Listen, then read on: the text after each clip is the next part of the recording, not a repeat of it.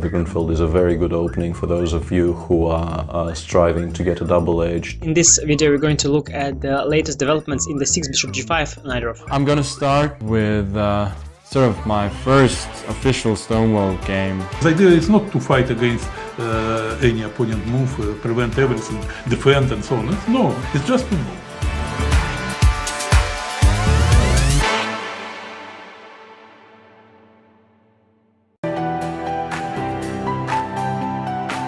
Okay, so let's send a challenge. Here is challenging. Nice graphics, easy to see. What are you thinking about? You're looking how it can be the most painful? Exactly. Okay, fine. That I give up a phone. He wants to be even rude.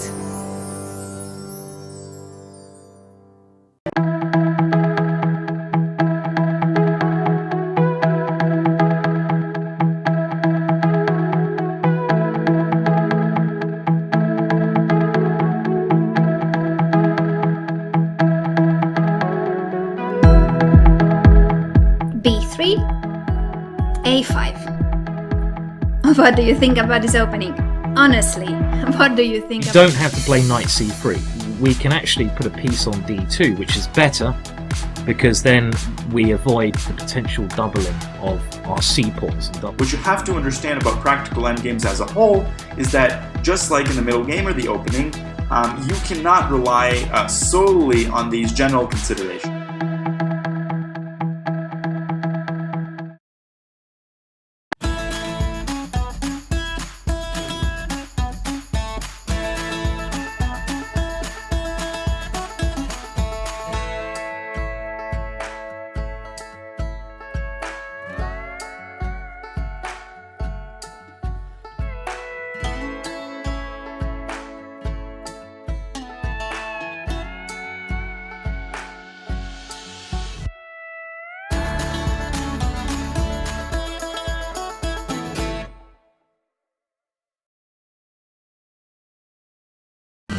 This is John. John loves to study chess. This is David. David loves to study chess as well, but efficiently. John spends more time setting up the board and figuring out what's on the page of his book than he gets to study. David likes to take it easy and use his time wisely.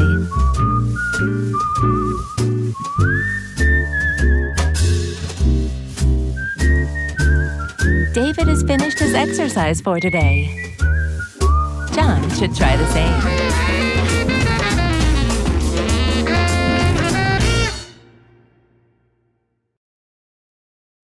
It's time to take control of your journey towards chess mastery. Magnus Carlsen introduces Chessable, the definitive solution for studying chess. Move Trainer uses the science of spaced repetition to identify your strengths and eliminate your weaknesses. There's no need to set up a board, remember which page you're on, or keep track of all the moves you miss. Move Trainer empowers you to go from the opening to the end game with confidence. It's a seamless, effective, and fun way to study chess.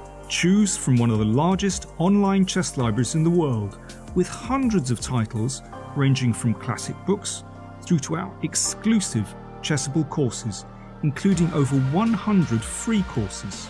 Get expert insights from International Master John Bartholomew, Grandmaster Sam Shankland, International Master Christoph Silecki, Grandmaster Simon Williams, World Champion Magnus Carlsen, and hundreds of other instructors. Get started now and join our growing community of over 100,000 chess enthusiasts at chessable.com. Chessable, take control of your journey towards chess mastery. Welcome everybody! My name is Jan Pomnishi, former world chess champion. Are starting a new course here for Chessable. A very special Chessable course. Master your chess with Judith Polgar. You know what? I learned a lot.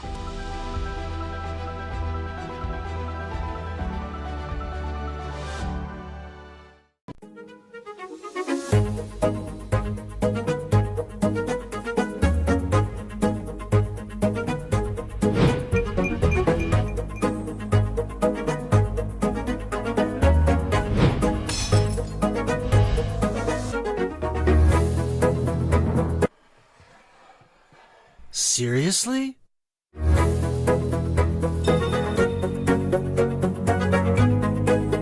Checkmate! Aim Chess is an intelligent system that analyzes your game, prevents mistakes, and develops recommendations for improving your skill. Phew! Welcome to the new Chess24 playing experience. Play in light mode or dark mode. Choose from a range of time controls or create a custom game. And get paired with players from around the world, fast. Enjoy a polished playing experience while making moves on a fresh, responsive board to claim your victories.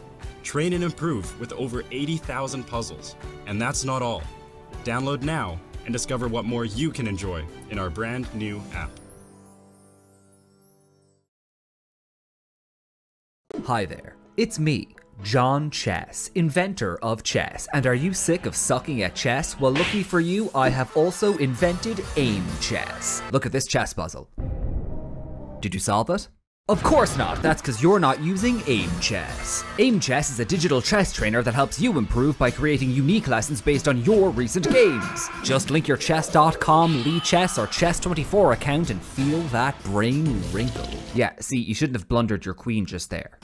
Now I know! Thanks, Aim Chess! Now all that's left to figure out is how that funny horse moves. They even got acquired by that one chess player other than Hikaru, so you know it's good. Hi, it's me, that guy I just mentioned, and I am the best chess man in the world. But thanks to Aim Chess, I also have a girlfriend now as well. This could be you! Personalized training, game reports and analysis disease, study plans, thick, luscious hair, intuition builder, all this and more available on Aim Chess. Hello? Courtney, did you know that Aim Chess users improve their ratings 43% faster than average? What? So what are you waiting for? Join Aim Chess today. Links will be somewhere, probably. I don't know, I just made the video. Aim Chess. Sign up now and get 50k silver and 2 free months off your VPN. Now that's what I call a Queen's Gambit. That's so fucking dumb. Aim Chess, for when you aim to chess. That's their slogan. It's what they say. Ready, aim, chess. That's another. Look, just sign up for Aim Chess, okay? Just, come on, literally, why not? Alright, just stop being a dick for like 5 seconds and just go, alright? Jesus Christ. Chessable, the definitive solution for studying chess.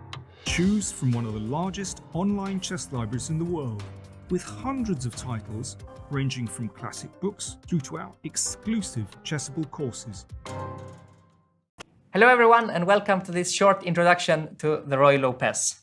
So the Ruy Lopez is a chess opening that appears after the move e4, black replies e5, we play knight f3, black replies knight c6, and now bishop to b5. This is the Ruy Lopez.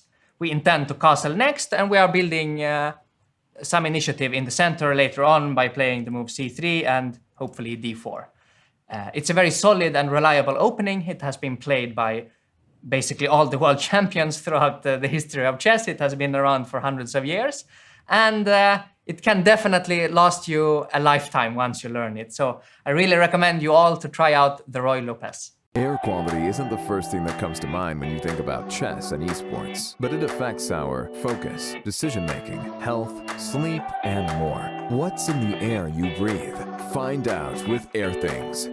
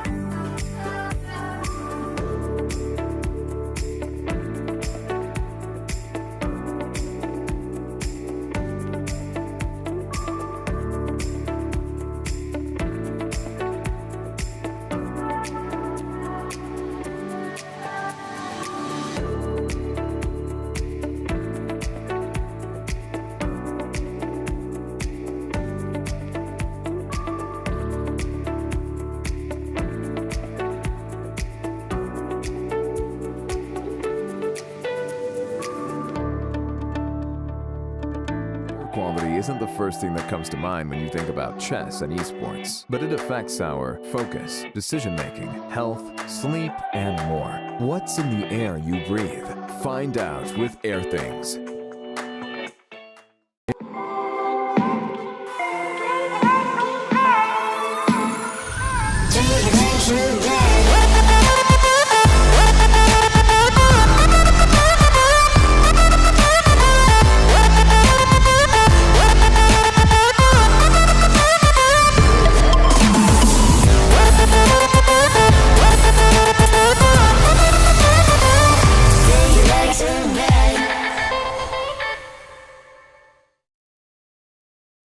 Hello, everybody, and welcome to what will undoubtedly be one of the most thrilling tournaments of this Meltwater Champions Chess Tour. Yes, it's the FTX Road to Miami, the fifth of 9 of these fantastic tour events that takes place starting today until the 17th of July on Chess24.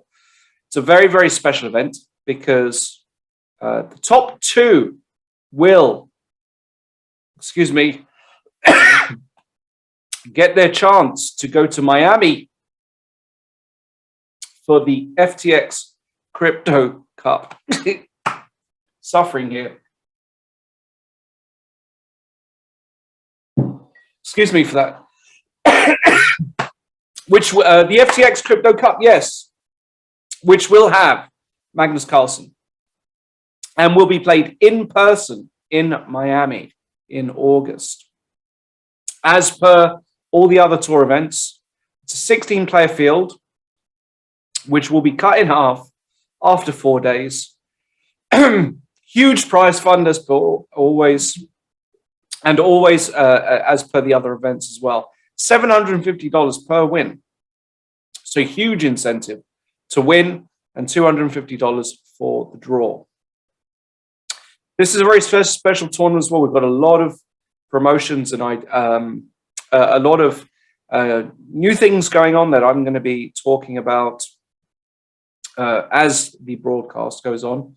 But before I do that, and before I potentially cough even more, I'm actually going to bring in my partner in crime, a man, a legend, a chess font of knowledge, somebody who I have incredible respect and admiration for, a man who has just aided Jan Nepomniachtchi in one of the most dominating performances in a candidates tournament in recent history. A true gentleman as well, Grandmaster Peter Leko. Peter, welcome. Yeah, hello, Rollens. Hello, everyone. Yes, so super nice to be back. I'm also looking forward for all the new action. Yes, and it's going to be a week of immense action. Of course, remember, ladies and gentlemen, that it is a rapid event. So we're going to get thrills and spills, lots of drama, as you would expect. Even at the top levels, there are going to be mistakes made with these kind of time controls. You can see there the schedule. So the first 4 days are the prelims, and then after that, we're going to have the quarters, semis, finals, and finals. So the top 8 players will qualify. The guys that don't qualify are out, and then the other guys are fighting for that elusive spot, well, the elusive 2 spots to qualify for the tournament in Miami. What a place to go and play chess. Peter, have you ever played chess in Miami before?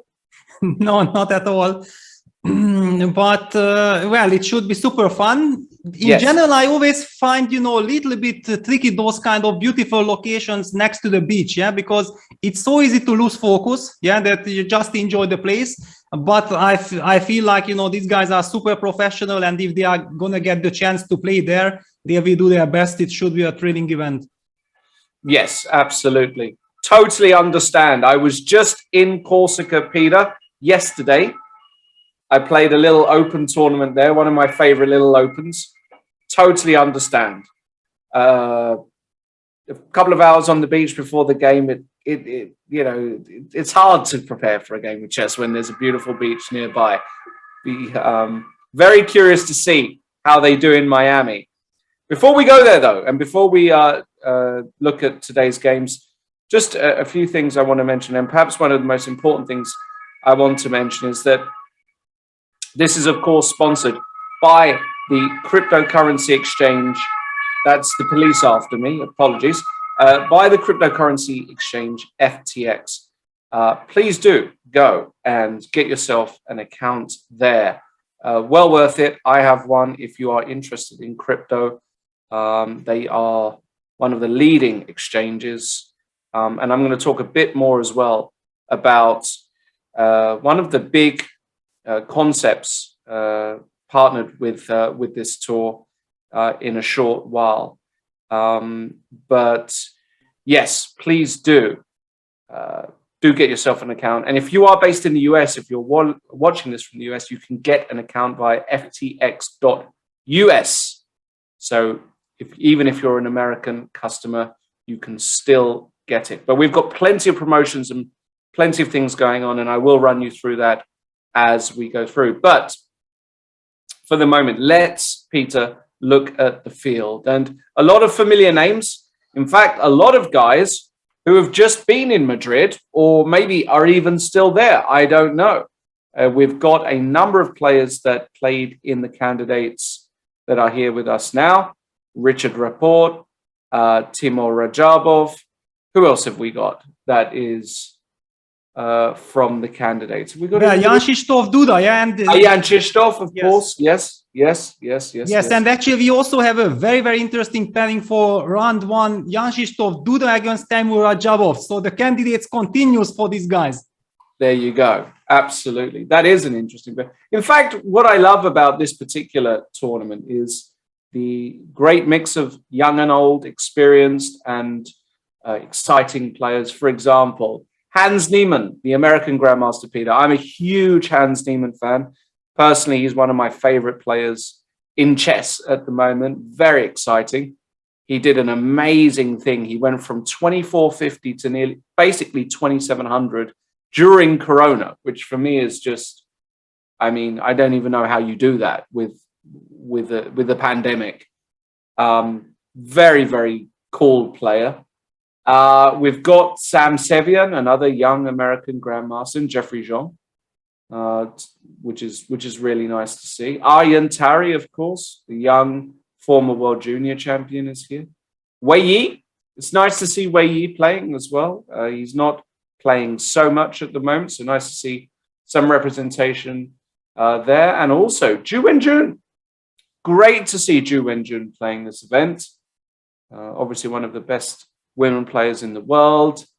It will be interesting to see how she fares. She's obviously big underdog in this field, but she can really play some chess, and I'm expecting a few upsets from her as the tournament progresses.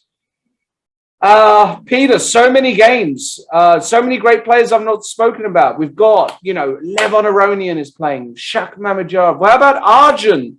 One of the most exciting young Indian players at the moment, had an incredible year.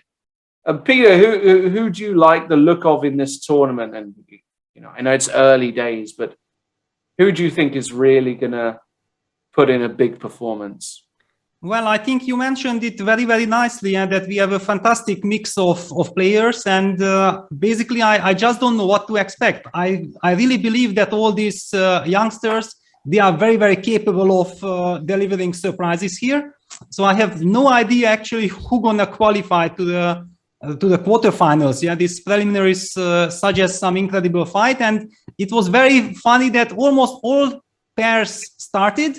And the game that I was, I selected this game Duda Rajabov because it's the follow-up of the candidates, was the only one that, somehow there was some pause, and I felt like, if for 5 seconds nothing happens, I'm going to switch. But luckily we have an action there, and we see another anti-Berlin, just like in the candidates.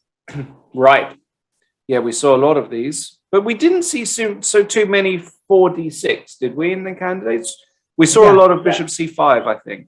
Exactly. I mean, the d6 is clearly something new. It's more for, new in a sense that more for online rapid play. 10 Timur played the move bishop c5 against Duda in the candidates when Duda played the surprising bishop g5 there. But now they are playing some more traditional, classical kind of Spanish. Yeah, d3 Spanish with g6. Yeah, rook e1, bishop g7, knight bd2, castles, a4, rook e8, knight f1. So everything fairly standard. I mean, not exactly standard because usually black includes the moves a6 and the bishop retreats to a4. Now white used this moment to get the pawn to a4. So whenever black plays a6, white will retreat with the bishop to c4. It will get to some Italian kind of structure, putting some pressure on the f7 pawn. The bishop might retreat to a2 later on. So yes, there are some twists here. And Rajabov goes d5. Very interesting. He wants to avoid any kind of bishop retreats to c4 and challenges the center right away.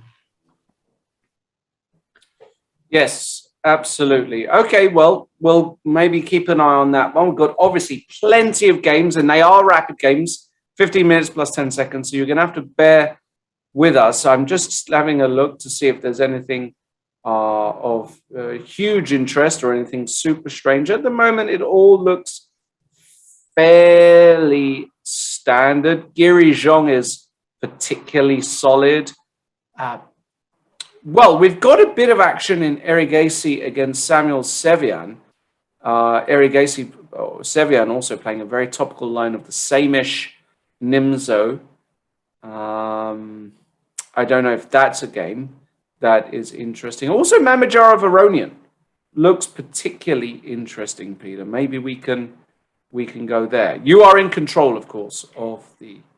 Yeah, you mentioned this game between Arjun Erigaishi and Samuel Sevian. So yeah, I just wanted to jump right in there because it's a very, very topical line. Yeah, bishop b4, so it's a Nimzo. f3, the Zamish variation. Yeah, one of the most sharpest, most ambitious way of meeting the Nimzo. But it also comes at a huge risk. Black gets all the chances to counter it very nicely. e4, d6, knight g2, b5, knight g3. It's a fairly standard way of breaking things with b5. However, I believe that usually, recently at least, if I'm not mistaken, black has more often used the move of the d6, e4, b5, and knight e2, and this was kind of the classical position recently. Yeah.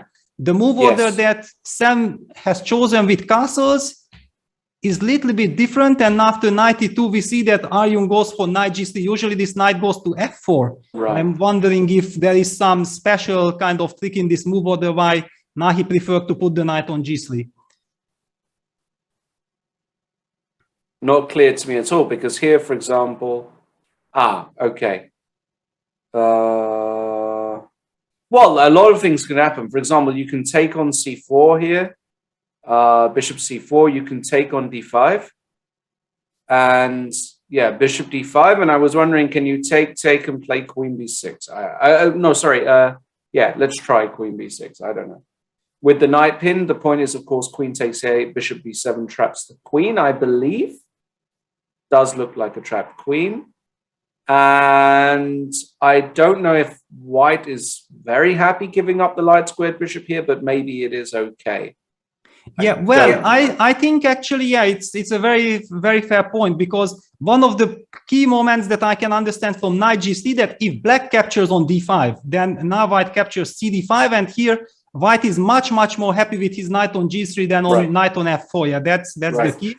Yeah, and wow, look at this. Arjun is blitzing out after rook e8. He instantly goes bishop f4, so he's very much in book, and he's 5 minutes up on the clock. Yeah, that's huge, of course, to be 5 minutes up. Very interesting. Can get very, very tactical, and Sam is going to have to not spend too much time. Otherwise, he's going to make his life very difficult because they're barely out of the opening. Let's keep an eye on that one. Now, what about Mamajirov? Yeah, let's have a look at Mamajirov. Fireworks already.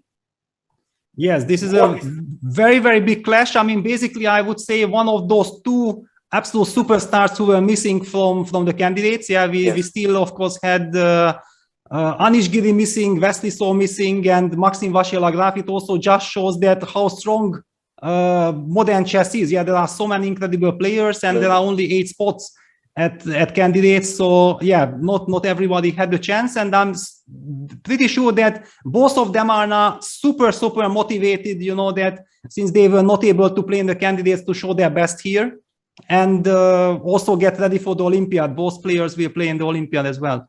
Right. And we've got a position here which looks slightly tricky for Levon to play unless he has a very concrete way of settling things here. White has got much more activity for his pieces. He's better developed. You know, if a rook comes to d1 very quickly, it makes sense.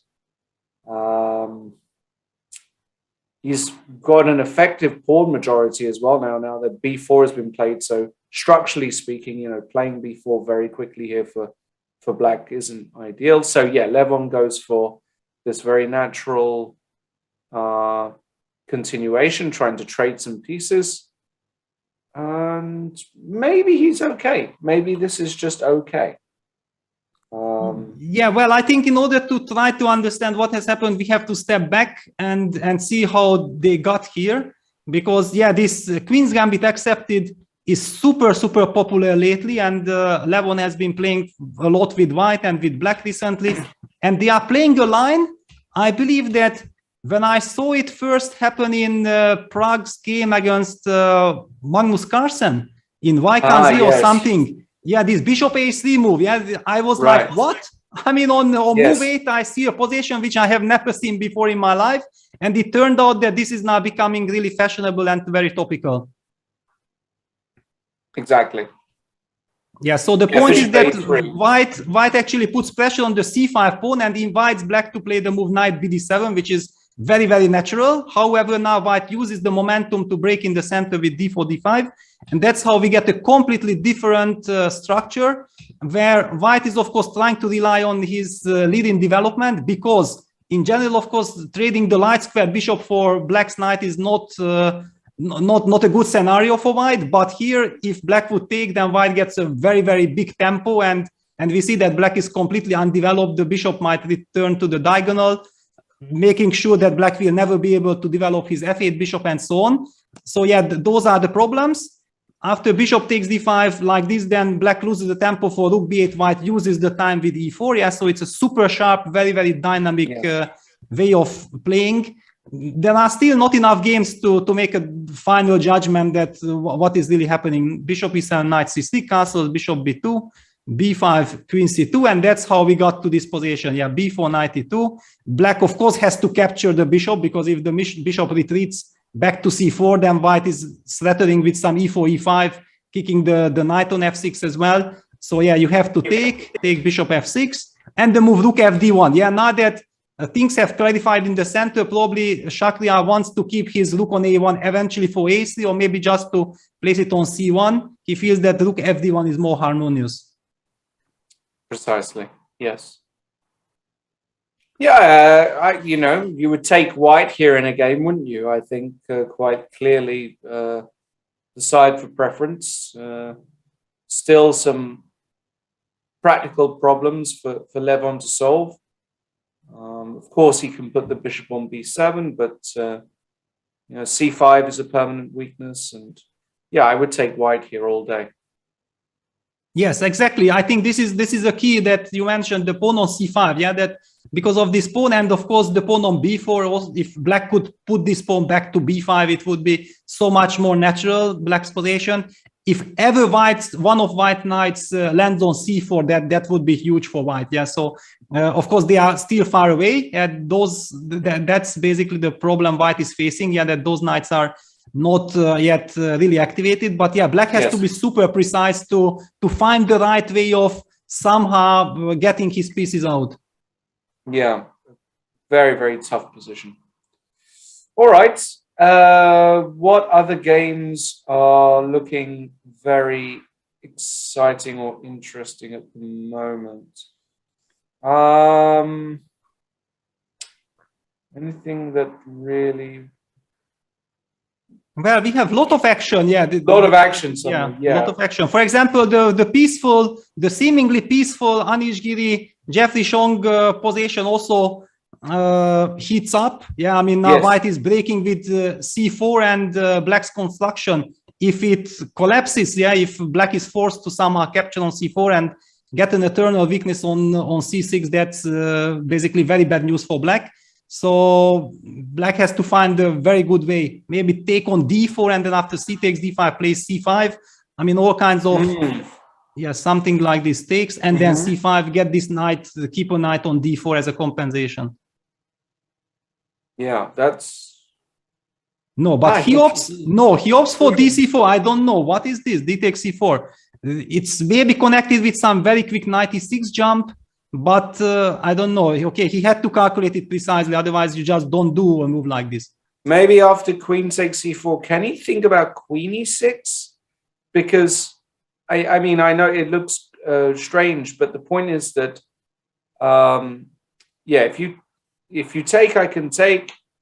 If you take my queen, I can play knight takes e6 and then knight takes d4, and you're hitting the bishop as well. And if you play, what can you play here actually? Yeah, well, actually, it's a very nice. It's already tough. Yeah, lovely touch, this queen e6. Yeah, and Anish is taking his time. Yeah, maybe actually he just thought like, okay, c4, it's just fantastic, and then this d4, queen e6 might actually solve the problems. Yeah, because. As you said, yeah, what else? Because if I have to move the queen, then you might just move the queen to d5 and you will be very, very happy. So what can he do here? Can he play d5? Or, you know, this is where I'm losing my mind. No, sorry, I mean... no, actually, it's not a bad move at all. d5 is super interesting, but, you know, I was like almost speechless, yeah, because d5, you said that... No, I don't mean... But you are making a genius move. I didn't actually mean it here. I'm looking at the current position after d takes c4 and d5 there. But here, okay. Does it make sense here? What's the idea after queen takes? I didn't. Yeah, after queen takes, now you take on c6, and you don't give me the chance to take knight d4 with the tempo. That's what I thought. Like, wow. I mean, if that's the way how you lose your mind, I want to do that as well. But I still don't get it. Like if I take bishop f6 or something, I don't know. Yeah, well, okay, but actually I had nothing in the position. So if it just equal, it's and I see. Actually, yeah, I can. Yeah. With the knight on c6, I mean, okay, I have my own play pawn on a7 is weak, so on. But it's fine. Yeah, queen takes c4 on the board. We're gonna see queen e6. Yeah, no, yeah, we're gonna see queen e6 here. No, Jeffrey should be very happy. I think if he manages to find this move. Does he have another move here? He doesn't really have another move, right? 96 runs into knight takes c6. Yes, exactly. I mean, basically the only justification of taking on c4 was the move queen e6, yeah. Now, let's... can we go to Ju and Jun's game? Just the one next to Aryan. Yeah, because Aryan I saw played a fairly unusual opening. Very unusual, in fact. Wow, yes. Let's just go back and show this. Yeah, knight c3 and the move h6. Yes. This is Magnus school. I somehow feel like it's Magnus school. Yeah, all this a6, h6, even combined. Yeah, this is definitely Magnus stuff. Exactly. And yeah, and g3, and simply bishop d6. Bishop g2, castles, and now puts the knight on c6. I mean, the old masters would be going insane looking at this, but actually it makes sense because h6 prevents bishop g5, so white can't get maximum pressure on the b5 point. And now black develops a knight to c6 with a very clear idea of trying to take on c4 and play e5, which is the traditional way of releasing the position. And that's what happened. And if you can play this successfully with black, you're going to have a fine position. But has it been successful, Peter? Because I'm looking at the current position and I'm in two minds about whether this is good for black or not, basically? Well, at this moment, I almost feel the position that I have on the current analyzing board like it was some kind of Petrov. Yeah, I mean, the structure, but of course, there we never see this bishop on g2, but everything else is very Petrovish. This all makes sense. CD. Okay. Rook c1, rook c8, queen d4. Yeah, so white is threatening checkmate whenever the knight on f6 moves, and that's why black can't really tolerate this queen for too long. Goes with queen b6 and tries to challenge the queen, tries to trade the queen, and then see that actually, thanks to my knight on a5, this pawn on c4 might become vulnerable. It's a nice little touch. Yeah. Indeed. In fact, from a position which looked very, very nice for white, after queen d4, and after queen b6, I suddenly like black. You start to like black after queen b6, yeah? Yeah, because, okay, if we trade, then, okay, the c4 pawn is kind of weak. Mm-hmm. Yeah, okay, with the two bishops, probably white is not worse, yeah, but black should be more or less fine. Okay. Yes, would tend to agree with you there. Would tend to agree with you. Wow, okay. Lots going on elsewhere. I mean, we've got a whole bunch of games we've not touched. For example, your countryman, Ricard, is playing in a bit more of his old style, let's say, it looks like. But is his position just not very good, or how do you assess this one? Yeah, it looks ugly. Yeah, definitely it looks ugly. With this knight on b6, white has a lovely grip. Yeah, pawn a5, b4. Somehow also I feel like black's coordination between his rooks are just terrible. The king has nowhere to run, basically. Yeah, and how do you harmonize your stuff? The bishop on f4 is also, because of all these pawn chains, not really clear where it's gonna find a nice spot. So white seems to have things under control. But I also have to say one thing about Richie, because one could even expect, you know, that playing this event after the candidates should be super tough. But actually, Richie is coming from the Bundesliga, yeah, because he has, between the candidates and this event, has played 4 games in the Bundesliga. Wow, including a double round yesterday, and he, thanks to his win against Krivoruchko, Baden secured the title. Yeah, so he actually did some incredible stuff between these 2 events. Incredible. Okay, that is incredible, actually.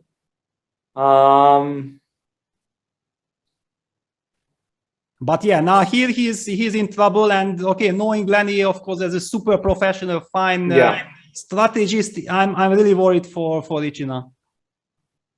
Yeah, I mean, basically this attack is just the white has got too much control on the third.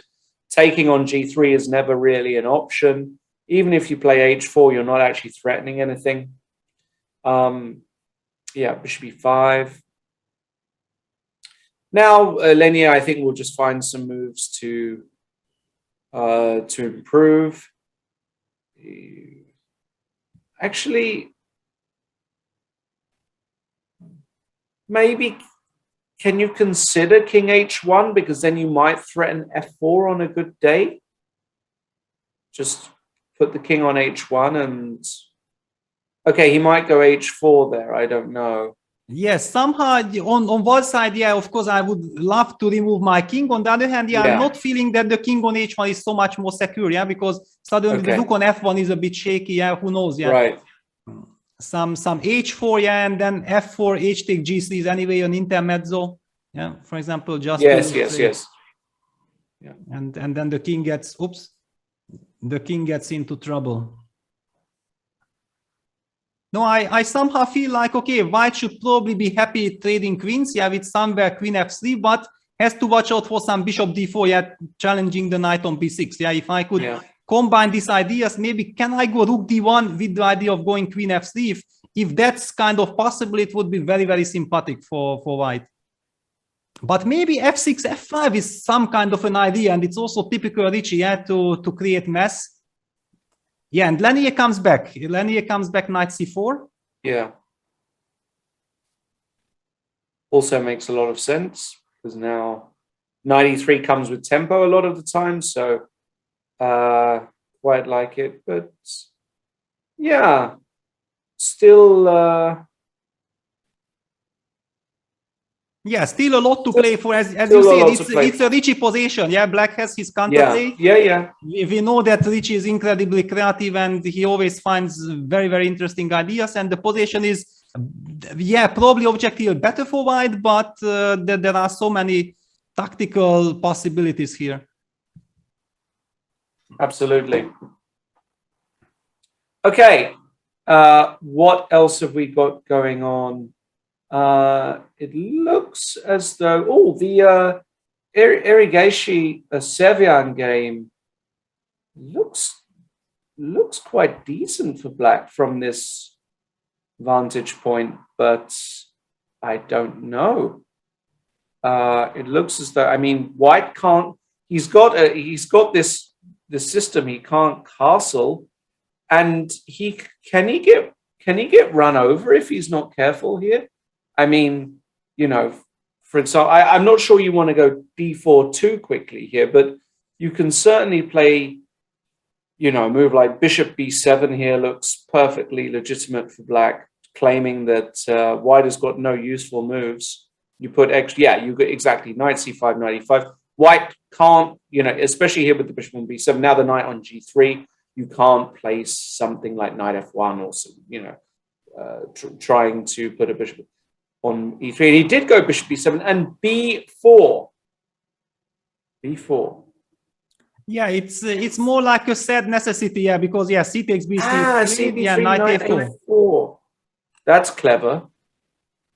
Yeah, that's the way of trying to release the tension, and try to keep the queen away.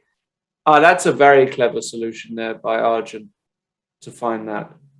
I mean, clever, but how good it is, that's... yes, also true. Because after all, black has already fully developed. White actually sacrificed the pawn back in order to try to evacuate the king, but it's still one more move away, So there are no guarantees at all that... for example, just a move like bishop takes d2, queen takes d2, then the b3 pawn is alive. You can't really capture it. And then I just move my queen somewhere and you still have to answer some questions. Meanwhile, I just at the top of the screen that we're both looking at here, I mean, this is very interesting, but Hans Niemann against Sam Shankland is this... Hold on, king h2, queen takes b4. Isn't that just resigns? I'm hitting the bishop and then I play queen takes b5 afterwards. Wow, that's huge. This king h2, queen takes b4, double attack. It's over. It's pretty much over, because queen f1 would be another move, but queen f1 is a very, very sad move. You can also just trade and then take on b5, and the bishop endgame with this weakness on b4 should be winning, but maybe you can even take queen b4 anyway, Maybe even here you can take. Maybe you can just take, and this is, Yes. You don't a7, queen a4, you're covering here. No, it's just over. It's you can resign here, Sam Shankland. Well, and if I already mentioned, that Richie was playing the Bundesliga, I have to mention that Hans Niemann played for Kiel on first board. He played all 5 games, including yesterday double runs.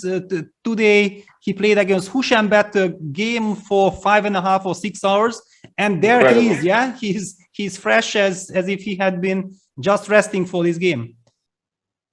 Well, I commentated the Prague Chess Festival, Peter, a few weeks ago, and Hans was very kind to join us in the commentary. Let's say with the commentators after the round, and I find him a very exciting young character. He's got something very Nakamura-esque about him. His confidence, his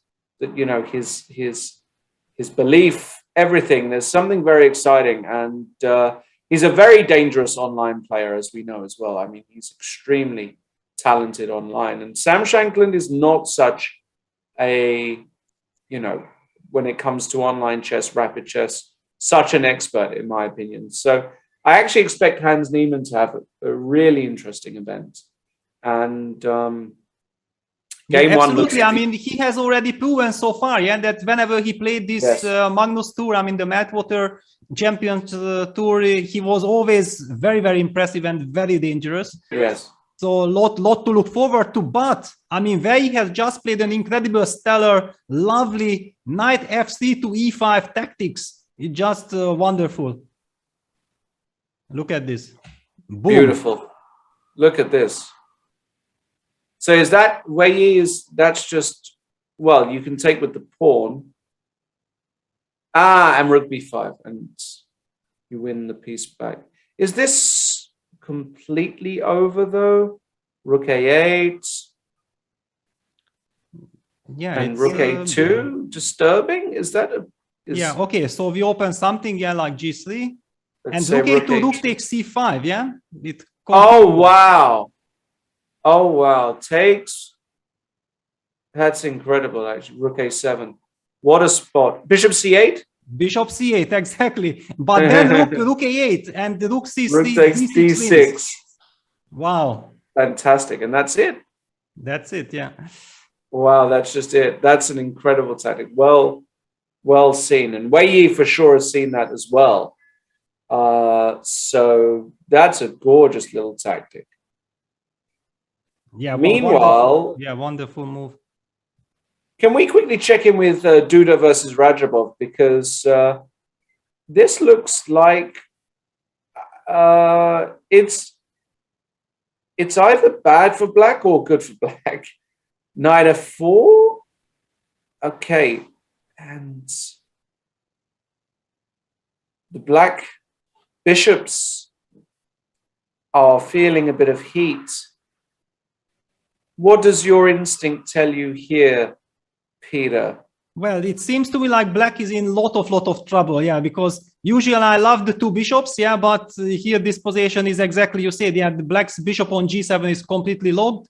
The knight on f4 is a wonderful piece, yeah, hitting the bishop on d5, also some tactics with knight g takes h5, g takes h5, then g6 check might be very dangerous mating attack. Let's not forget that black's queen is very far away from action.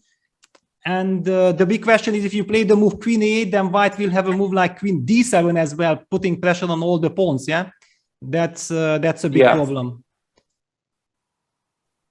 And what about the move queen a2? That was the first move that I thought of. I thought maybe we're just dropping b5, but maybe we have to give this. I mean, one of those things. Yes, I see. But I do have a queen b1 check at the end in some. Yes. So maybe I don't know how to organize it, but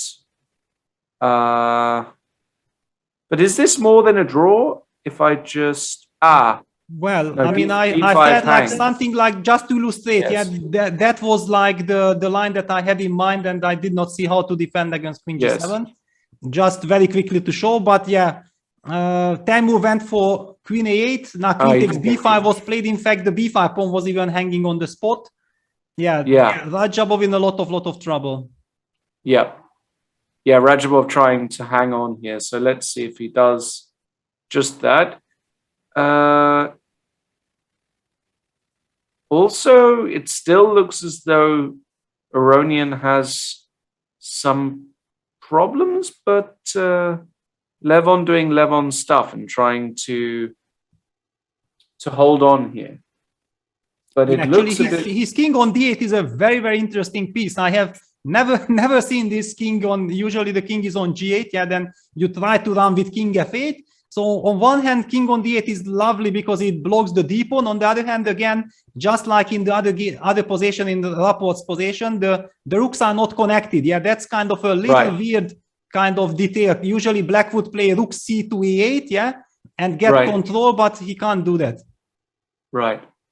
Precisely.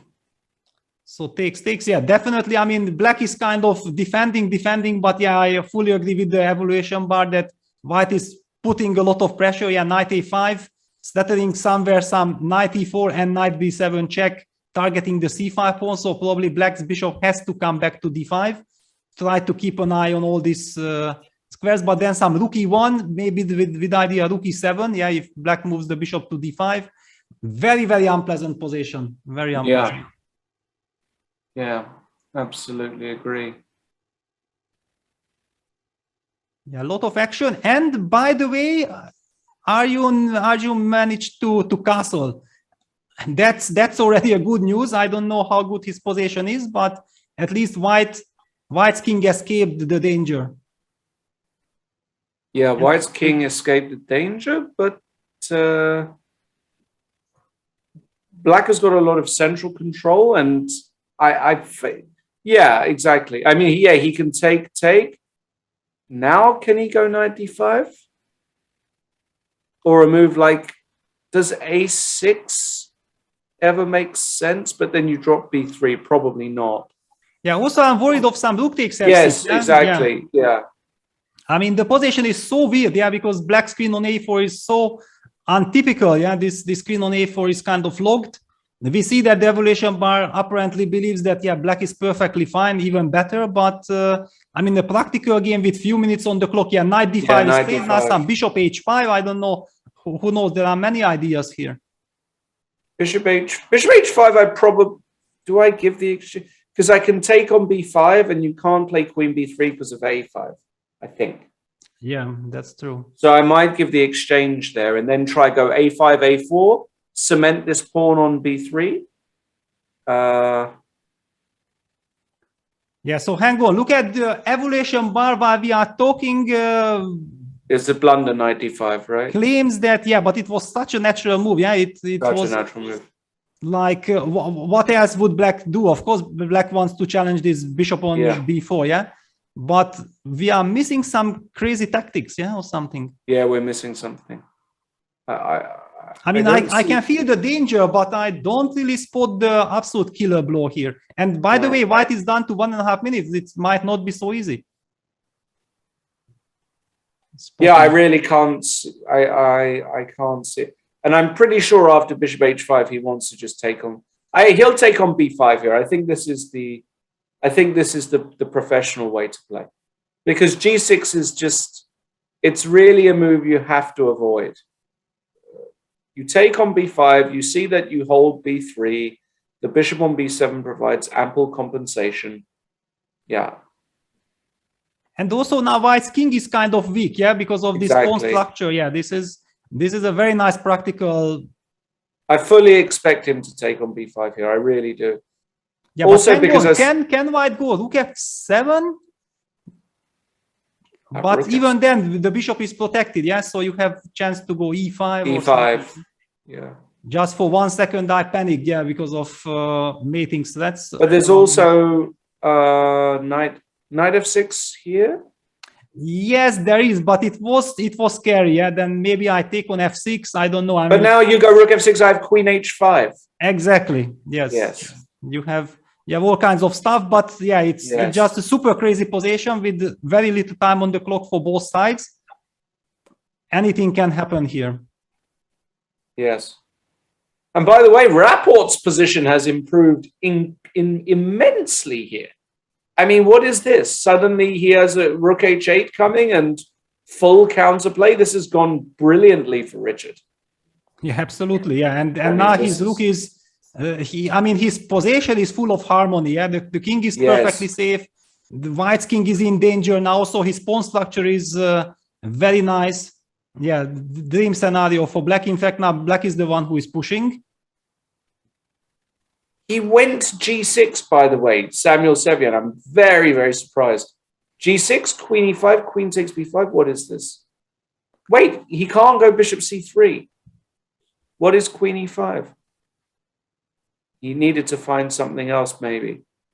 Yeah, so let's just go back quickly to bishop h5. So, well, I mean, if you play the move g6, it shows that you have some incredible nerves, yeah, because it just looks so scary to play this weakening move, but queen e5, queen b5, it seems to pay off. Looks good, yeah. Yeah. I don't see a move here for white, do you? Because my threat is actually queen b6 check followed by knight takes b4. Or you know, I'm a little bit surprised because when I first mentioned the move bishop h5, I absolutely, you know, the first instinct that I had, like after g6, I'm going to take, and after e6, I'm going to go rook f6. Those were my first thoughts, yeah? Yes. and then not seeing this all on the board, and I felt like, you know, white will always have perpetual check. I did not feel like I'm risking anything. Yes. I'm really surprised. This looks very good, by the way, for white. I don't even...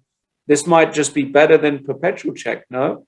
Well, you know, whenever I see something that it looks good and I'm not really risking, I'm already happy. I don't even look if it's good enough. But yeah, it's very surprising. Yeah, and now Arjun is down to 20 seconds. Yeah, this is very, very, very bad for Arjun.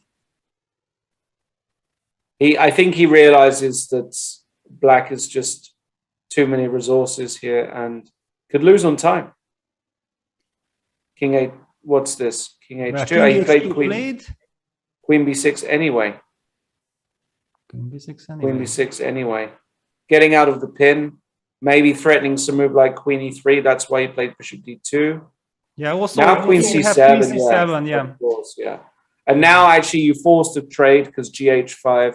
Well, Queen G5. Yes. And Queen E7, good move, yeah. No, this is... Yeah, Queen G4, Knight F6 is the end of game. Bishop D1, yeah, and now you have to struggle on in this ending, which is...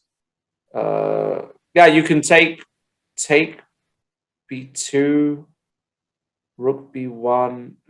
And then also some Knight C3s, maybe. Yeah, no, yeah, so Queen G5... I know, but then you have Rook B2, yeah, pardon me, yeah.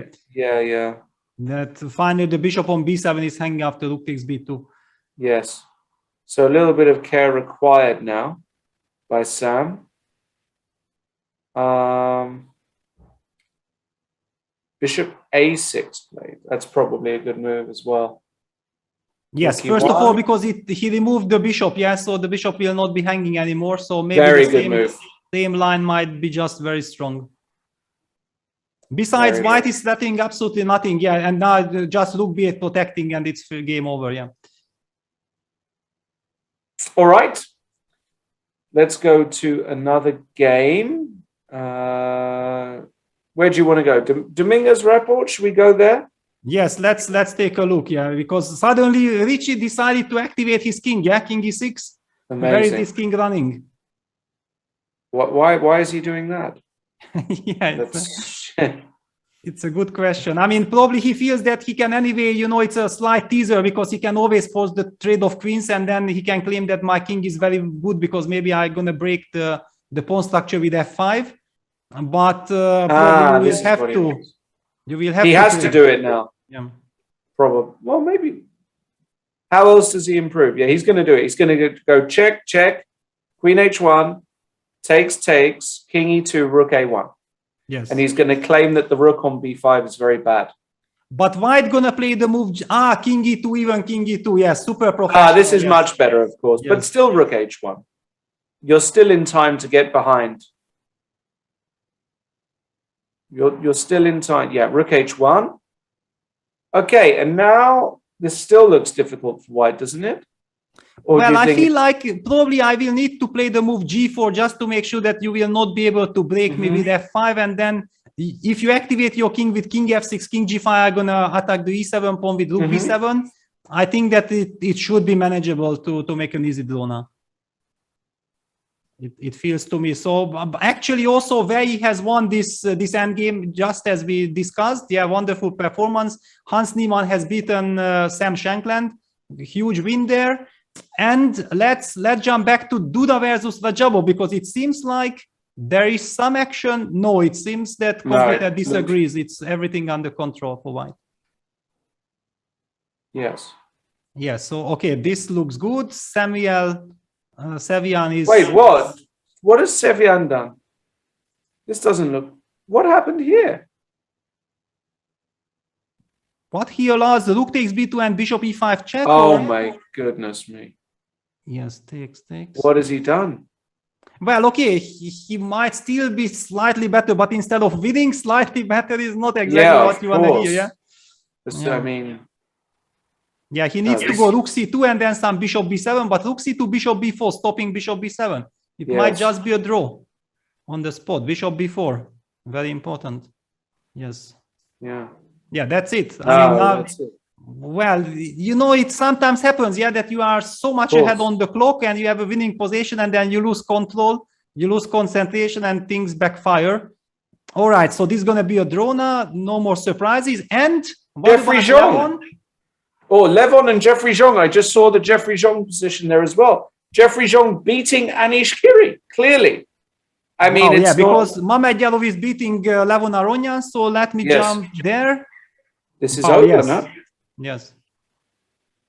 Rook somewhere and anything. Yeah, those are three passers here. Yeah, and also the white king is kind of in a mating net. Yes, exactly. So does he go g5? Does he go knight f3? Knight f5? I mean, he's got...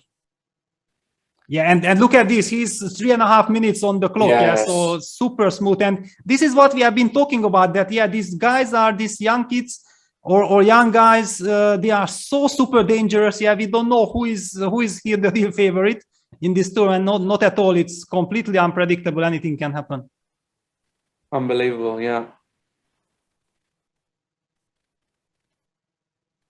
Dominguez Rapport was a draw. I see. Okay. Yes, so that was... finally, I feel like it was the logical result. Yeah, Lanier was better at some point, but then Ricci got out, and Lanier was careful enough to hold the draw.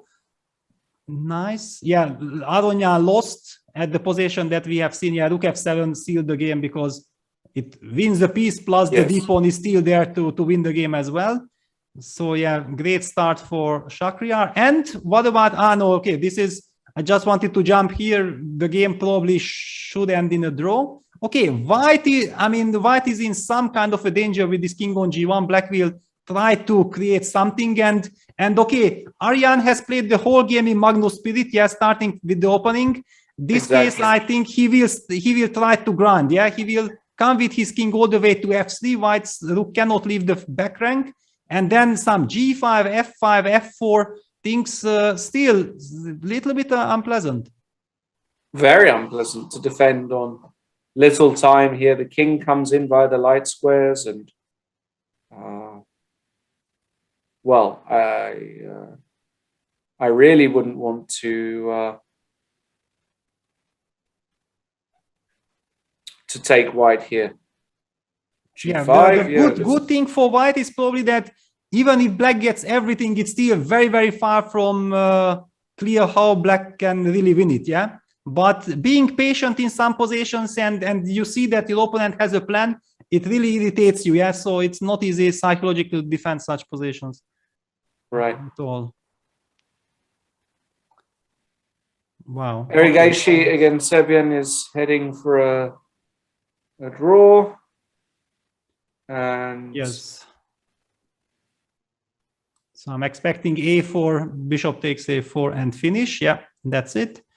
Wow, great save by Aryan. I mean, maybe it was not even his save. It was the missed opportunity by Sam. Yeah, because it really looked like white was down to 10 seconds on the clock and was busted. You can't really save it. You have to spoil it. Yeah. Yes. And Rajabov still fighting, but yeah, it looks like it's a hopeless cause. The knight on d5 is just too powerful.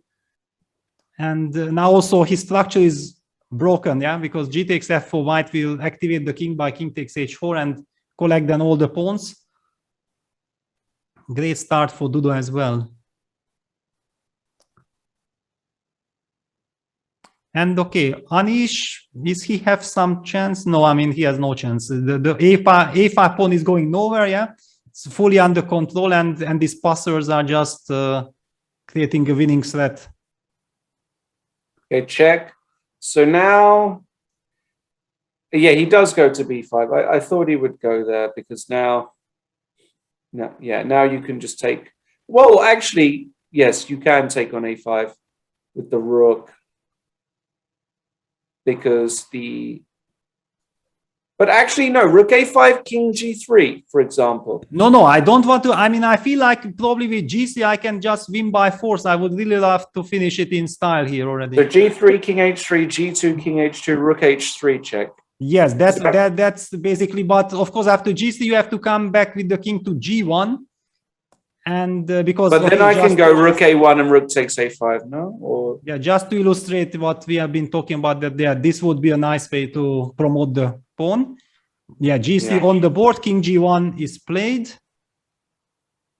Still, white is in a complete mating net, yeah, so this knight and pawn combo is just brutally strong. Now you can take the a5 pawn, or you can just maybe even find the... And g2, G2. wow. Okay. he wants rook h3, rook h1. Yeah, so rook b6 check was played. So just- Anish is trying to come back rook b1. And then against rook h3, some Rook king f2, rook h1, rook g1 defense he's trying to set up, yeah? But Just to then, illustrate. then knight f3.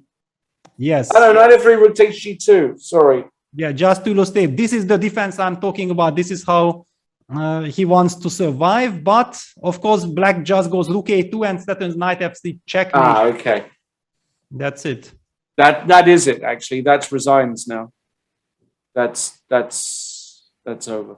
Yeah, merciless. I mean, really, really very nice technique by Jeffrey here.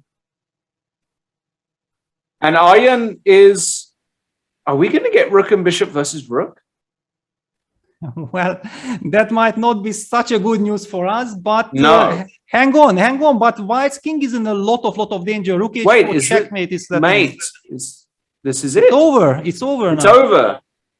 No moves. Wow. Okay. Yes. Wow. It was Incredible. very scary. We talked about that. Despite looking that it's symmetrical and it just looks very drawish, it was super dangerous and with little time on the clock. And now it's designable. Wow. Great technique there as well. Absolutely. Yeah, this is just the end. So, yeah, and that might be the last game. Yeah, exactly. We have all the results. I mean, we can go through them. So Sam Shankland lost with the white pieces against Hans Niemann. A very, very important and impressive win by Hans. Veyi beat Radek Wojtaszek. I mean, quite nice. This knight takes e5, lovely tactics, yeah. The game between Lenier Dominguez and Richard Rapport ended in a draw. Okay, take over, Lawrence. Yeah, so we had, for me, Niemann, very impressive, winning. Wei Yi looked sharp, beating Wojtaszek. Dominguez Rapport was a scrappy battle where I think Rika did well not to. He looked like he was in big trouble. Duda, very smooth against Rajabov. Mamedyarov, very smooth against Aronian. Sevian got very well. Arjun got very lucky to hold against Sevian when Sevian clearly had a winning position. Ian Tari playing the Carlsen style, just grinding his opponent down in a position which was, objectively, probably a draw, but practically very, very difficult to hold on little time. And Jeffrey Zhong with arguably, the upset of the round, because to beat Anish Giri with the black pieces is no mean feat. I mean, it's a seriously good result for Jeffrey. And so, only 2 draws that round. Impressive stuff. Very impressive. Look at that. The 2 young guys, Niemann and Zhong, and Ayan as well, all making their first move. Now, the next round, Peter, when do we... You've done a lot of these events. The next round starts at 7. Yeah, so we still have like 9 minutes. 9 minutes, yes. Okay, 9 minutes. Round 2 pairings are on the screen. Niemann Zhong, look at that. The 2 winners from round 1 facing off. Niemann with the white pieces. Tari Giri, another winner. Aryan playing Anish. Sevian versus Juin. That's going to be an important bounce back game for Samuel Sevian, you feel, with the white pieces. Let's see how he reacts, if he's stable after that disappointing draw. Aronian white against Erigasi. Again, I think Aronian has, in general, got immense respect for Erigasi. I remember years ago, before Erigasi became the superstar he is, Levon said, this kid has got something.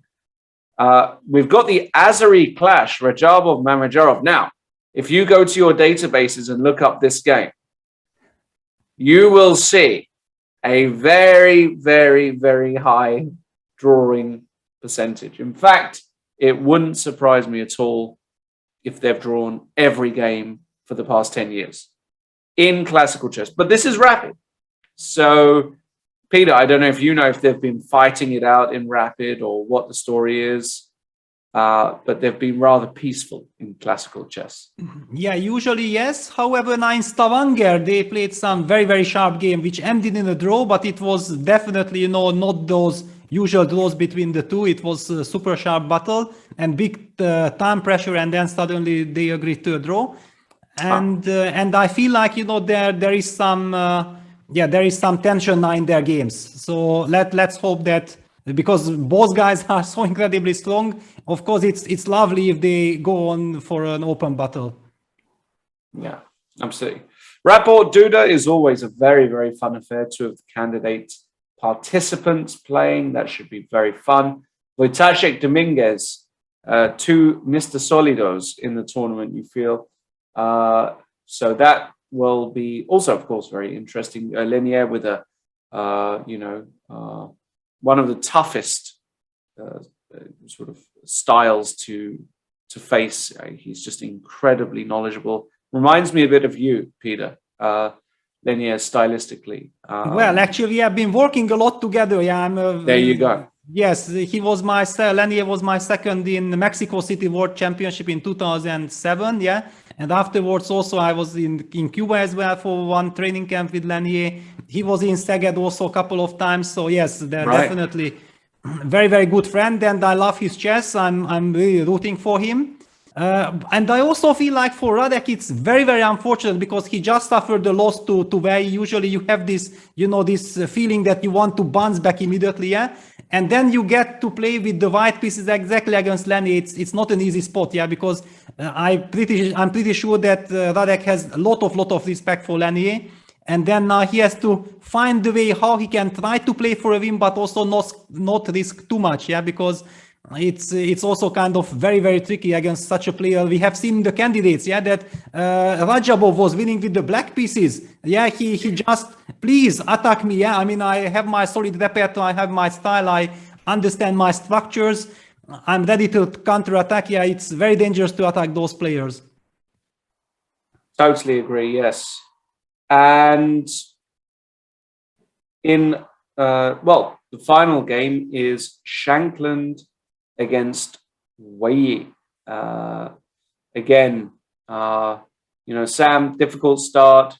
Wei looked very sharp. I think this is actually a very dangerous game for Sam. But he's got white. He'll be looking to stabilize things. Of course, all of these things will be very interesting. Now, as I mentioned in the introduction, we've got a lot of things going on. One of the big promotions is a huge deal for you guys. If you have not become a premium member yet, now is your chance. 40% off using the code Road to Miami. And normally there have been promotions where, you've had 40% off, but this one is even more special because you get 1 month of extra premium access if you buy the 1-year premium package. So what you need to do is you need to go and get that 1-year premium package. And then you get 1 extra month of premium with all the benefits. And of course, you get the 40% off. You can't really ask for more than that. Please do use Road to Miami, the code, when you want to check out. All part of the FTX Summer of Chess celebration. So please go and do that. And one more thing I want to make you guys all aware of is a potentially, for some of you, maybe you're already aware of it, maybe some of you aren't, but there is a site, a new page on the Chess24 site, and you can go there, chess24.com/free, where you can get access to an incredible improvers pack. And it's chess24.com/free for a reason, because it's free. And within that pack, you can get exposure to some of the work of some of your favorite authors, broadcasters, commentators, the likes of Simon Williams, who talks a bit more about going from the opening to the middle game. Anna Rudolph, telling you a bit about how to create a repertoire just for you. And how about the one and only Danya Naroditsky, Mr. Impersonator himself, who teaches you a bit about practical endgames. Not to mention 50 hand-picked puzzles from the Meltwater Champions Chess Tour. You just need to go to chess24.com/free. So do check those things out because, well, who wouldn't want to get better for such a bargain? Peter, 1 minute to go. How are we feeling about round two? Who do you feel is already sharp from this group of players? Well, I think that both Hans Niemann and Jeffrey Chong are super sharp and they are clashing against each other. I already, for myself, I decided that this is going to be, I believe, for us, the game of the round two. Yeah, because I really want to see these guys battle it out against each other. A lot of prestige at stake as well. Yeah, I mean, for very, very long time, Jeffrey used to be this super kid of United States. Yeah, that the people expected from him that he gonna jump to 2750 or something like this. For the moment, I'm very careful with all these things because I know how these kind of things work. Yeah, that sometimes the expectations are super high and then you are not you kind of feels like you are stagnating, but while you are stagnating, actually you are getting much, much more stronger. So it's, I mean, it wouldn't surprise me at all if suddenly in a year, Jeffrey would make an incredible jump and then people would think what happened to Jeffrey? Well, nothing, just all this incredible, knowledge that he's acquiring at the moment would come alive. It can happen any moment, and Hans is exactly someone the opposite. Yeah, as you said, yeah, his last 1.5, 2 years had been incredible. Yeah, he skyrocketed to almost 2700, and who knows where he's gonna stop. Very, very interesting clash here. Absolutely agree, and you can see that both players there getting ready for the battle. We can stay here for the moment. Hans Niemann. Jeffrey very, very focused, and as you said, wouldn't surprise anybody really if he made a big jump because he's got the talent, he's got the maturity. Also really like him as a commentator. He's done some commentary work recently. Really, really like his demeanor, and we'll see what happens here. And it looks as though just at the moment, when I moved, I was just impatient because it was the moment when Hans went knight f3. So yeah, we're gonna see. Okay. And knight f3. Hang on, did we see Hans really play knight f3? I can't really recall so much. Yes, it looks like we have seen that. Yes.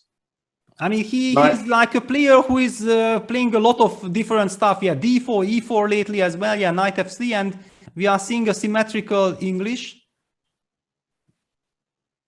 Yes, we've got a symmetrical English, and he's played a lot of stuff. He's played Jabava systems. He's played some Englishes. In fact, he played a lovely English in the Prague tournament I just commentated on with Lizzie Petz. He beat goodness, who was it? I can't remember actually who he beat, but he played a lovely English, a very similar sort of. It was more of a 4 knights English, so g3, knight c6, bishop g2.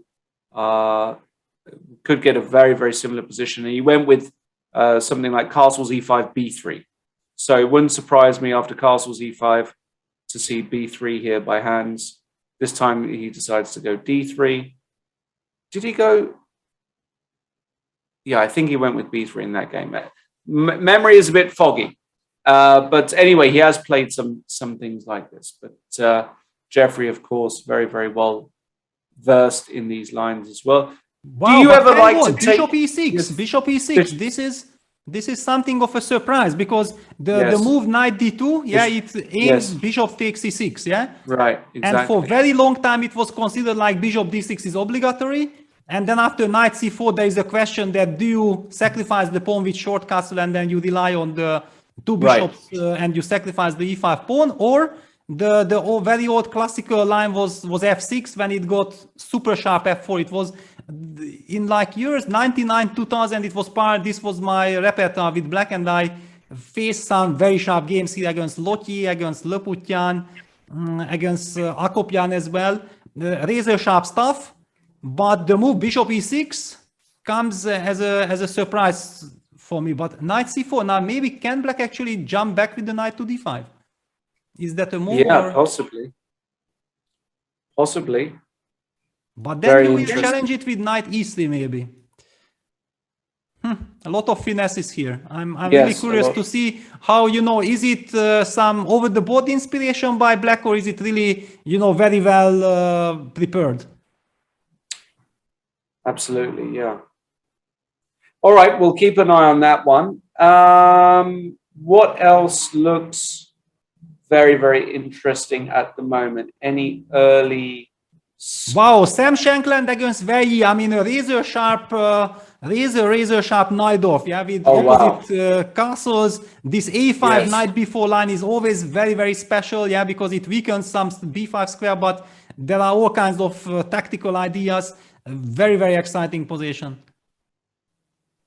Yes. How did we get here? Because, okay, it's clear that it was some kind of an h3 bishop e3 system, but which move order was it? So it was bishop e3, e5, knight b3, bishop e6, and then Sam goes h3. I mean, Sam is a big knight off specialist with white, with black. It's always very interesting to keep an eye how he treats any of his games in the knight off, and he goes for a very, very aggressive setup with queen f3, g4 immediately, a5. Yeah, black doesn't want to waste any time. He tries to create pressure on the knight on b3. a4 had to be played, knight a6, long castles, knight b4 on the board, and knight c5 played. Oh, wow. Okay. Wow. I mean, I feel like, I'm not a complete idiot in the Najdorf. Yeah, I have been playing myself this bishop e3, usually with the English attack with bishop e3, f3 combined. And I can't really recall this position. It feels like, they are blitzing, but I mean, this is definitely not mainstream theory, not for sure. Okay. I have a feeling this is going to be uncomfortable for Sam. I don't know why, but for example, if I play, I don't know, queen c8 here as black, knight e6, fe6, and claim that the queen on f3 is misplaced, you have to be already careful that, I mean, knight takes e4 doesn't work just yet, but there are some very quick d5 moves as well. I don't know. Unless there is a clear way for white here, I would be very concerned with white. Yeah, also the queen on c8 is a very, very nasty piece, yeah, because actually it threatens queen takes c2 checkmate just in case, yeah. Precisely. Eyeing queen c2 and the rook eyes the queen. So the only reason why I'm actually not so pessimistic for white is that I, trust Sam, yeah, and he has been blitzing this all out.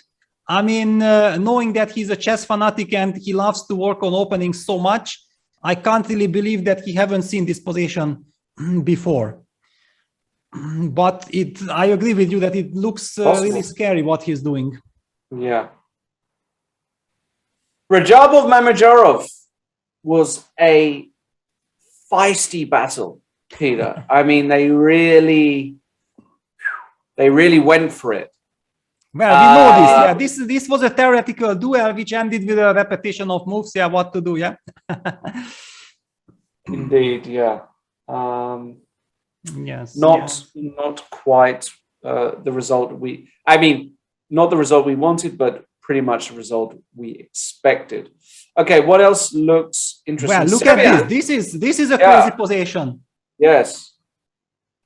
Now, what is going on now? This is also theoretical, if I remember correctly. You think it's theoretical, or it's just that you are close to Fabi and you know all his repertoire? No. I just remember this G5 idea. It's been played in a few games, but it looks as though Ju... And also, I think Giri had some games in this line, but this one looks a little bit wrong for Ju and Jun. I mean, does she have to play knight b8 here? Otherwise, nothing makes sense, right? No, she captured the knight. Yeah, she captured the knight, and okay, the position is falling apart. Yeah, because this is a catastrophe. Yeah. Also, let's not forget that bishop on b4 is kind of trapped. Yeah, white can make a move like queen a4, and after a5 to play the move a3, and the bishop is kind of trapped. Yeah, that's another big problem.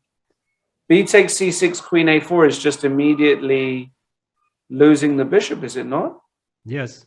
I mean, C5, a5 is kind of a5, a3.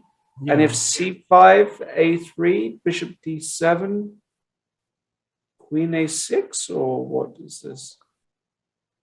Yeah, maybe not losing on the spot, but yeah, I mean, it looks just awful, yeah, because the pawn on e4 is hanging, and yeah, it's kind of very sad. Also, after b takes c6, just bishop takes c4 is a big problem as well. But yeah, it's maybe black will have to play a move like d6, d5, but then cb, bishop b7, queen b3 is a big problem.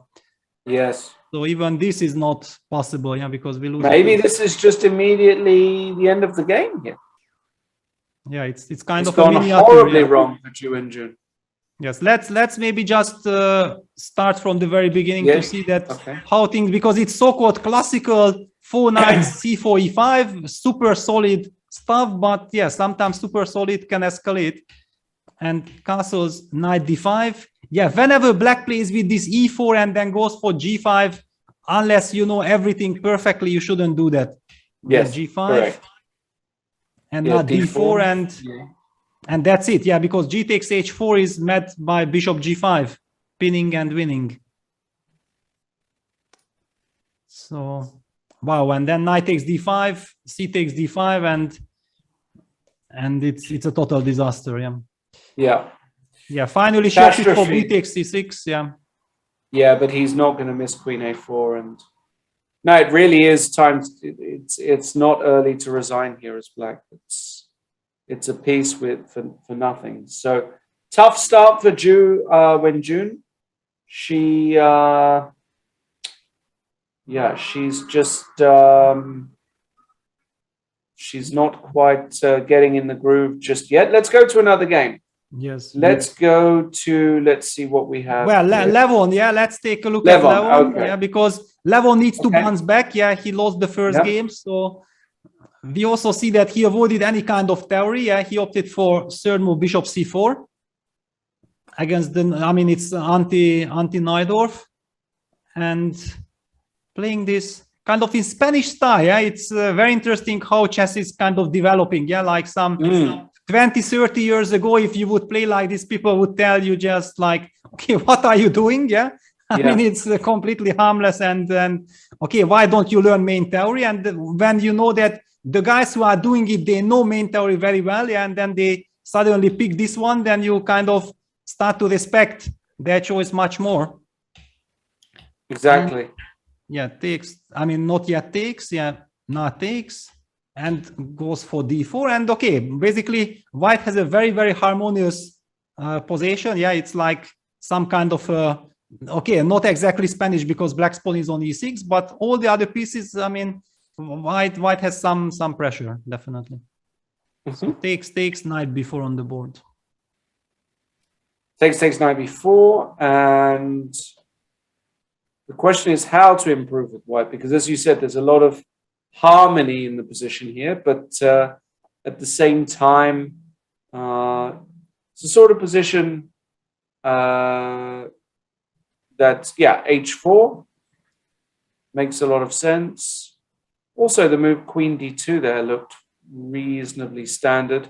I wonder if he wanted to play d5 though. Yes, I think that, first of all, Levon wants to make sure that his back rank is covered, because in any kind of tactics, which is very much possible in this position, it's very important. And white has to watch out for this timely d6, d5. And if white, for example, as you mentioned, plays the move queen d2, and then this response d5, as you mentioned, it's very unpleasant because after e5, knight e4 comes with a tempo. Yeah. And this also explains, why Levon, played the move h4. It's a kind of also some kind of an aggressive move because white might want to continue pushing his h pawn. of course, if he gets a chance to push it all the way, the big question is like, black will definitely stop it on h6, and then who will benefit from fixing this pawn structure? This is not yet obvious to me. I mean, unless white will be able to sacrifice nicely with bishop takes h6, then it makes sense from white side. Otherwise, it can be also perfectly fine for black. It's still not clear. All right, so this is a battle. Okay, let's go to Wojciech Dominguez. Let's quickly check in. Obviously, a classical structure, classical position. It looks like one of the best Queen's Gambit accepted middle games you could ever want with black. No, you've neutralized the white small white initiative. The dark squared bishops, when they come off, will leave a number of dark squared weaknesses in the white position. Squares like c3, a3 can be manipulated. You've got a beautiful bishop on b7. I see not only no problems for black here, but I would take black in this position. Perfectly explained. I'm also very happy. And also, let's not forget that usually with black, you are so happy if you can just play easy chess. Yeah, logical chess, bringing all your pieces where they belong. And it feels like, yeah, black got everything he wanted. Maybe it's not actually time for white to get really nervous or to try to find the way to shut the game down as quickly as possible. But I don't see any forced ways. Yeah, white's queen on e2 is kind of stopping the white bishop from d3 to retreating to f1, for example, and then start trading everything on the d file. Yeah, I also feel like white would love to get a move like h2, h3 in, just in case, to cover back rank as well. The move rook ac1 played with clear intention of trying to trade as much pieces as possible. And hang on, because okay, the position is not so exciting. Yeah, black is perfectly fine. Maybe white is fine as well, but the game Sam Shankland against Veryi, because we might be getting an answer. And look at this. Yeah, I think that maybe it was some kind of a prep or what? Knight c5, queen c8. White opted for g5. Well, this makes sense. I mean, you give up a pawn, but it's extremely logical. Takes. So white has sacrificed a pawn, but gets all of these squares for his pieces. Rook g1, king h8, bishop b5, and says, okay, the c file is closed.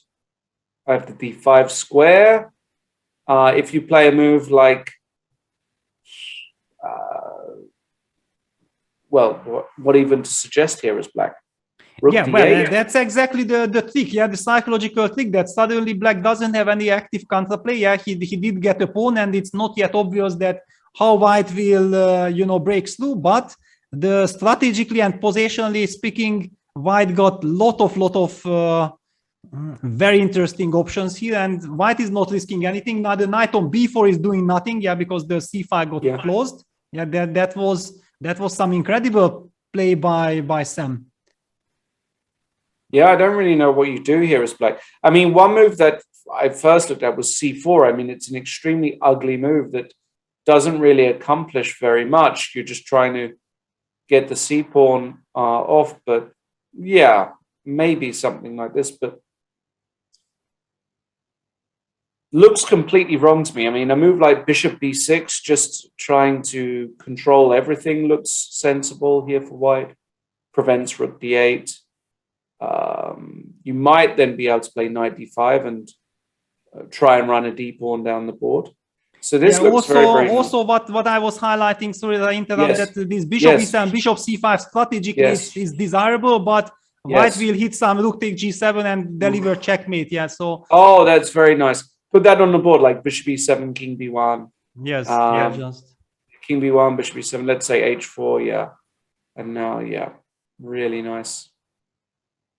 Takes rook g1, queen f6, and checkmate. Yeah, so that's exactly basically the bishop on f6 is terrible, but it does a very good purpose of protecting the g7 pawn. So maybe black should just forget about all the strategical ideas. The problem is that he cannot play g6, bishop g7 because the bishop is hanging. Yeah, you really would love to somehow untangle yourself. The queen on c8. It's, I mean, if even if you do this in classical chess, I think you should be very, very proud of yourself. But doing it in a rapid play, I mean, Sam should be very, very pleased, but he needs to win. It's playing a couple of good moves doesn't help you if you don't win finally.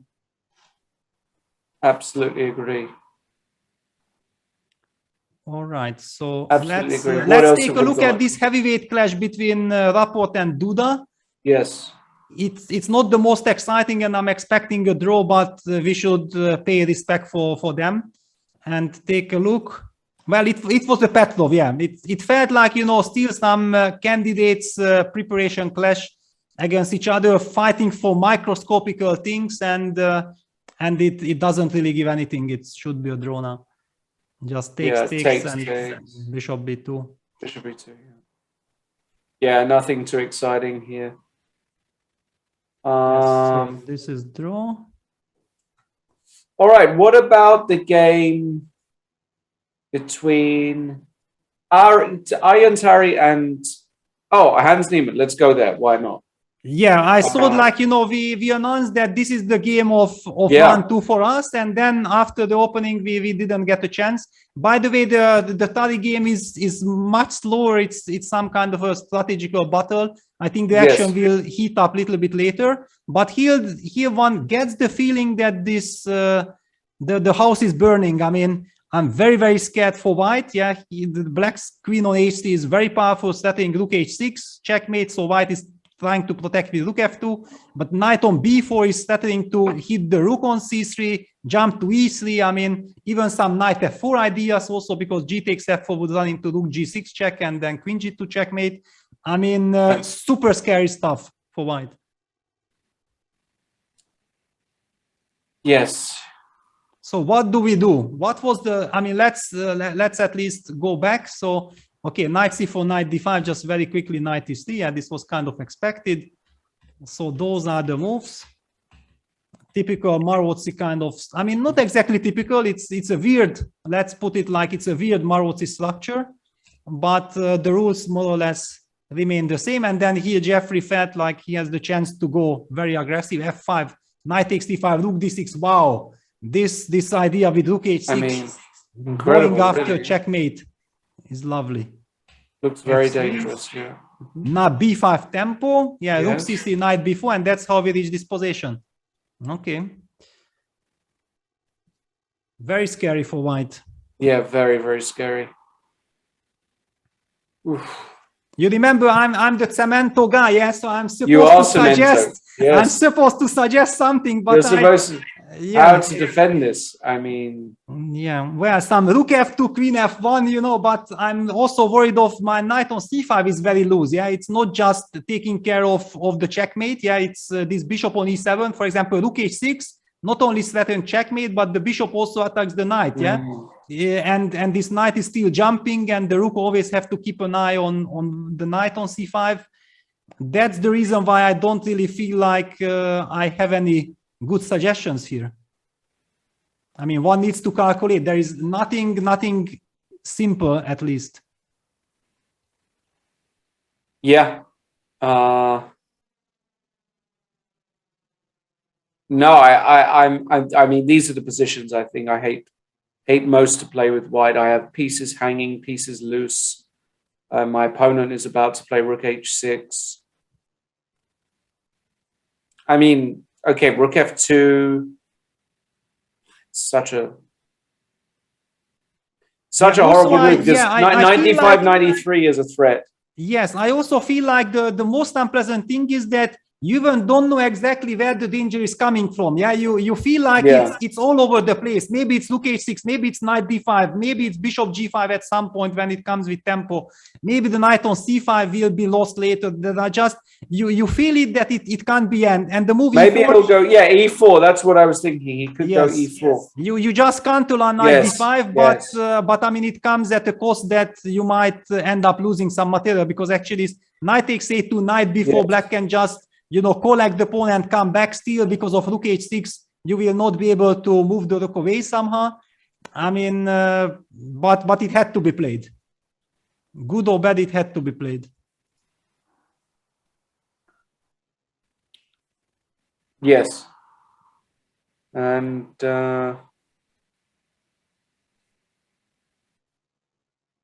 yeah, now black has to take his time because one of the small details that I discovered that what I was saying, it's not exactly true. For example, after knight takes a2, let's say rook c2, knight b4, rook can go maybe to d2 because after rook a6 we already protected the h2 pawn, so we only have to take care of the knight, and then maybe we can play something like d4 and hope to open up or stabilize something like ed bishop d4. I mean, at least it's some kind of a position for white already.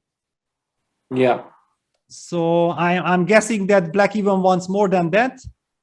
Maybe he's looking at f4. I mean, it also makes sense to play f4 here. With the idea that, yeah, I mean, I don't think you can take, maybe you can play g6, f4. No, but takes rook g6, it should be rook g6 is made already, sorry. Yeah. So f4, g4, and then h5 makes a lot of sense as well, yeah. But okay, it also requires some kind of a courage from black, yeah, because there is also no way back, yeah. Now the knight on b4 is not forever, yeah. White will be able to maybe hit this knight with a3. White also maybe somewhere has a move like g5, just give this g pawn and close some files and hope that I will be able to hide my king. Also, g takes h5 covers the g6 square, so maybe I can take on h5. In any case, super scary for white, but black has to make up his mind. It's not easy because you might really want to find the direct force way. Correct.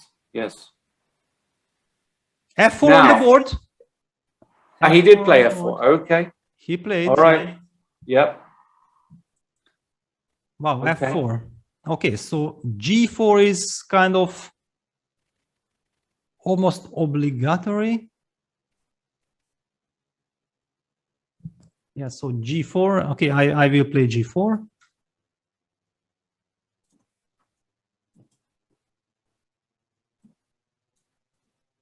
I mean, I see the evaluation bar agrees with this f4 move, but I mean, you still need some. I mean, you need to prove some point. Okay, hang on, can you play a move like rook c6? But no, it cannot be that cannot be the point. Rook c6, I don't understand. Yeah, no, I mean, just I thought like, you know, because whenever the evaluation bar says that it's completely, you know, winning, then you suddenly start thinking about moves that you would otherwise not even consider. But no, rook c6. Also, I have knight d7. Yeah, g4 h5. Yeah, that's the standard stuff. Yes, absolutely. So how to defend? I noticed also that Jeffrey has a very, very aggressive style. Yeah, it's he's very aggressive. Yeah, and g takes h5 played.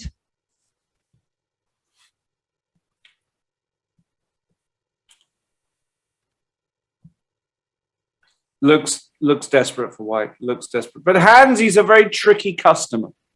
You know, Hans is. I never like to write him off. He's resourceful. He plays online.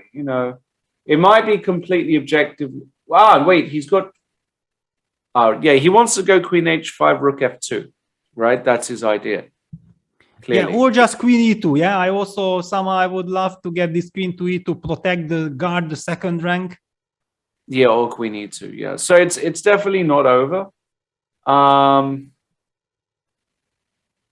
So he plays queen h5. Yeah.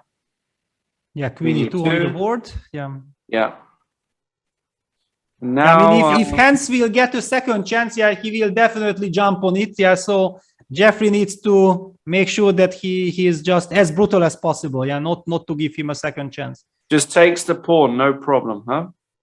Yeah, it's maybe not even the pawn, but he wants to come back and he wants to have a forever lovely knight on b4. Yeah. No, this looks very bad. Okay, but give me a couple of more moves. Yeah, king h1, rook g1, and I might be getting optimistic. So I think it's a typical position that you have to continue energetically. Yeah, you just can't sit on your advantage. Completely agree there. All right, so now maybe we have a chance to jump. Let's have a look at Aronian Irrigation, Yes. perhaps. Yes. Exactly. I mean, it seems like he made a very nice temporary pawn sacrifice, yeah, because he gave up the h5 pawn, but he has basically guaranteed himself a winning pawn structure. Now black has 3 terribly vulnerable pawns, and I don't see how he's gonna defend them. Knight on f5 is already eyeing d6 and d4. Yeah, rook a8, it tries to keep the rooks alive, but basically the h pawn doesn't mean anything in this position. Yeah. Right. Yeah, knight d4. Yeah, knight d4 is pretty simple, pretty good. Irrigation, yeah, really shouldn't be able to hold this position. He's not even material up. b5 will hang.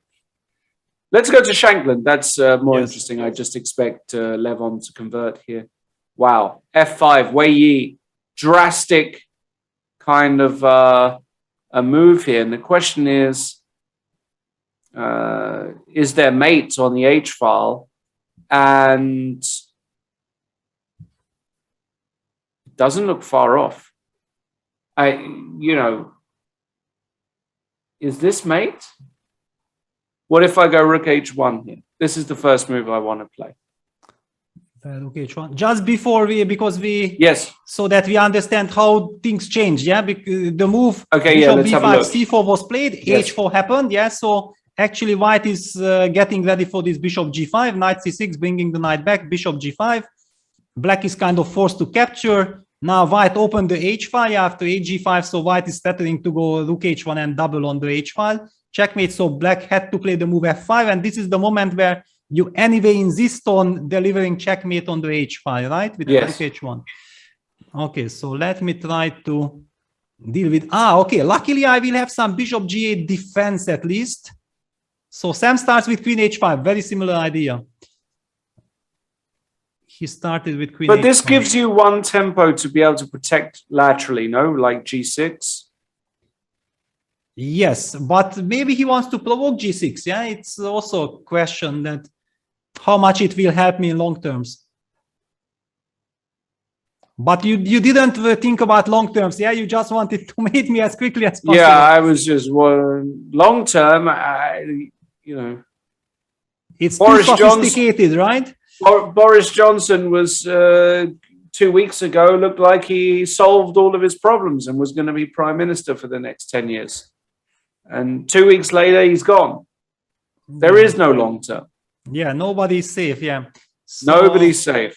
Yeah. Okay. Then you gave enough arguments. Then let me play g6. Yeah. Yes. Also, let's just highlight that there is this very funny line that after bishop f7, black is threatening to put the bishop on g6, but it runs into g6.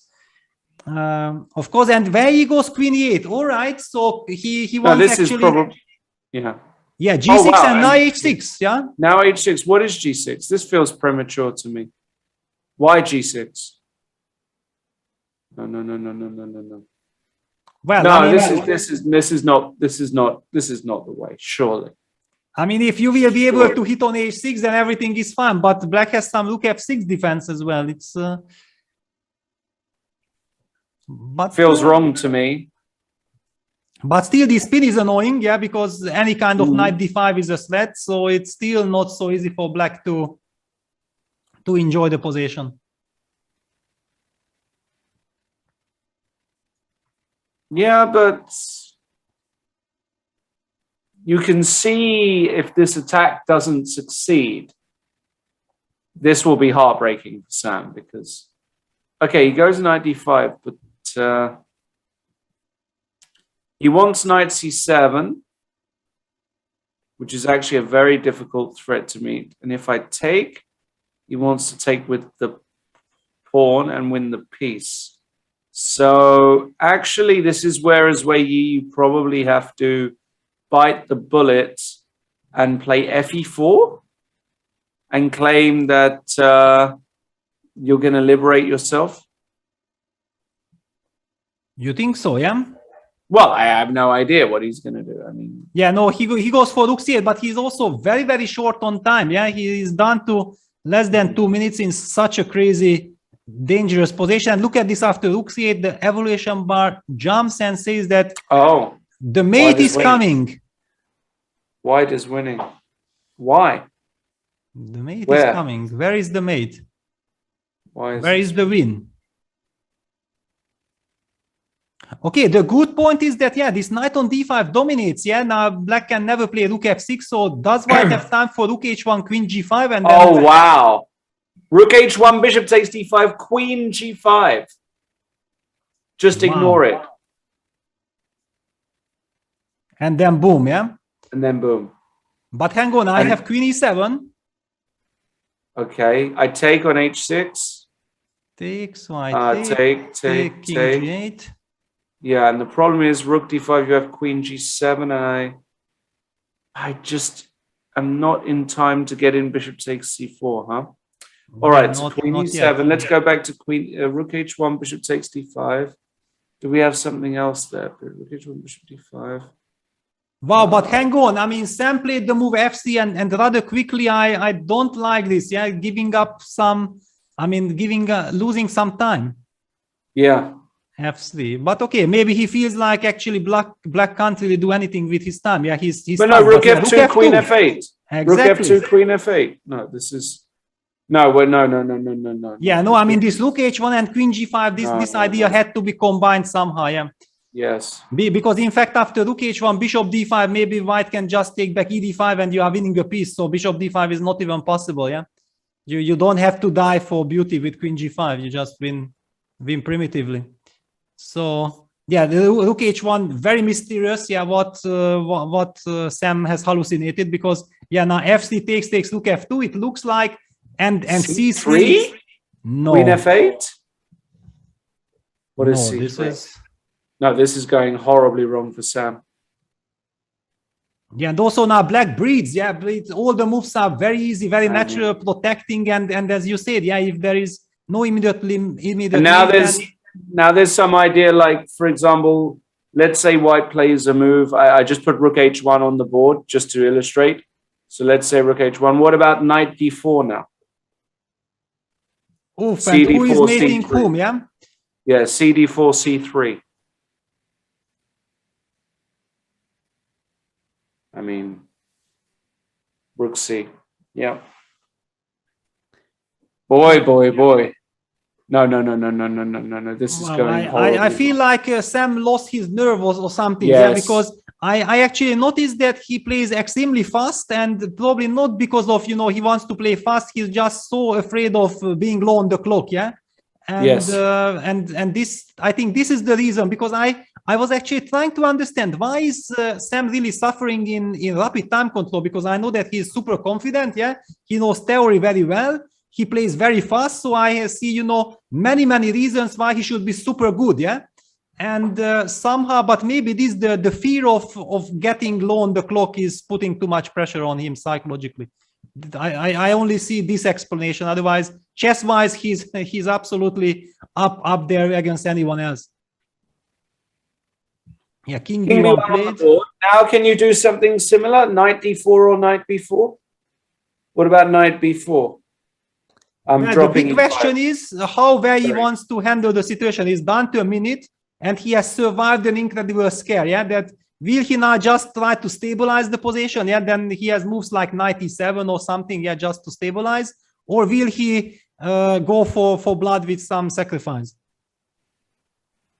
Well, you can play. Also, knight e7 is a move, yeah, just, but e5 pawn, no, sorry, yeah, pardon me, e5 pawn is actually, and knight d4 played, yeah, where he goes for attack. Yeah, queen takes e5 though?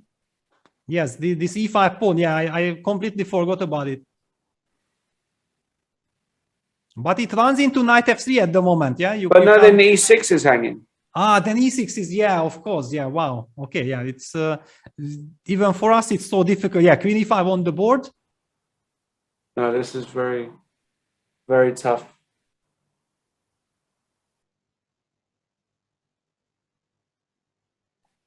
Yeah, No, now of course time advantage is vital, yeah, because it's so tactical, so much to calculate. You can't take on b2, can you? Queen f2 reminds me of a game I had. And it's played, but it's probably Yes. only perpetual check, no? Yeah, it's only perpetual, but it's enough. I think, yeah, because you play knight c2, right? Yes. Queen f2. And do you have to be careful here? King a3, queen c2? Is it all over? Yeah, one has to be careful, yeah. So probably king a1, yeah, is the move. King a1, Yeah, king and now A1, knight c2, king and b1, knight and a3. it's going to be a beautiful perpetual check. Yes. With which both can live very well, I think, because, okay, Very should be very happy that he survived that.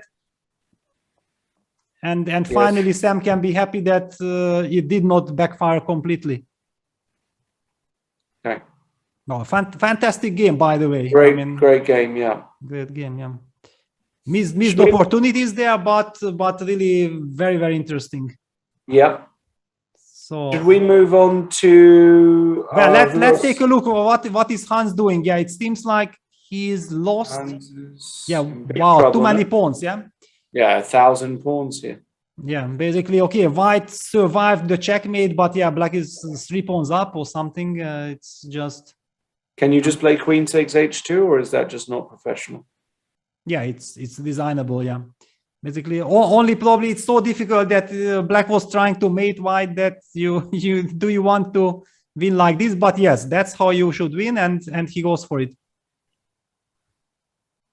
Hopeless. Maybe Hans will play rook g5 here. Yeah, he does. Yeah, he will go rook g5, but rook b3, exactly. Making sure that the 2 connected pass pawns are alive. Yeah. That's what matters. Wow, okay, so this is game over. And what about Levon?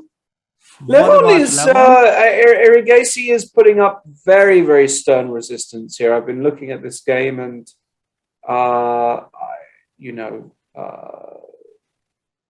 it's not easy to win this position with white. Black has got a good blockade, a solid active rook on a2, and I don't see, I mean, it's only a pawn. You can never really go b4 easily because of rook a4. It looks like the sort of position, actually, that Erigesi will probably hold. Yeah, and I feel like over the board, maybe it's even easier to be black, yeah, because, okay, with black, you just want to stay compact, yeah, and with white, you want to do something. Yeah. Also, the white's king is quite awkward on g1, yeah, this second rank issue is a big problem. And this bishop on d6 is such a monster, yeah.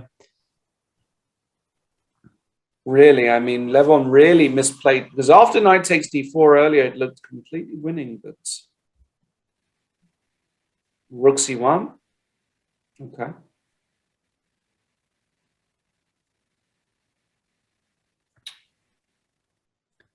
Yeah, well, rook c1, but also doing nothing basically. Yeah. Yeah, it doesn't. Just rook b2. No, rook b2, rook a1. Sorry, I need to be a little bit. Yeah, king e7. Just get out of this diagonal and then anything. Yeah, just king e7. Yes. And Levon down to a minute. I mean, it's maybe time to get nervous. Yeah, rook c3 is already a nervous move because inviting bishop b4 with the tempo and then probably planning to go rook b3. Can you go bishop b4, rook d3? You think he wants? Yeah. Yes, but it's kind of some maybe invitation for some repetition of moves. Yeah, that maybe my opponent goes bishop d6 and then I go rook c3. I mean, I don't really believe that white is playing for any advantage here anymore. You can't get optimistic here with black, can you? For example, after bishop b4, rook d3, I know this move looks ridiculous, but can I play king d6? Wow, so really trying to go for the maximum, yeah? Yeah, go for the pretend win and must win. And if you go knight d8, trying to play some, I don't know, some knight f7 check. Firstly, the knight on h6 is nearly trapped, but here, even if I play something, I don't know, like bishop e8, Knight b7 king and d6 might exist. Okay. Yeah, well, bishop b4 is on the board, and Levon, yeah, comes back with the rook to c1. Yeah, just showing that I actually want nothing from the position. But now bishop d2. Yeah, I mean, I would be super scared here from the white side with 1 minute on the clock. Yeah, it would be an incredible big relief. Yeah, if my opponent repeats, because h5. No, he's going for it. Yes, he's but going for it. I was not sure, because white suddenly gets some king h1, rook g1 idea. Maybe he can activate some counterplay on the g file, but maybe not. Maybe just a rook g7 check will be answered by king d6. By the way, king h1 also gives the chance for some rook f2 hitting the f3 pawn. Yeah, no, this is very scary. This is very scary. But okay, maybe, I mean, okay, we know that Levon is, of course, brilliant. He should hold it. But yeah, king h1 played. Yeah, it had to be played immediately, trying to activate. And after rook f2, white has rook f1. Now that I spotted rook f1. But now it's just a straight draw because I take on e6. Yes, but then I'm relieved. With white. So let's see if black will find the way to pose practical problems, or that's the maximum.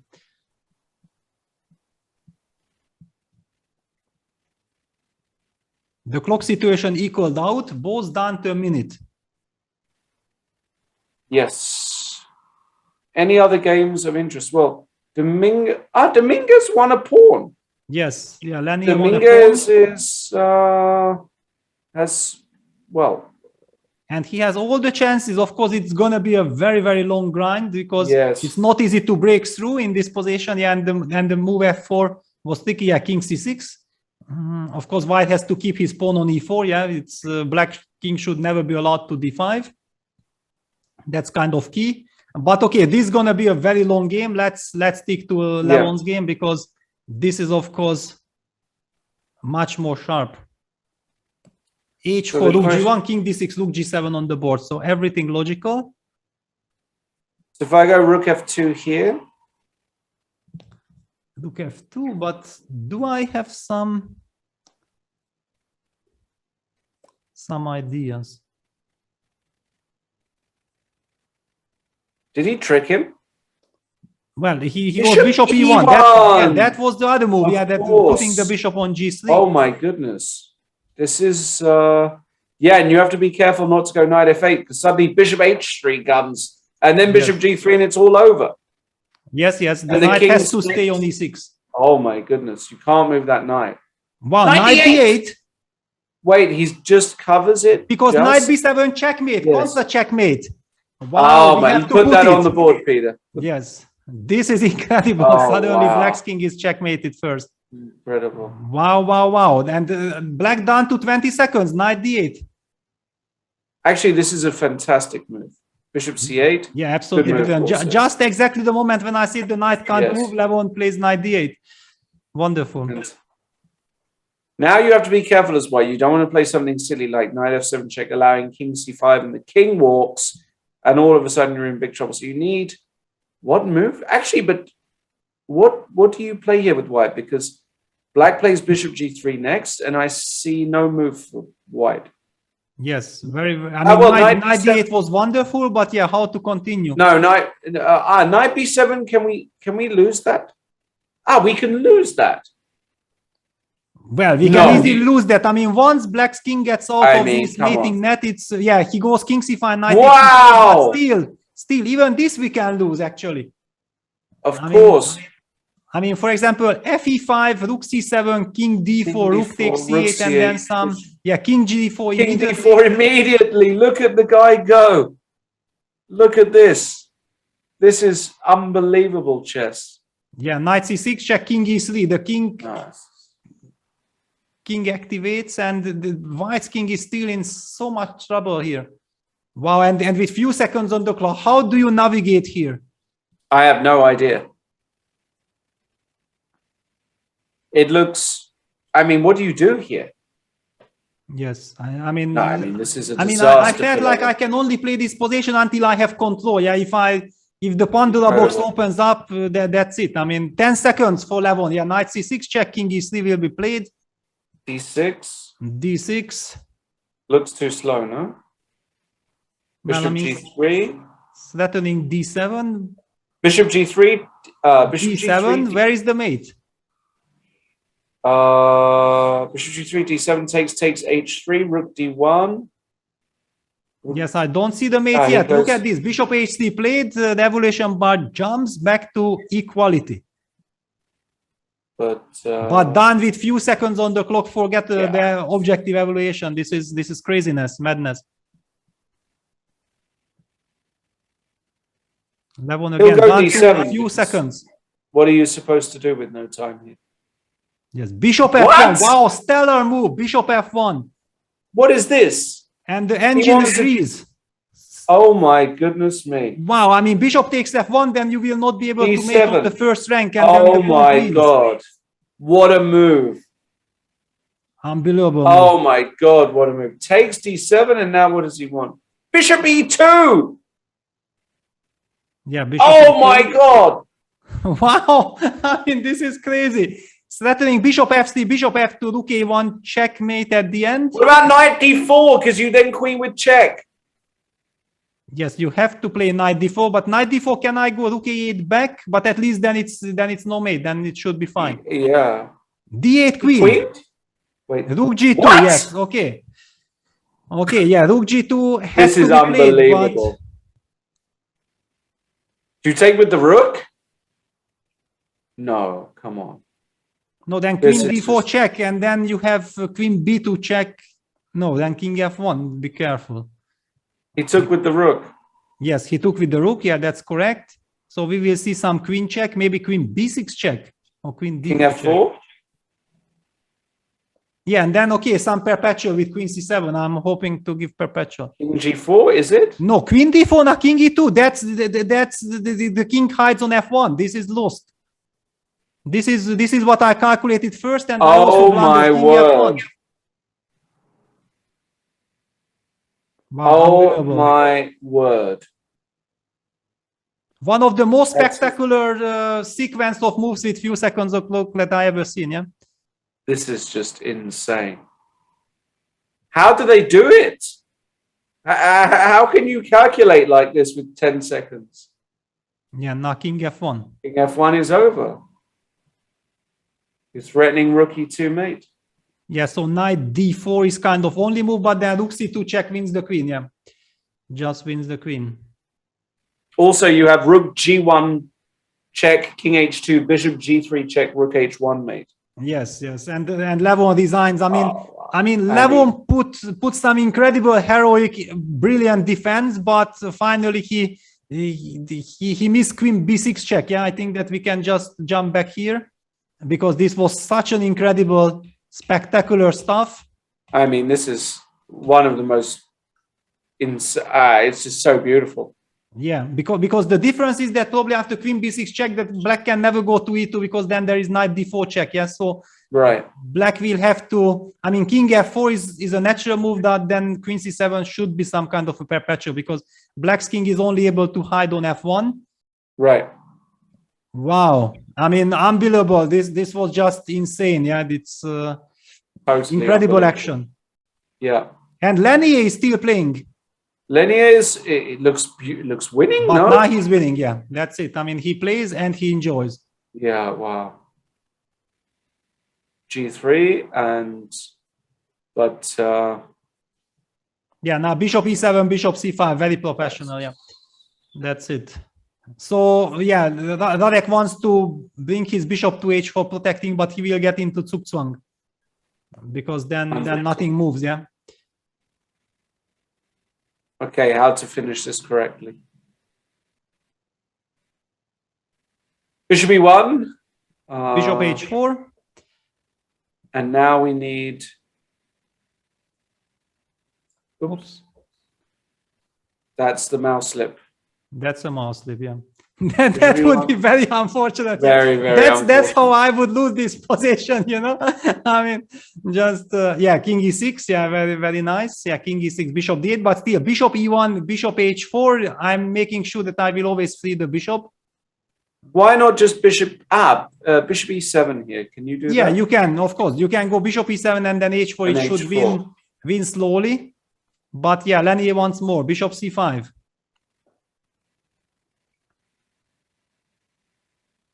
Okay, so how do you get the Zugzwang then? Yeah, well, if it would be so easy, yeah, they would have also find it already. It's, yes. I mean, it looks like it should be completely lost. Yeah, pawn up, better pawn structure. White has all the weaknesses. Maybe actually we're gonna see Lenier going for h4 break at a later stage.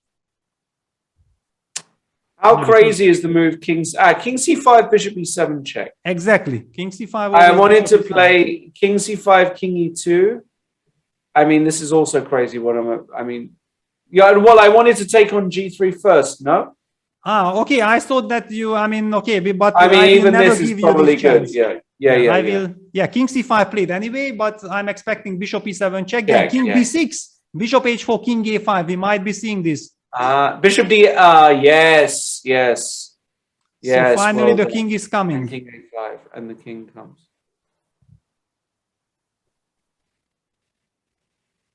Yes.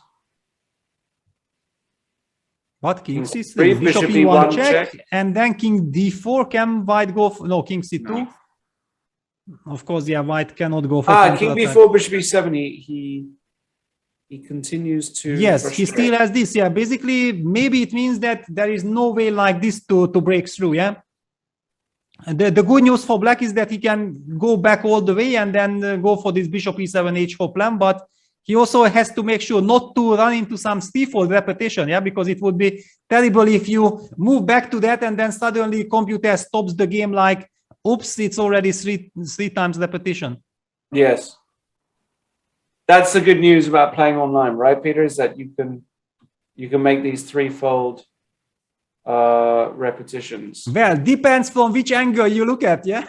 I mean, yeah, if you are the side you are from the stronger side, yeah. And Lenier does very professionally, yeah. He goes king c8, king d7, king e8, and then he will play bishop e7 just to make sure not to go to e6 with the king, because that would be too dangerous.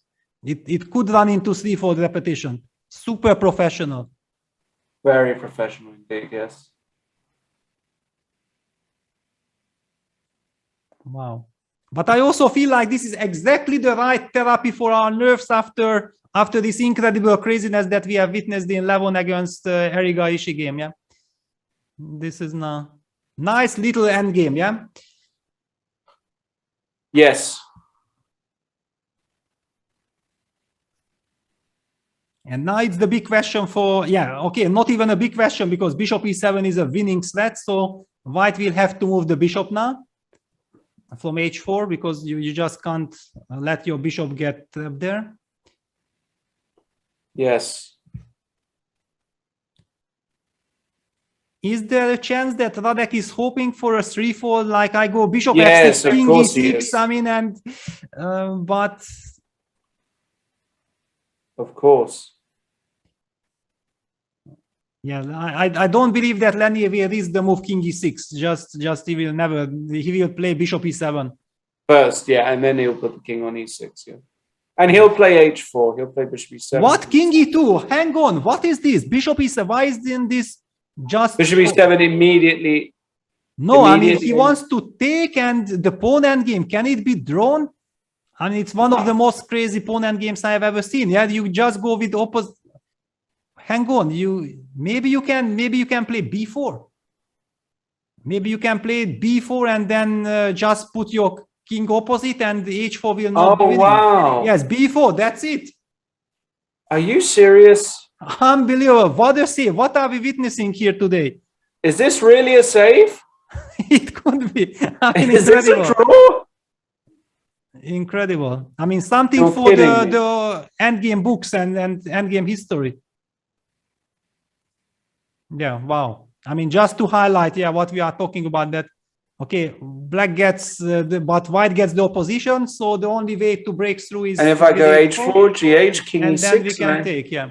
Yeah, and then you just wait on g2, and after king h5, you play king g3. Yes, and this is what we are seeing. Yeah, king f7, king f2. Yeah, so if black goes king g6, h4, then you just take and protect with king g3. That's it. Wow. There's really nothing to say about it. Yeah, well, in fact, the Radek is super happy because he set up a trap. Yeah, that maybe Lenny was, you know, thinking about this threefold repetition business, how to avoid it. And in fact, the opponent game is a draw with this b4 defense. Wow. Incredible. And also just to inform our viewers that, yeah, all the other players will actually start their games at 8 o'clock. Right. And the two players will get 10 minutes time to recover after this game, and they will start their game 10 minutes later once they finish their game. Yeah, from the moment they finish, 10 minutes for their next game. Wow, I mean, Radek will get a lot of energy from this save. Yeah, he was risking of losing both his games. Yeah, it would have been a total tragedy. Now he gets a lot of energy, and the tournament can start for him. Incredible.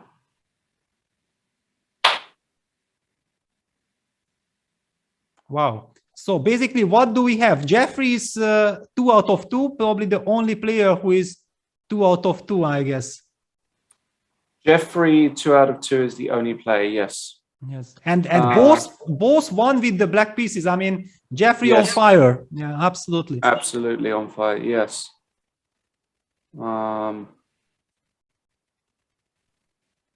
You know, honestly, I wanted to mention one thing, yeah, before the round finishes, that I had a look at the game Tari versus Giri, and I felt like, you know, that, wow, I almost wanted to say that Anish is beautifully outplaying his younger opponent.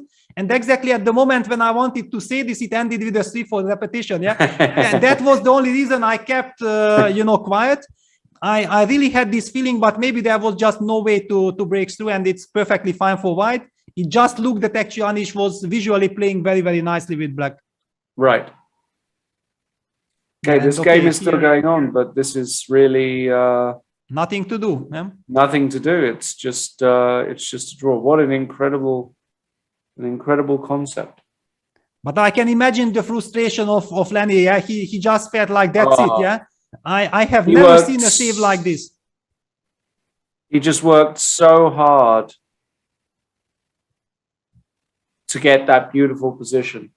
You know, ground. I mean, he was in that Queen's Gambit accepted, and you know, just slowly and squeezing and all the things you need to do correctly.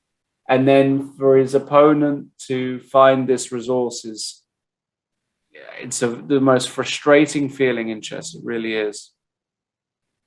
Yes, absolutely. And he started with the first draw against Richie, against Rapport. So yeah, it would have been, yeah, now be careful, of course. Yeah, white should never and sidesteps king e2. Yeah, always that after king d5 you get the opposition. Yes.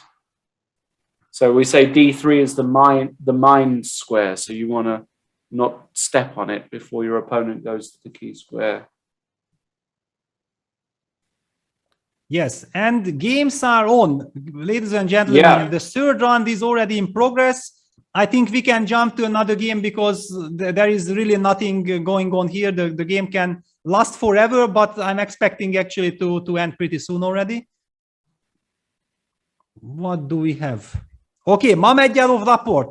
I mean, it's gonna be a King's Indian. What is going? No, maybe it's gonna be Grünfeld, because Rapport.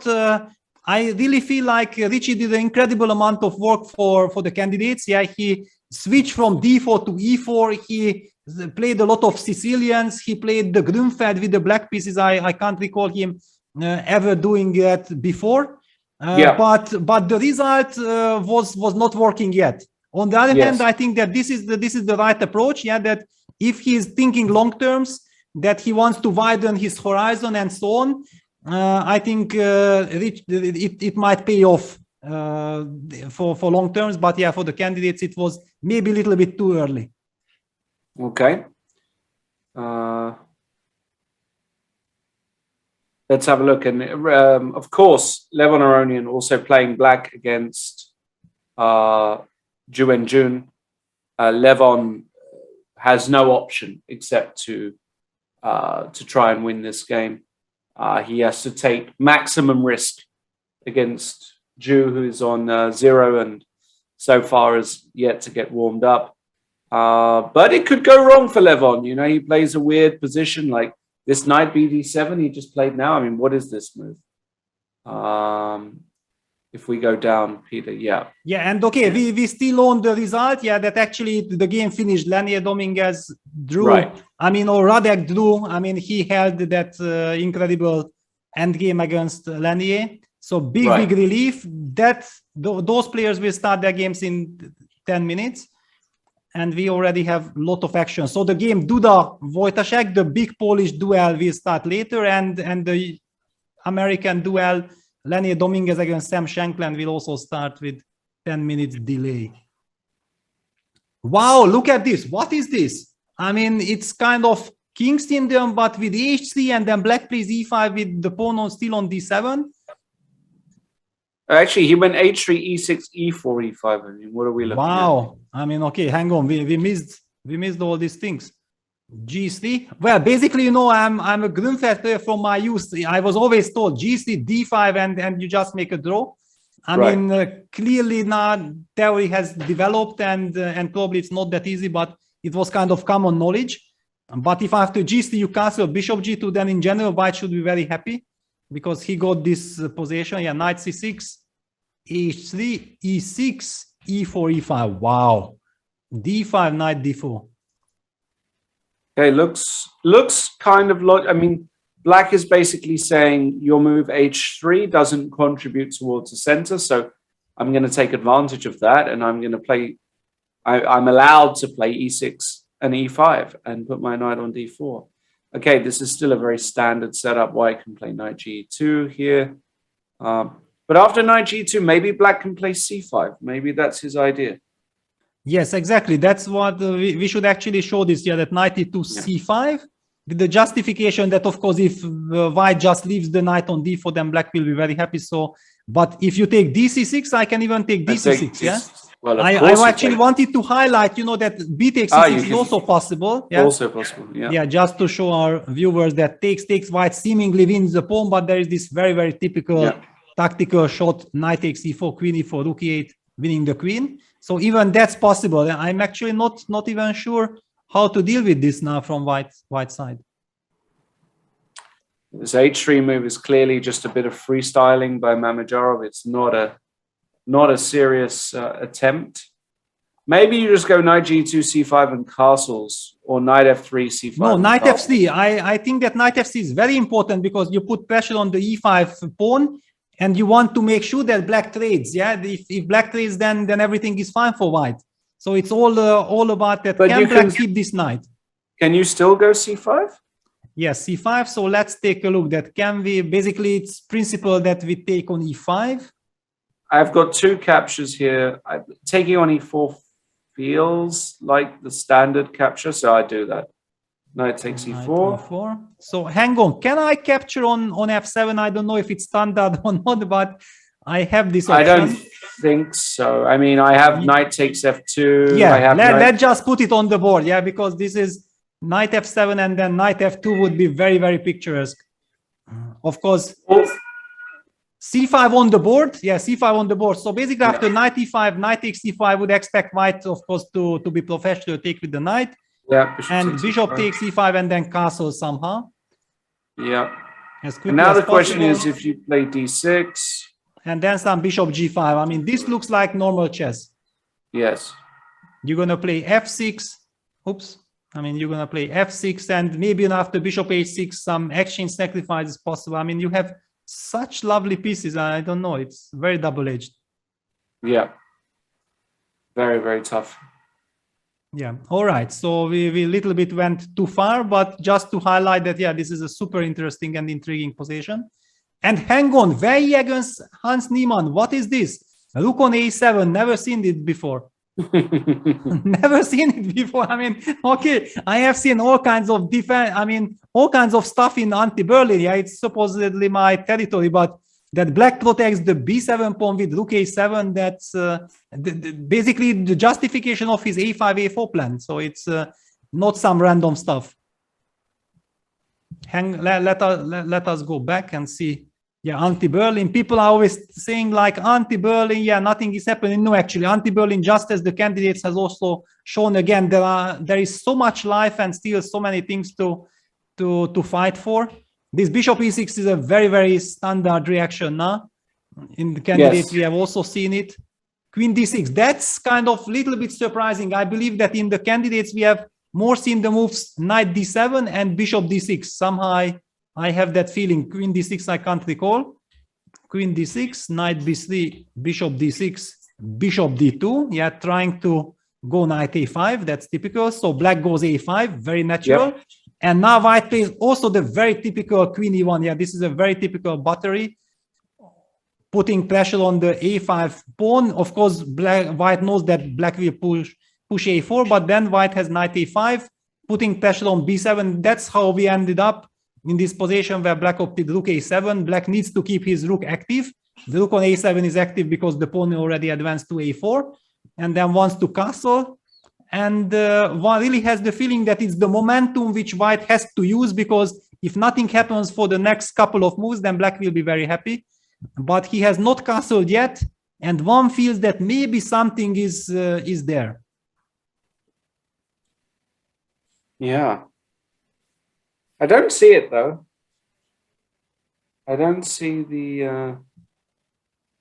Well, there is some d4 move, but I don't know what to think of. Okay, let's try its analysis, and we have the analyzing board. Then let's play a move like d4.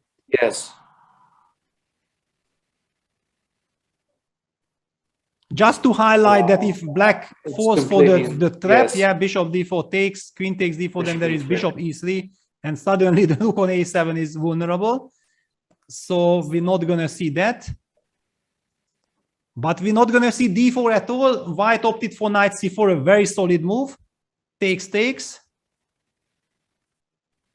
Still, there is some intrigue, because suddenly this bishop on b6 can get trapped. Yeah, white has bishop b4 ideas. Black has not yet castled. Queen on d6 might run into tempos with rook d1, bishop b4, and then some c4, c5, trapping the bishop. So yeah, black has to be very precise. Absolutely. Yeah. Okay. Very, very double-edged. But you tend to feel that white really should be doing very well here. Yeah, I mean, white seem to have chance for advantage. And sorry to interrupt. So there are two games. So I was talking about how Levon might just go for it and go wild. Excuse me, this position looks like a bluff to me from Levon Aronian. I don't believe this at all for black. I've played Kings Indians all my life, and I can't give you a scientific reason why, but you don't play like this. You don't play f5 and b5, and I don't believe it. White has got everything she wants here. Yeah, I mean, okay, we should explain, I think, a little bit for our viewers, because it looks like, yeah, you say that you are a King's Indian player, and seemingly white king is in some kind of a trouble. Yeah, the G file is open, black pushed f5. But probably what you mean that simply knowing that this structure, you have to this EF, GF, GF, that the light squares the E4 square, and actually this G file is not clear who benefits more of this opening up structure. Yeah, white goes knight e4. I fully agree with you. I mean, I also believe somehow that whenever you have to kind of go, I mean, you feel like with black, yeah, you want to go all in. Yeah, you feel that you need to go all in.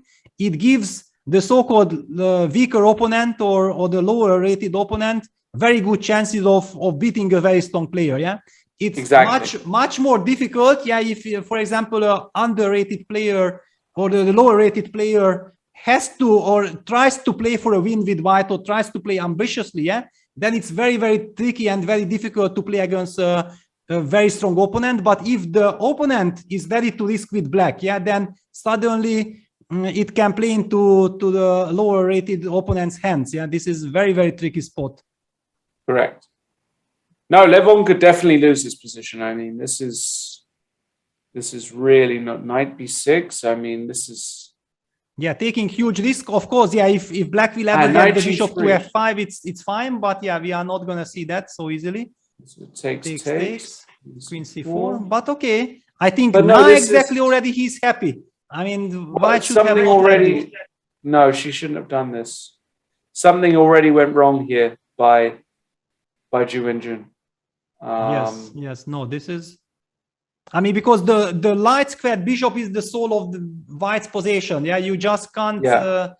And now the pawn on d5 is vulnerable. Yeah, now white is not getting the grip on the e4 square. Yeah, and then okay, maybe we have been very harsh 1 minute ago. Now I'm taking it all back.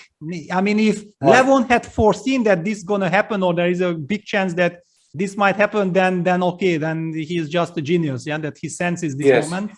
I mean, I would have been very scared to do something like this. Takes, I'm not sure.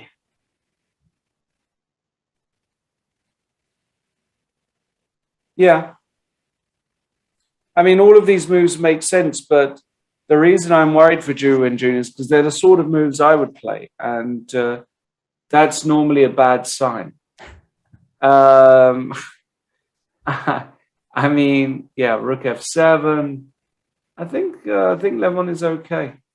Yeah, Levon is very much okay. I mean, now white can win a pawn with bishop takes h6, but it runs into queen f6, which might actually win material. Just wins immediately, yeah. Yeah, bishop h6 using the pin, but suddenly black counters it with queen f6 and threatening the knight on f3, threatening the bishop on h6. So basically white is forced to take on g7, which runs into rook g7, pinning the queen and winning the game. So white has to watch out, and otherwise there is a danger that knight jumps to f6 with a big tempo. Exactly. Yeah. All right, let's move on to another game, shall we? And looking here at, so I mean, Eric Gacy against Rajabov looks extremely interesting. I also don't think that they ever played against each other. Yeah, I mean, it's possible, yes. It could easily be, yeah, which is always very interesting because not feeling the opponent, yeah, this is very tricky. Yeah, it's like you said, Levon already played hundreds of games. I mean, okay, maybe it's an exaggeration, but you already played a lot of games with Erigaisi. But Timur, it's a new feeling. He knows that Erigaisi got very famous for his blitz skills, for his online results, over the board rapid blitz results, all this Calcutta rapid. The Tata steel, he was playing brilliantly. She had first place, had this tiebreak with Levon. I even don't know how it ended, but I remember that he did extremely well. Yeah, absolutely. And this position here, so, I mean, if I go bishop d3, bishop takes e5, I guess. Sorry, which move? Bishop d3? Or? Yeah, bishop d3. I mean, queen b3 also is, I thought if I could develop, I guess he'll go for queen b. But also e4 exists, no? Well, it's actually a very critical moment. I'm actually loving the fact that white takes his time because it's really absolutely not clear which is the best move. Bishop d3, very tempting developing, but where does this lead exactly? Queen b3, keeping all the tension and not really letting black develop with knight d7, or maybe he will develop anyway, sacrifice the pawn. But that's the reason why the move queen b3 is tempting. But maybe black just plays queen b6. Yeah, queen b3, queen b6 is nice. Yeah. Taking. No, I don't like queen b3. Yeah. What about e4? How crazy is this move? I mean, it's so loose. Yeah, e4. Okay, it needs to be calculated and now very g4. precisely. Yeah, takes and g4. Where does this lead us? Very interesting. Yeah, because bishop e6, knight takes e4 is... But there is so much to calculate, yeah? Yeah, it's... I mean, there is queen takes d4 to start with, yeah? I have bishop d3 finally played. He does play bishop d3. I mean, for example, just to highlight, yeah, that's why I was just so unsure even to say something, because queen takes d4, g takes f5, let's say queen takes e5, yeah, black is pawn up, but this f takes g6, h6 position is so tricky. I mean, black has a weak king, but also black has wonderful pieces. How do you evaluate this kind of stuff? Maybe some c5, I think really good for c4. white. Yeah, c5 is just a killer. c5 is a killer, I think. Well, it's very tempting, but even after this, maybe I just move the rook somewhere, yeah, and then I advocate my king to f8. I mean, if I'm not losing on the spot, I might be winning. I don't know. But knight c4, okay, knight it's c4, just too crazy. Yeah, knight c5, yeah. It's too crazy, yeah. In any case, the move bishop d3 had been played. It's the more professional move, of course, with some stability. But, yeah, after but bishop this takes e4, g4 was very interesting. So what's the idea? Bishop e5, bishop f5, rook f5. He just wants to take back on e5? Yeah, I just want to... Yeah, if bishop e5, I would have just taken d. He took on e3, but now knight takes d3, no? Okay, but knight takes d3 gives me some freedom, yeah? Then, okay, knight d3 on the board. But I want to put... Yeah, okay. Yeah, I really want to develop the knight as quickly as possible, but yeah, I see your point. Yeah, this knight might jump to f4, putting pressure on the d5 pawn, and also something here, yeah? It's... Yeah, so knight a6, knight f4, for example, and... Yeah... Again, it's... yeah, and cd5, it's... King b1. Now, there's a lot of positional threats here. Yeah, Queen d7, maybe I just take on d5? But if you go knight cd5, what is the big threat? Takes. And if I just go like queen b3... just like this, yeah? Yeah, just... Okay, I mean, I can protect the pawn, but yeah, I'm not liking that my knight is... Yeah, knight c7, knight f3, and I just claim positional domination. Yes, no, it's dangerous, really dangerous position. Yeah, it's yeah, knight takes d3. Maybe it's the moment to try to play queen e7, try to touch this e3 pawn as quickly as possible, not to give white this freedom of putting the knight on f4. But it comes at the cost that we are not developing our pieces. Yeah, correct.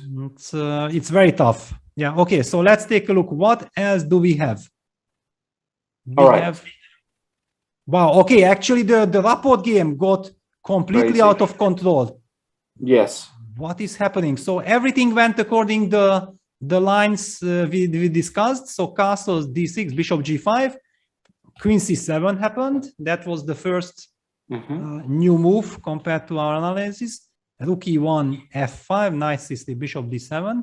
So okay, black has nice pieces, but we know that Mamedjalov is also very, very tricky and very creative, and he finds a way immediately to sacrifice an exchange and create counterplay. d6, queen b6, knight d5. So going for the maximum.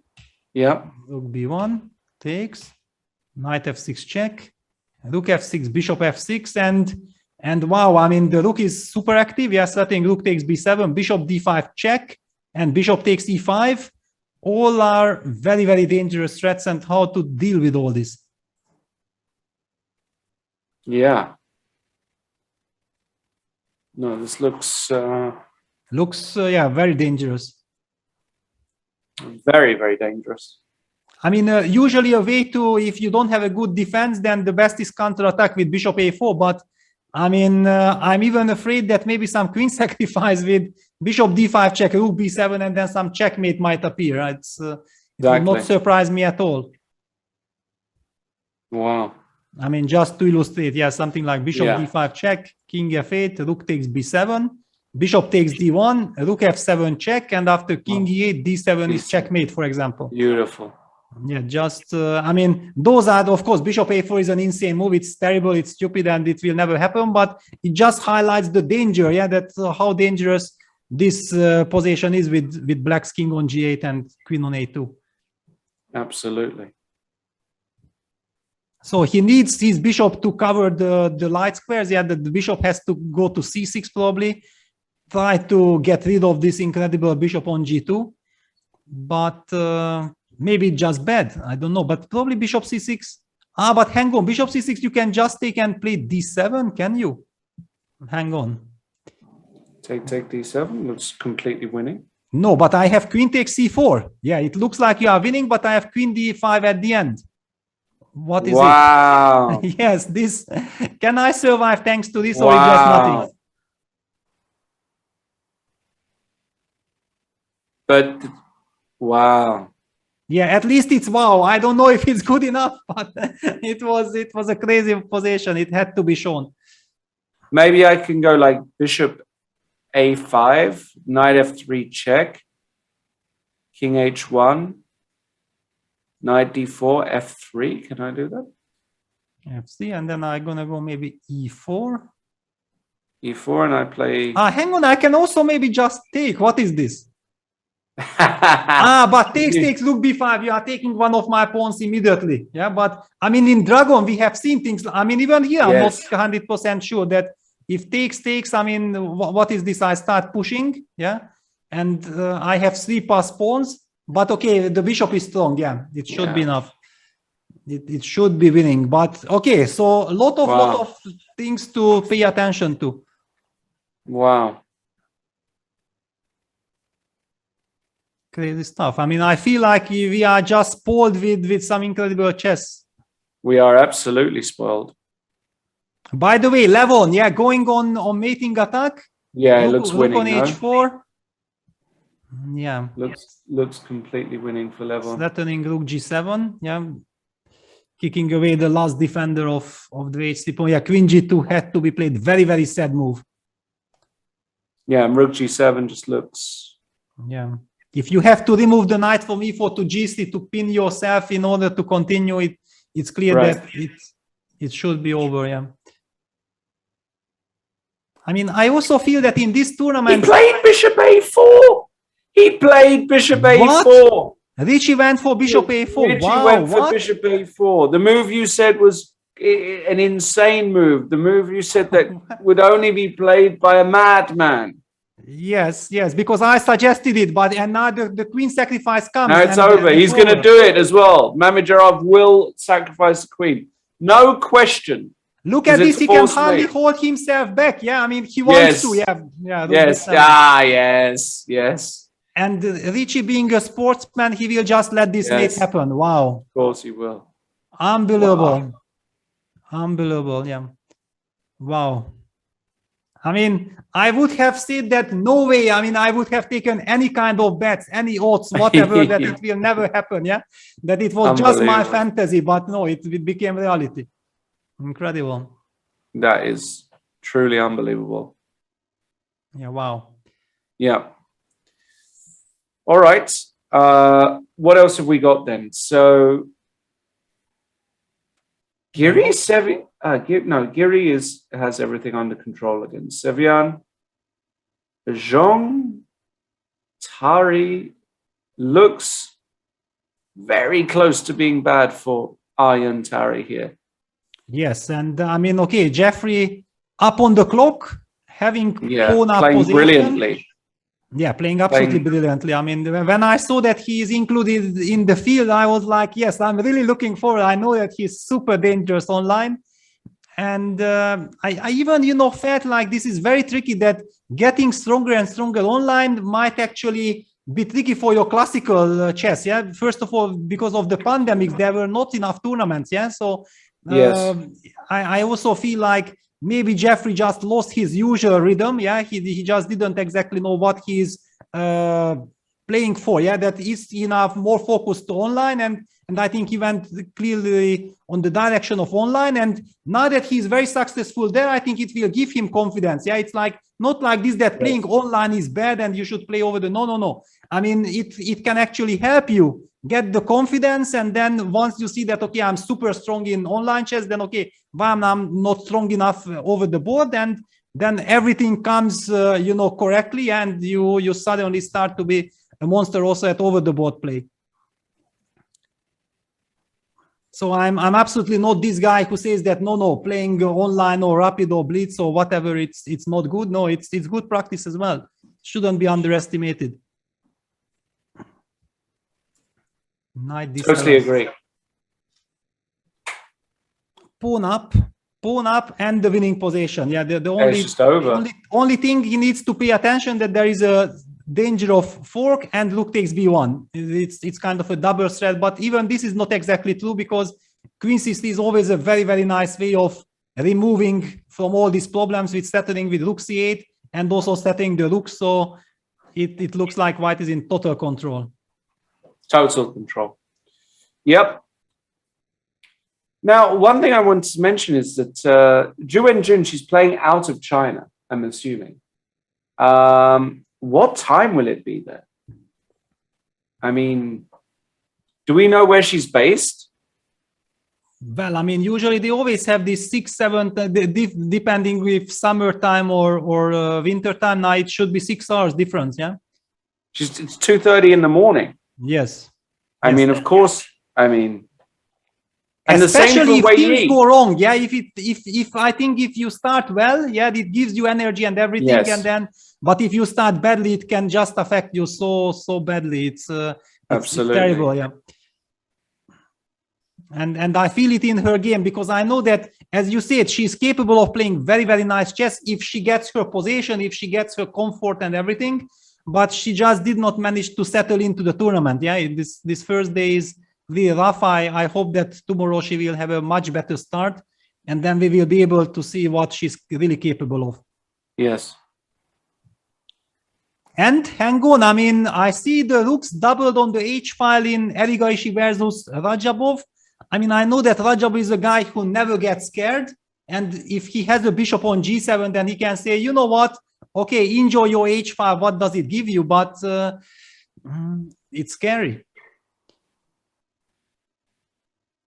Scary. C5, very nice because Very it's scary. dislocating this queen from D6. Black also has these two terrible weaknesses, the pawn on C6 and pawn on A7. If any of them fall, white's queen will get so much closer to black's king.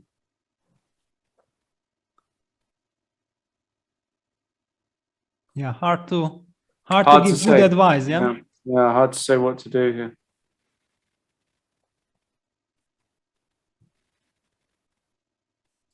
Yeah, it seems like Rajab is in some kind of a trouble. I mean, he might need to bring his queen back to the 7th rank, but I mean, getting into this pin doesn't feel nice at all.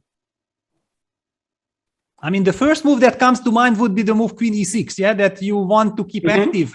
But then queen takes a7 might just finish the game, yeah? I mean, Actually just wins immediately, no? Yeah, Bishop f6, rook h8 check.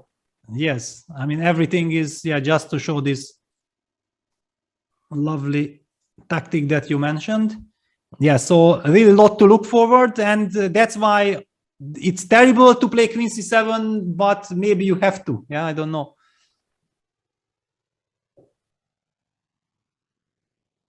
And yeah, Rajab of spending time.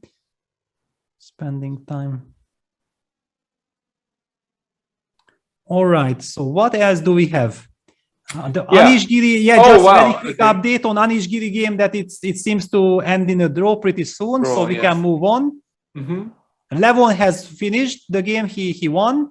Yep. Yeah, what did you mention? No, I was looking at Duda Wojtaszek. Of course, yeah, the Polish duel. Yeah, this is super interesting. Yes. A close position. Looks like a position which black should be okay. Knight g8, knight f6. Yes, if knight lands on e4, then everything is fine. The big question is, do you play queen g2, knight g8, and now you play like Capablanca, g5? The big squeeze, you know that game, and now g5. Yes, of course. You know this game where he has the pawn on b6, c5, d4, e3, f4, g5, h6. Yes, the only problem is that he doesn't have knight. I mean, white doesn't have knights anymore on the board, yeah? No, but he can stop the knights coming, so... And then you triple on the h file, and the problem is... You don't. It's on the have, board. It's on the board. Yeah. There you go. There you go. Dude knows his classics. Yeah, but I mean, I feel like, okay, black will just evacuate the king to f7, then go rook h8, then maybe play even the move h5 later if you already remove the bishop and push the h4, yeah? And set up a complete blockade. I somehow find it hard to believe, yeah, king f2 is played, yeah? So Duda actually tries to keep the bishop on h4 as long as possible in order to stop any kind of h6 break, yeah? So black, of course, goes king g8, king f7, then we'll put the rook on h8. But until the bishop is on h4, the move h6 would not be such a wise idea because then the bishop activates.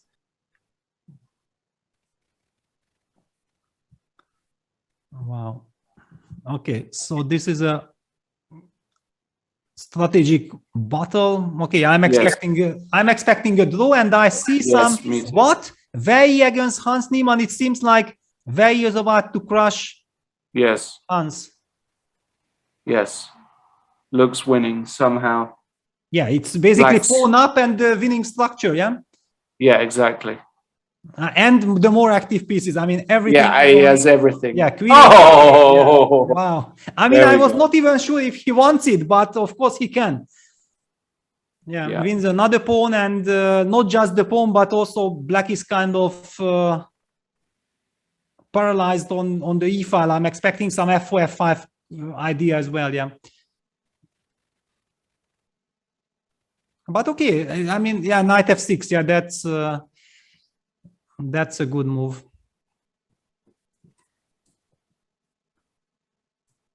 Yeah, knight d7 check. Knight d7, lovely, because king g7 runs into rook g4 check, and king e7 runs into knight c5, trading the powerful knight and destroying the pawn structure, and then it's just immediate game over. Wow, way down to 1 minute. That's why he traded queens. Okay, he wanted to be professional, so that was the only trick in the position. Correct. Yes. Yeah, then it's very annoying for black because, yeah, he has to go king g7 to keep his knight alive, but rook g4 check, and then also the other rook might join with rook d3 and the knight can jump back to f6. No, this is completely lost. Rook h4 check, and then rook d3, rook g3 is coming.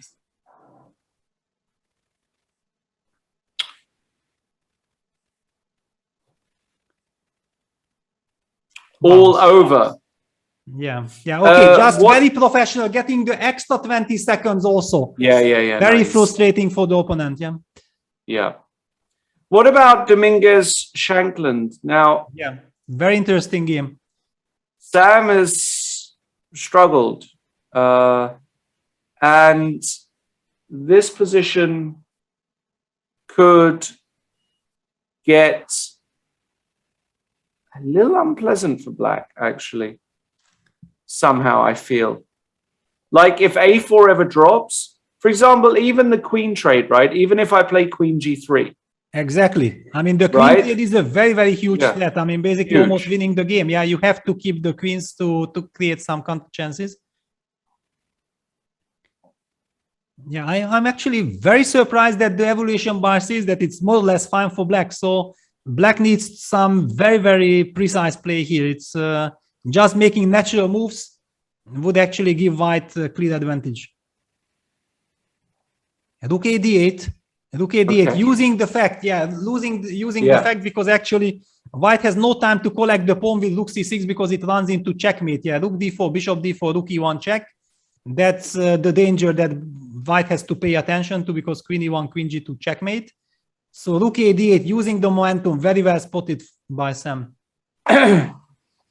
So queen g3 has to be, but now it's a different story because black probably will be able to trade something and hold. Still unpleasant. Still unpleasant, but definitely more pleasant. Hang on. Is there any, by any chance, some tactic like queen g3 and then queen h6 possible, but very hard to believe. But who knows? Because suddenly this diagonal would be, I mean, bishop d2.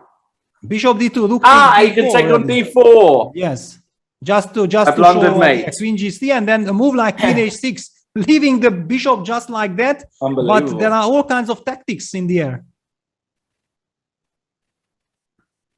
Yes.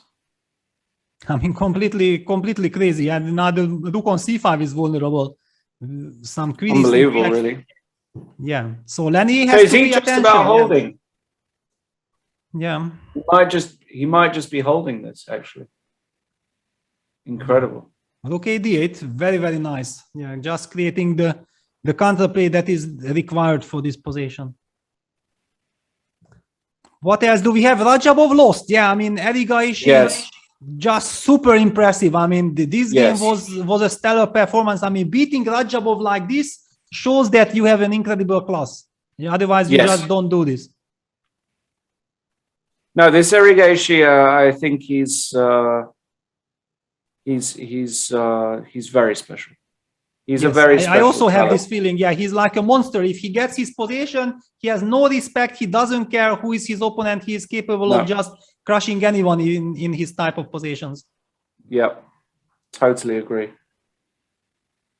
Super impressive. So what else Yes. do we have? Yeah, Hans Niemann is running around with his king, but okay, it's two. No, it's just one. Okay, at least the position is slightly better because the game still continues. But of course, White is winning. But very down to 30 seconds. Okay, some minor hope, but of course it should be lost. And what else do we have? Wow. I mean, the Duda. Wow, what H6. a game. I mean, H5, H6. Crazy. Okay. I mean, I even don't want to make a move. I will just highlight that. I mean, everything is locked and suddenly there is a tension here with these 4 pawns. You don't see that often. No, but it looks like a good move to me. H6. Yeah, trying to break. Trying to create. Maybe here you can be. Can you be clever and play a move like Bishop H4? Wow, just to sacrifice the pawn. Just sack, and if he goes HG, Bishop G5, Rook H5, Bishop B2.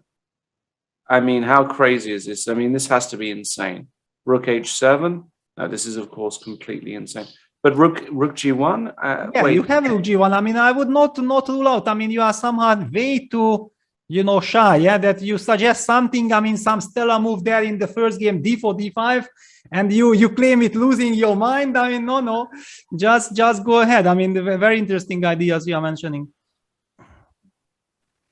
Okay, but okay, yeah. After A6, it's like the one has the feeling that there is so much tension in the position. Yeah, because. Also, H take G5, FG5, who will benefit? Yeah, of course, if Black can capture the H5 and then get the knight to G6, it's wonderful for Black, but there is no guarantee that he will get it. The move Bishop H4 is interesting. Rook H1 may be also interesting. Very intriguing position. Very intriguing. Yeah. The other Jeffrey has won, so Jeffrey is Jeffrey has out of 3. Congratulations to him. I mean, he's just playing brilliant chess. He's just a brilliant player. I really love to watch him play. In fact, this round has been full of blood. Jeffrey win, Levon win, Arjun win, Mamajarov win, Wei Yi is going to win.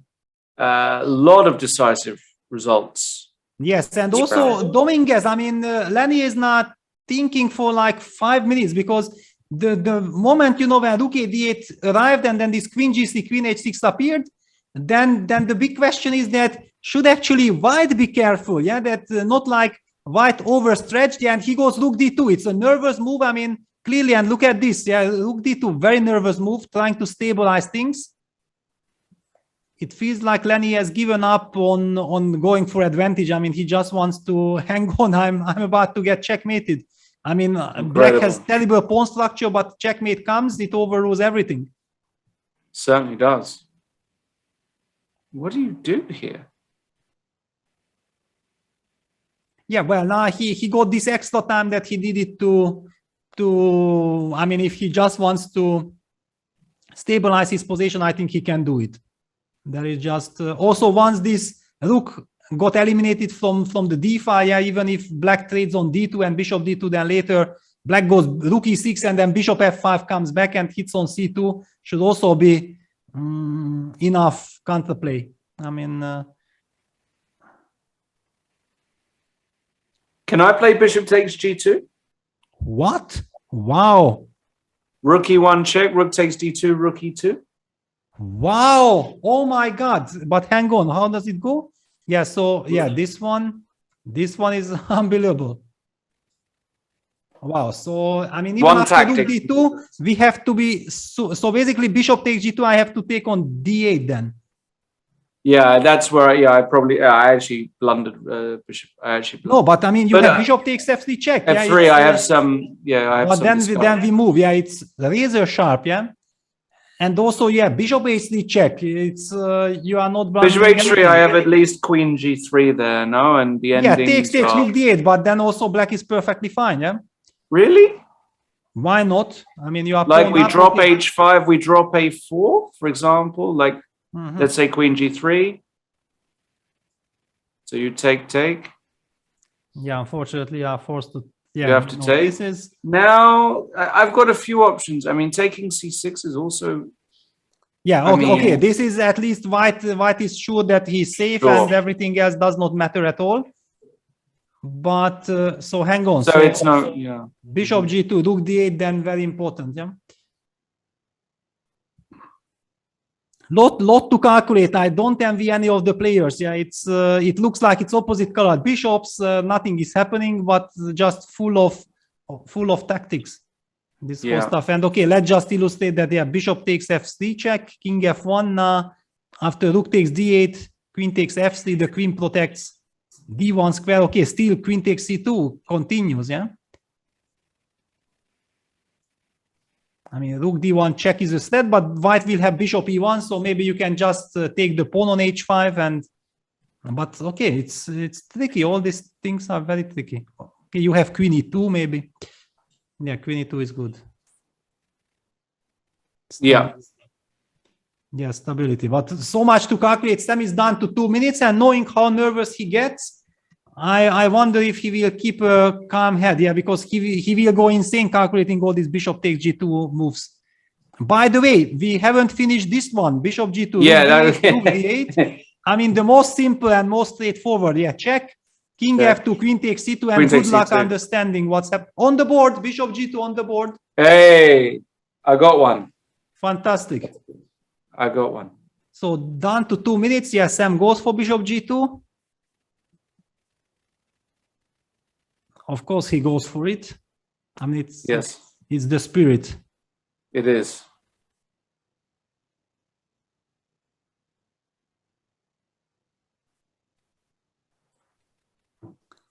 Wow, this one really could go all three ways, huh? Yeah, but I also feel like this is the game of the momentum, yeah, because the game Jan Krzysztof, just a very quick update. Black has stabilized. I feel like black has stabilized. All the danger has passed. White with the bishop on g3. I don't think that white has any chances of going for something. But and okay, the value game is completely crazy. I mean, okay, it's 2 pawns up. Black's king is on c1. It should be a total win.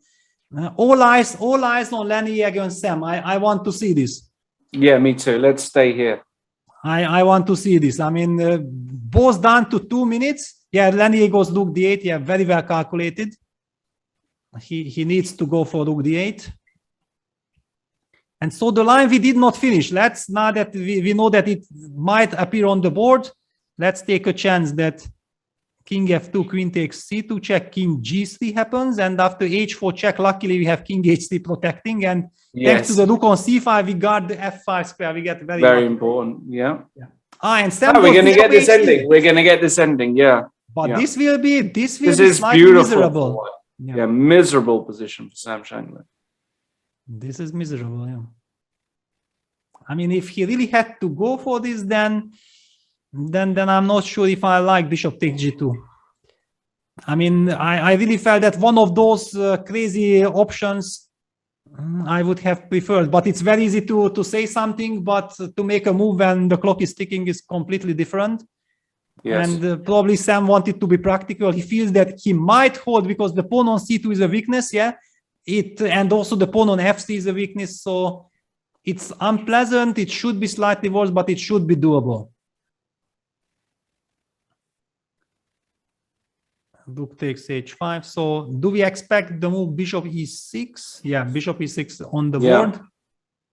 So what is the, he wants to put the bishop on d5, or how does he want to do it? Like rook d1 check, bishop d5, rook d1, rook c1 maybe, or? Yes, exactly. Now white is,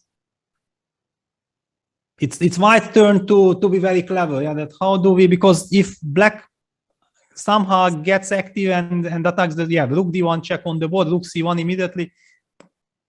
But the a pawn can be very, very dangerous long terms. But also f3 pawn will, I mean, how do we deal with this f3 weakness? Yeah, because I mean, just to highlight, yeah, like rook takes a4, rook takes c2 check, king e3, then black will definitely put bishop on d5, then we'll try to go rook g2 and create something here against these pawns.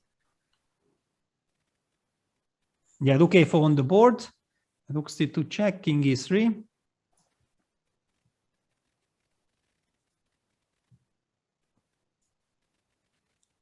Yeah, it's all logical.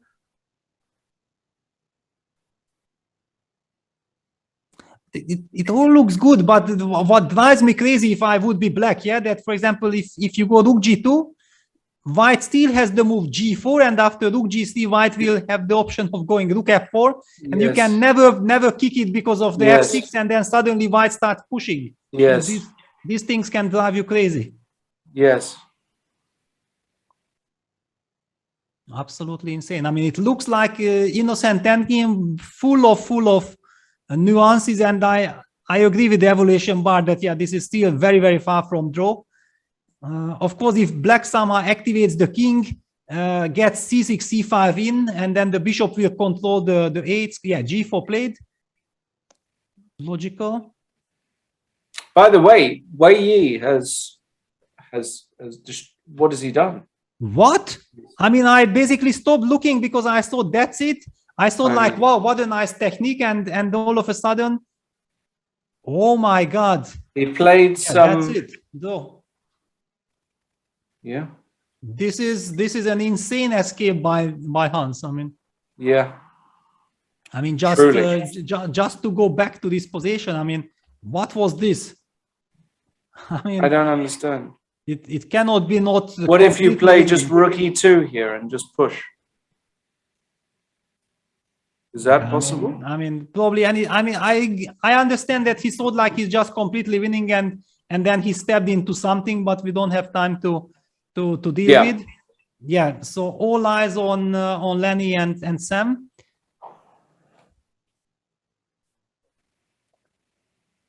I mean, I have a feeling Lenny is going to win this.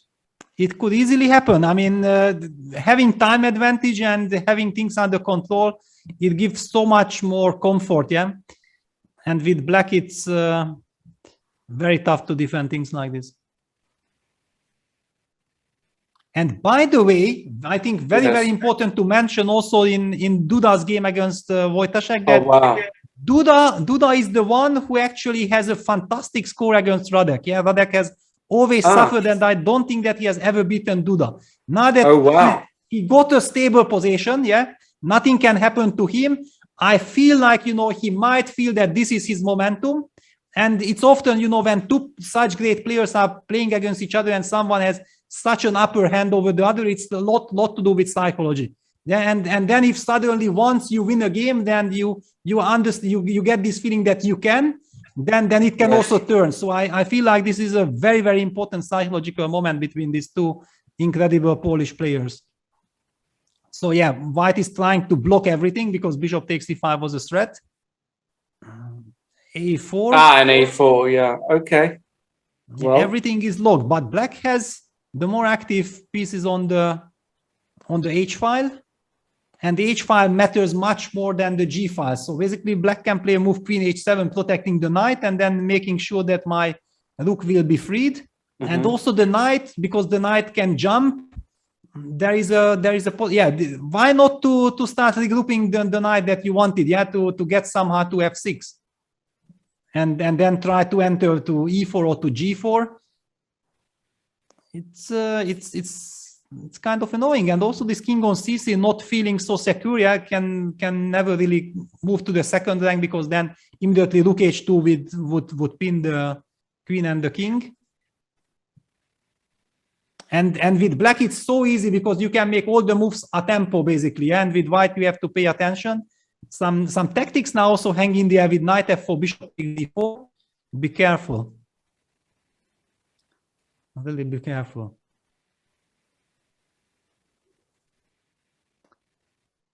Yeah, lot of action. Yeah, lot of action. I mean, we can't even take a breather because really we've had no breathers since we started. Not at all. I mean, this is also my philosophy that if the players give their most, then as commentators, it is our duty to follow all the actions. I agree. It's just lovely, and okay, we have to pay the respect for the players for their incredible. What about g5 here? How crazy is this move, or is it sensible? Well, maybe it's a little early, yeah, because if you play g5, I take rook f5 or rook g4. Yeah, because rook g4, rook f1 you want to play, right? Yes, rook g4 and rook f5 I have rook f5, rook g1, yeah. Yes. So yeah, sorry, it's too early. Look at this. Look at this. Then he plays the move b3. I mean, in general, a terrible move, yeah, unless you calculated everything and you understand that it's fantastic. Rook a3, rook a4 he wants. Yes. This is absolutely genius. It's the idea, but what does it really bring? So rook a3, rook a4. Yeah, rook a3 on the board. Now rook takes b3. Will white play maybe a6? Can he push a6? Maybe a6. Yeah, maybe a6 as well. It's well, rook a4 on the board. He wants a6. If black panics or keeps a cool head, he can take and go bishop c4. Maybe that's that's a professional way. I mean, sometimes it's nice to panic, yeah, because then you immediately spot how do I survive, and okay, that's it. Wait, is that it? No, bishop b2, bishop a3. Yeah, bishop b2, bishop a3. Exactly. Yeah, it's not totally it. No, not totally, but I mean, just to show this construction. Yeah, also. Crazy.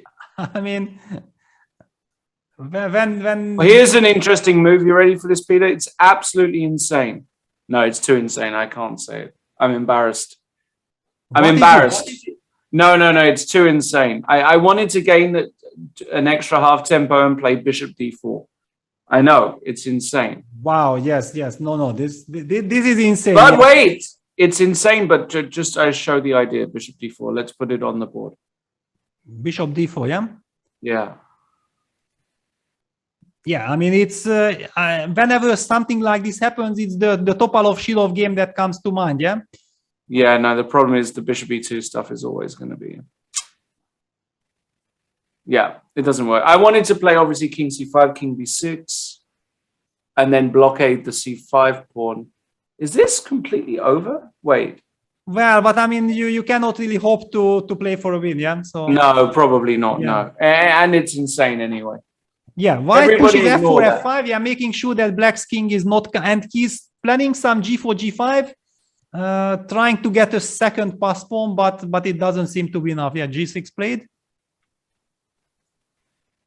Now g5. Well, that would be, of course, the move that the game deserves. But unfortunately, if you play, then you just can't give a pawn like this. Yeah. Yes, GF, GF. It's going to be a draw. Gonna be a draw, of course, yeah, because, okay, black can just set up a fortress. Yeah, bishop a6, bishop a3. But okay, still some little questions. Yeah, bishop c8, bishop takes c5.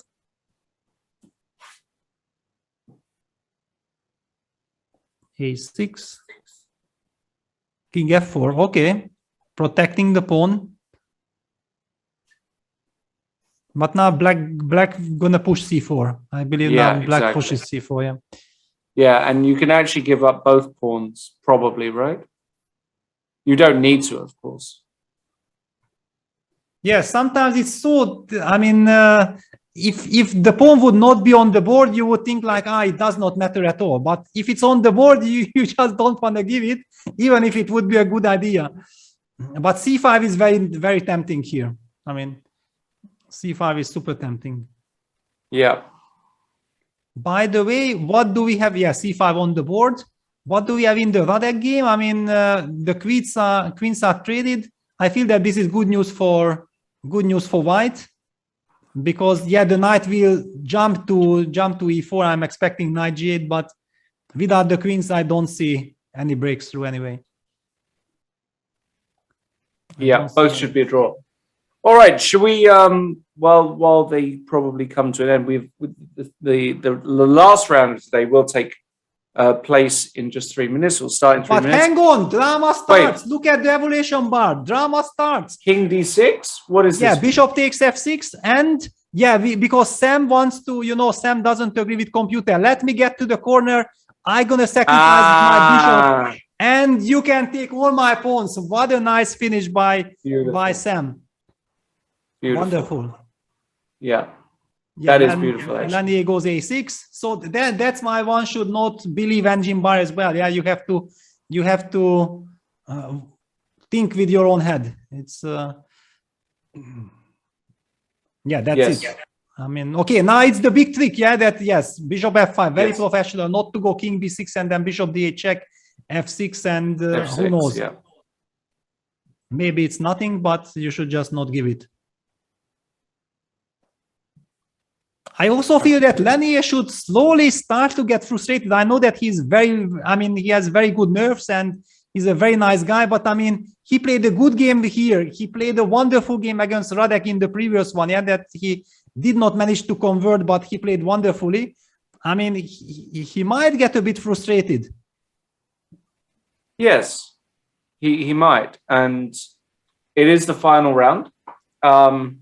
Obviously, guys, want to remind you all, please do check out our offer of the day, 40% off using the code Road to Miami, the FTX Summer of Chess. Of course, this tournament is a qualifier to the FTX Cup taking place in Miami. Some very lucky people will be out in the sunny, hot, and humid Miami, battling it out for a bunch of money and pride. And of course, remember, you guys, get yourselves an FTX account. They're, a fantastic sponsor to have, pioneers in the crypto space. And also, it's going to be very useful for you to get an account, because as this tournament goes on, we're going to be revealing to you the key concept. It will be revealed in a bit more specific terms, but if you want to be part of, have the chance to win great prizes, in lots of different forms, cash and NFTs and all kinds of things that are going on, you're going to need to have the key. And in order to have that, you're going to need an account. So please do go and sign up. It's free of charge, obviously. And in the coming days, I'm sure we'll have perhaps a bit more text and information for you guys to digest absolutely everything. And there's going to be tons more things going on over the next few weeks, which will be published the more we know. We're going to have simultaneous events and arena events and all kinds of stuff. It's going to be really, really jam-packed. And remember also, the Improvers Pack is available for you guys. Go to chess24.com/free. It is free. Anna Rudolph, Simon Williams, Daniel Naroditsky, giving you free knowledge. Also, get yourselves over to the wall, new.chess24.com/wall. You're going to be able to solve puzzles on there, read news items. There's going to be a whole bunch of different things on this, effectively almost like an Instagram or Facebook feed like concept with tons of stuff. The next round has already started, so no time to breathe. The story, though, very quickly. Jeffrey Zhong on a perfect 3 out of 3 or 9 out of 9. Remember, it's a football scoring system. Arjun Erigasi who had a scare and has won a brilliant game against Aronian in round 2, brilliant game against Rajabov in round 3. Now playing Rapport with Black, you know, he could definitely win that. Those and Mamijarov also on a solid 2.5 out of 3. Those are the guys leading the way. Which game first, Peter, for this final round? Well, I actually see that lot of action is taking place already.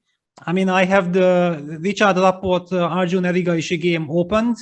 It looks like a very sharp Italian, because it's not the standard one. They were tricking with the move orders. Black has not yet castled, yeah, so all kind of G7, G5s are in the air if white castles.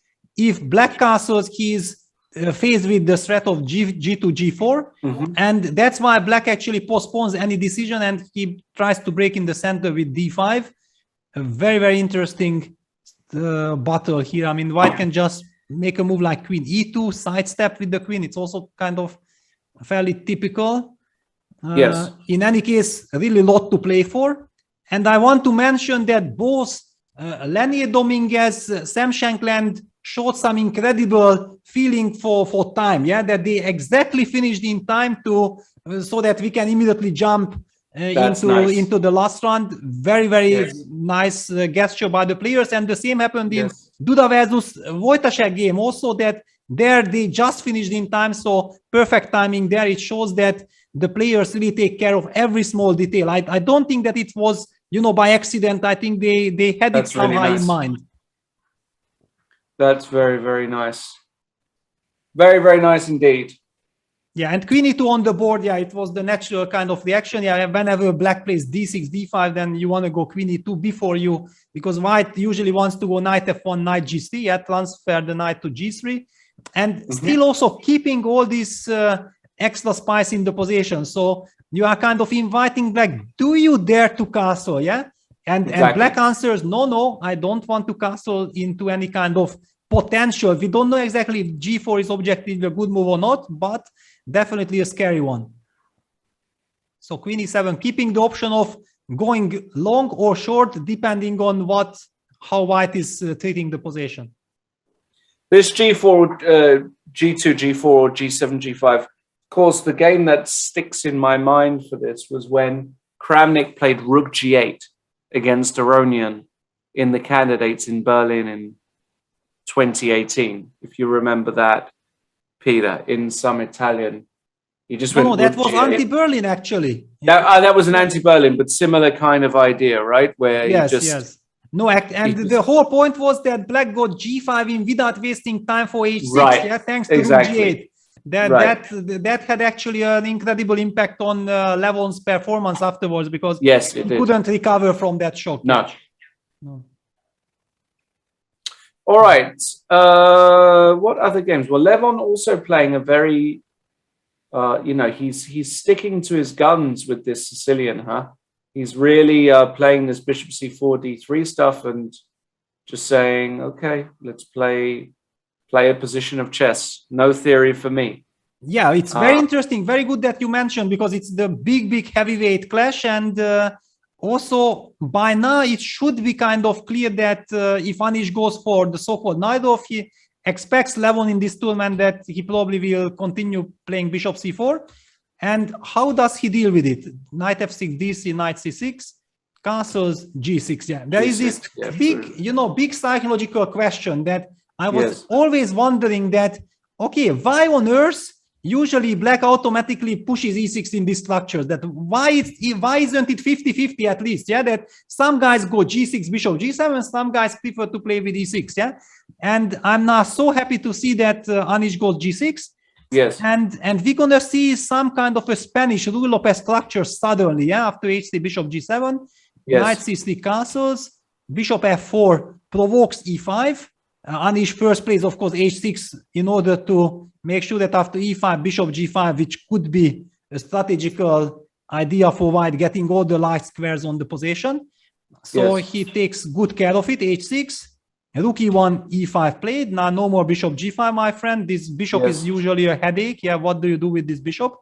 bishop d2, king h7, a3, a6, and now we got this some kind of a Ruy Lopez structure where usually black moves the knight to a5, then pushes c5 and comes back with the knight to c6. Now he has done that at once. On the other hand, white has not wasted any time with his knight, you know, these long maneuvers to try to get to the d5 square. It jumped to c3 and it already eyes the d5 square. So everybody has gained some tempo, and both guys are super experts in this structure. Very interesting to see how this game develops. And in fact, it develops, yeah. Knight d5, takes, knight e7, bishop a2. That's the current position. Yeah. All right. Anything else? Yeah, well, I think a lot of things. First of all, it seems like Sam is stopping Jeffrey. I mean, it's a slight, tiny but long-lasting advantage. I mean, very difficult. I mean, not difficult, but very unpleasant to defend this kind of stuff with the black pieces.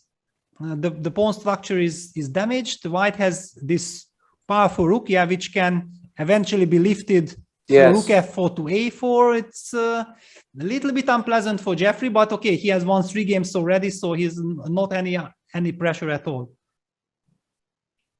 And well, the game certainly isn't over. I mean, black can't really win this position, of course. Well, I mean, anything can happen. We've seen crazy stuff. But yes, white has got a stable advantage. Yes, I mean, okay, 2 games still did not start, yeah, because they were the late finishers. In fact, 3 games did not start yet. Okay, and wow, I mean, Anish actually went for f5, and this is what I wanted to say, that the seemingly strategical battle can become very sharp, because after bishop a2, Anish played the principal move with f5, yeah. He did, yes. f5, b4, and f4. Look at this. Your king's in the structure. Yep. bc5, dc5, and a4. Like, I like the way also how quickly. I mean, this is by far no theory, and they have and look at Levon's clock. He's 60 minutes on his clock. Yeah, but his position doesn't. Do you like Levon's position here? Because I don't. Well, it's very double-edged. It's so difficult because, okay, yes, I understand you have potentially this mating net, but I mean, mating attack with g5, but the white bishop on a2 is very strong. Yes. The pawn on b6 and e5, 2 potential big weaknesses. So white has all kinds of bishop c3, queen c1, queen b2, putting pressure on the b6 pawn, eyeing the e5 pawn. So lot to take care of. It's not the simple way that I'm just going to push and get some mating attack going. That's true, yes. But the big question is also that how do you do? Because, for example, a move like rook b8 and queen d6, will protect the pawn. But if there will be a third attack on e5, you will have to go knight c6. When already white will have, I mean, this bishop d5 idea. Yeah, this is kind of the long-term question, that how will black be able to deal with this? Yes. So what else do we have? The other games have kicked off. A lot of tension in the game between Rapport and Erigasi. Yes, exactly. You know, let's jump in there. D4 on the board. D3, D4. Wow, actually, if it works, it's almost terrible for black, because e takes d4, runs into e5, kicking the knight away, and after the knight moves to d7, then thanks to this queen d3 idea, white will simply be able to capture back on d4. But also, how do you stop the mate? Maybe something went horribly wrong for black. Yeah, somehow this is... I mean, white can even just take back cd first, because you anyway can't take on d4, because then finally there will be this double attack, queen d3 settling checkmate and the bishop. Wow, it's a total disaster. Yeah, it's really bad. So how did this happen? It looked like everything is more or less professional. Yeah, queen e2, queen e7. Yeah, white was still insisting on not showing his cards with knight f1. Rook d8, maybe it's a little bit already too much prophylactic this rook d8. Knight g3, castles. And okay, of course, black could have probably just taken on e4 and released the tension, but he wanted too much, and with b5 he just blundered this d4. So yeah, b5 basically it's a one move blunder. Yes. And Richie, of course, very alert and super sharp to punish any such mistakes. Yeah, actually, this already looks actually it looks dead. No. Yeah, and how disappointed and how upset Yes. Arjun should be with himself. Yeah, he's really kicking himself. He just played a wonderful game against Rajabov. Yeah, we were praising him the game before. He had this incredible final moves against Levon Aronian, and then suddenly one terrible move with b5, and it can cost the game. And finishing the day with such tone, it's a terrible feeling. Certainly is, yes. Now,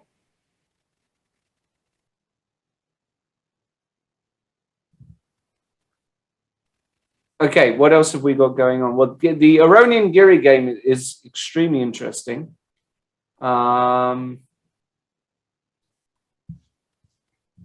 Yeah, wow, actually, to me, it's like shocking. What? I mean, you remember we were discussing that Yes. the main idea is to put bishop on c3 and then the queen to b2. And instead of this, Levon played the move c2, c3. Is it a mouse slip? Instead of bishop c3, plays c3? I just don't understand it. He wants to play d4. Yeah, he wants to play d4. Yeah, but it's somehow too deep. Yeah, it's just too deep for a rapid chess. I don't know. It's and Anish immediately using the momentum to go b6, b5, also showing that how unhappy he is with his position. Yeah, that he immediately uses the chance to somehow try to change the structure. Yes. b5. So what do you think now? Yeah, before you said that you like black with all these ideas. Now we see that the ideas are not coming on the king side. No. What is your take now? Oh, I intuitively it feels like black is worse, but it feels like the kind of position where there's still a lot of danger for white if you're not precise. Like you have a lot of weaknesses as well here, and yeah, I don't know the best way for white to proceed. Like, and I can already imagine just being very careless and taking on b5 is a mistake. So what should you do here? I'm not entirely certain, and I'm just going to make sure that there is enough light. Looks like there is from outside, because it is getting dark and I've got no lights on. But I don't know what the best move. Do you just go d4 anyway? But you know. Yeah, maybe you go d4. I mean, as you said, yeah, if c3 was intentional, then d4 is very logical. I mean, just imagine if by some mysterious reason it was, yeah, bishop c1. Yeah, that was the other move, that trying to get the bishop first to a3, and then go for d3, d4. This is also a very Aronian move, bishop c1. Yeah, very much. I mean, super high class. Absolutely super high class. And yeah, wow, we have some Petrov duels, you know, some Petrov duels in Sam Shankland against Duda, very interesting one, and also Vey against Lenier Dominguez. I mean, basically one feels that the candidates is not over yet. Yeah, the candidate spirit is there. The Petrov is developing, and we have developments. Okay. So first, let's discuss this game. And by the way, also the Sam Sevian Jeffrey Chong game was a Petrov as well. So 3 Petrovs in one round. Lots of Petrovs, yes. Yes, takes, knight c3 takes, bishop d6, castles, rook e1, c5. Yeah, this is a modern way of dealing with this. I think there was a game between Shankland against Laporte in Vaikanze. I think that this Queen F3 C4 Bishop F5 was played already by Sam, and Sam seems to believe in this. He repeats, and Duda goes Knight B6. I think this is not the recommended move. I think that the line how it goes is Knight takes E5, and then somehow after D takes E5, you are playing some Rook E8. There was also the game Jan Nepomniachtchi against Lenier Dominguez in Bucharest. I think they were playing something like this, very similar. So lot of theory here, but the move Knight B6 doesn't feel right. Bishop takes C8, Queen C8, H4, F6. I mean, White will have some very powerful initiative, and the pawn on D5 is super weak. So actually, one should not be fooled that White has double pawns and things like this. It's much more the D5 pawn, and imagine some A4 and also Rook B1, Rook B5 ideas hitting the D5 pawn, combined with some H5, H6. Oh my God, this is horrible. Horrible for black. Goodness me. Absolutely horrible, yeah, because this is I don't know what went wrong. I mean, something definitely went wrong, because if you play this setup with C5, you have to know exactly what you are doing. You just can't play by hand. Rook E8. Can you just go Bishop H6 here immediately? Wow. Punishing on the spot. Yeah, Bishop H6. But maybe I will just go Bishop F8. Yeah, and now the question is, well, there are a few questions, but can I now just put the bishop on F4 and claim that I found a square for my bishop? Also, I'm not sure, actually, it's on pre, right? So do I have a good, sensible waiting move here? But I don't know. Okay. I don't think that you Not need necessary. any fancy stuff, yeah, because Okay. you already have the advantage, yeah. If you have the advantage and you can keep the advantage without any fancy stuff, then okay, then let's not waste energy for something that is not necessary, yeah. That's kind of my feeling. Of course, you have to spot Bishop H6. You have to make sure that okay, Bishop H6, maybe it's winning. Then you discover that Bishop F8 kind of it protects the position, and maybe I don't need it. And then instead of keep on hitting it, that I should try to make sense to it. Sometimes it's better just to leave it, yeah. But it depends on the position, of course. And the other Petrov is very against Lenier Dominguez, also a very, very principled variation happened here, I think. I mean, and we all know that Lenier usually is incredible deep theoretician, and very also someone who fights for advantage with White. So what did he add? This Rook E1, the very, very standard and fashionable move. Rook E1, Bishop F5, Queen B3. Now Black has two different moves. Yeah, Queen D7, the more popular move, but also Knight A6, kind of some drawish variation with pawn sacrifice is there as well. Lenier opted for Queen D7. And we see C4, C5. We haven't been seeing so many C4, C5 because in general, one always says that White doesn't want to close the center so quickly, yeah, because the knight on E4 and the potential attack on White's king, this is kind of some basic knowledge. C5, Bishop C7. So if White already goes C5, it means that he is very well prepared and he has some concrete idea. Knight BD2. Rook E8, okay, logical, yeah, protecting the knight, and Knight H4, yeah, okay. So that's White's very, very direct way. I mean, looks scary because there are all kinds of pins on the E5. Yeah, Knight takes C5, an option maybe, but probably it does not work. And the players also blitzed out, so I'm assuming that this is kind of some preparation. Bishop E6, Bishop retreats, also kind of very typical because White cannot take on E4, then D4 opens up the bishop. So White usually, yeah, Queen C2. Also, Fabi did something very similar, but without pushing the pawn to C5. Knight H4, Bishop E6, Queen C2. Yeah, this is like the standard stuff. But actually, the one that Fabi played was a very hidden one. It was very hidden. Knight A6, A3, Bishop G4. Wow, Bishop G4. Okay, okay. This has to be preparation. Provocative. Or otherwise, you spend half an hour on it. Yeah, it's Otherwise, you just giving up the e4 knight just like this. Yeah, it has to be preparation. So what is it? Takes. Bishop e3. Okay, so both sides have some problems with their knights. Queen f6 tempo, knight f3, takes, rook d8. Okay, this is the current position. White has two bishops. Yeah, one would say that this is lovely, but probably black has some bishop e5, bishop d4 ideas.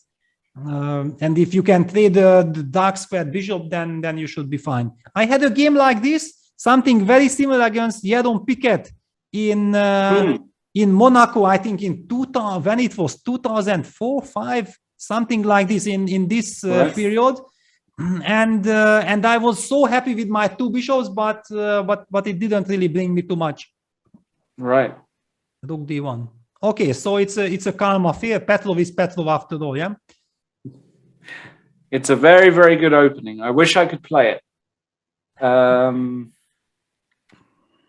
But okay, it's you know it's I always had big respect for Petrov, yeah, because okay, I faced it against Kramnik and it was always a total nightmare. Yeah, for example, in Brisago in the match, I give up playing e4 because of the Petrov. Yeah, I just felt like I cannot do anything against this Petrov. But from the black side, I never really played it. There were some games that I played in the period of 2001 to 2002. I mean, or from 2000 till 2002.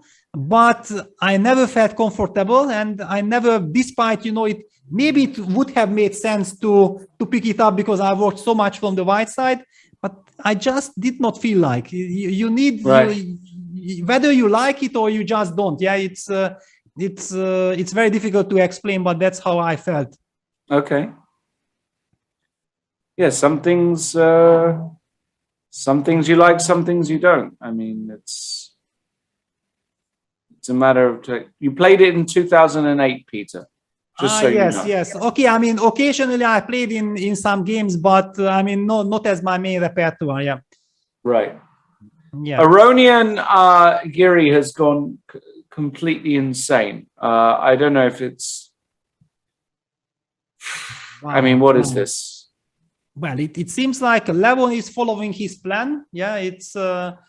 I like the way Levon is playing this game. Very, very nice. What he's doing, and I feel like Anish is in some kind of a trouble.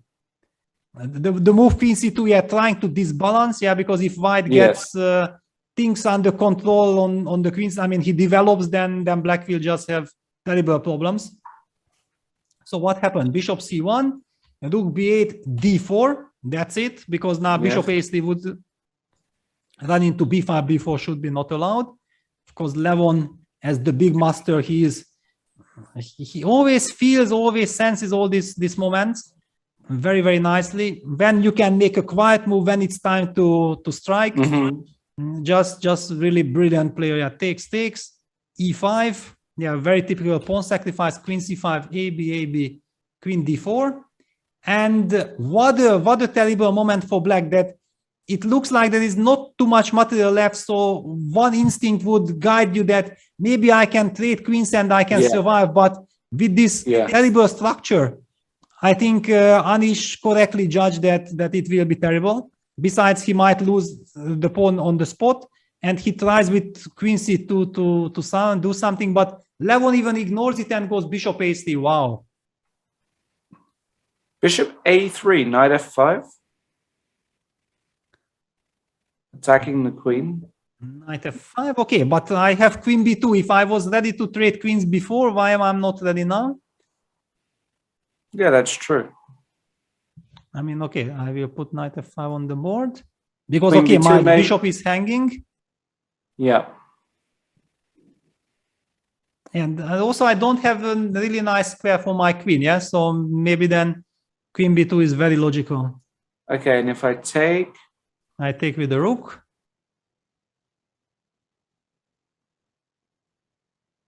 I want to play. No, I can't make it work. I can't make anything work. So we have equal material here, yes, but equal material, but yeah, the bishop on G7 is terrible. The pawn on F4 is too far advanced. I have this very powerful e5 pawn. The pawn on b5 might just fall, and besides also the rook has, I mean, my bishops are just very strong as well. Yes.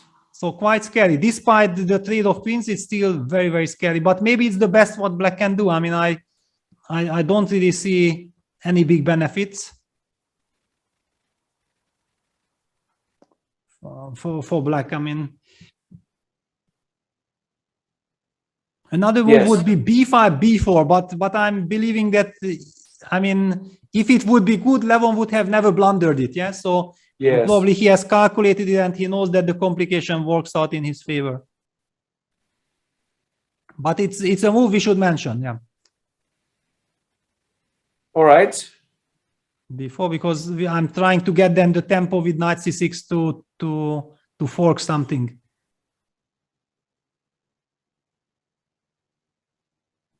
And I actually even feel that here now white needs some computer precision, because just automatic natural moves might give me some hope. Right.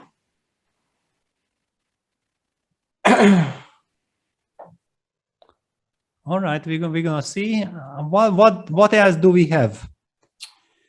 Well, Sam Shankland, Duda, just very quickly. Look, yeah, what happened here? I mean, oh my God! I mean, I really feel for Sam, because this is horrible. I mean, we say that okay, white had such an incredible advantage. I mean, it blundered a pawn. Oh my God! It looks like. Oh my God! So what was this? Knight g4, rook e8. He finally opted for bishop d2, so no fancy business. Right. And rook e4. Okay, this is a psychological shock, yeah, because this incredible touch, yeah, just to show that the justification is that white can't take the pawn, because then f5 forks the queen and the knight. And after knight e4, I mean rook e4, knight e3, rook f4 was the move that probably Sam just missed. Yeah, kicking the queen away. And after queen h5, g6. g6, you just blunder the pawn. Yeah, you take the pawn. Okay, the big question is that since the position was so good, maybe even after blundering, it's still not too bad. But oh my God. Queen f3. Oh.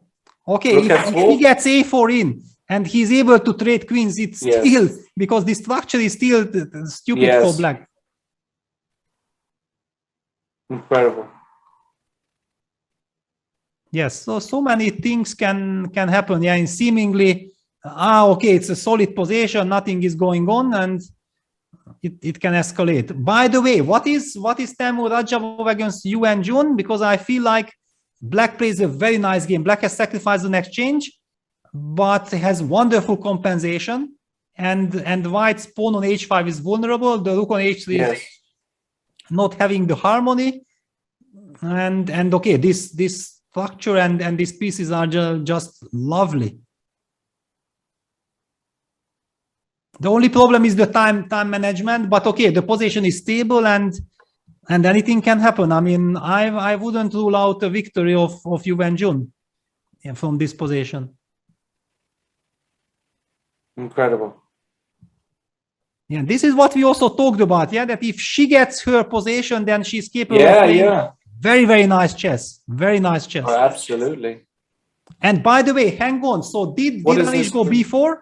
Did he go b4? No, yes, he played b4. Bishop b3. Queen f5. Bishop takes b4. Knight c6. Queen d6. Rook takes b4. I mean, I basically like what Anish is doing, that he's trying, I mean, he sacrificed the pawn, but he tries to change the character. Yes. Of the position. Bishop b7, but queen c3, and where is this rook going? Looks very difficult, no? Yeah, still looks very difficult, because actually bishop g8 check is there as well. Yeah, so you can't retreat the rook to b5 because of bishop g8 check. Oh, nice spot. Yeah. Wow. Wow. Okay, so it's so then it's terrible. Then it's terrible. I mean, I told you that basically knowing Levon, he definitely kind of invited b4, because if anyone else goes bishop a3 in that position, I would say, okay, hang on, what is this? Did he miss b4? But Levon will never miss, and he probably calculated very deeply and had foreseen this bishop g8 trick. So what to do then? Rook e4 is only move? But rook e4 looks horrible. Then also just a move like bishop c2 is already so disgusting that you even don't want to look at it. Looks bad. Yeah, looks bad. And meanwhile, Anish is suffering. Yeah, Anish is suffering. Anish is suffering. Meanwhile, Peter, Sam Sevian has just played a beautiful pawn move. Wow, incredible. And look at this rook on a5. An absolute, I mean, yeah. And the point is that after h takes g4, he wants to go f5, creating the outside pass pawn. Wow. And is this winning? Rook a6, h6, rook b6. And rook e8 rook the final touch, yeah? Oh, that's so beautiful. I think this is the... That's so beautiful. I mean, insane, yeah, that how good these guys are. It's just unbelievable, yeah? I mean, and this is why I'm loving this, that we get the chance to seeing these players, yeah, because we all know that how brilliant the absolute top players are, but these guys are also so sensational, and spotting all these things, unbelievable stuff. Yes. G4. Wow, I mean, okay, that just the problem is that black can't really even ignore it because white is setting f4, f5. So unless black plays f5 himself, f6, f5, but then you run the risk of losing just everything slowly. Yes. Yeah. So you have to calculate hg4, f5. Okay, we have to take h5. We are losing any pawn race, so we can't. We have to bring the rook back. Yes. And then after h6, we have to play rook b6, and then this rook e8. Yeah, just. Amazing. Do we have a chance to hang on to our pawns or something? I don't think so. I mean, that's also our queen side is so weak. Yeah, I mean, if somehow the king could run to f4, I would hope, but unfortunately, if king e6, queen e8 check puts an end to all these dreams. Yes. Yeah, and then it's hopelessly lost. Wow. Okay, so maybe finally someone will stop Jeffrey. But look at this. Anish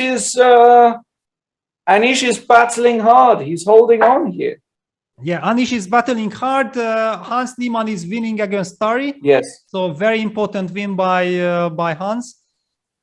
And what is it? Okay, but still you need this pawn on h6. If the pawn would be on h7, I would believe in drawing chances. But like this with the vulnerable g6 pawn. I don't buy that Anish can survive this.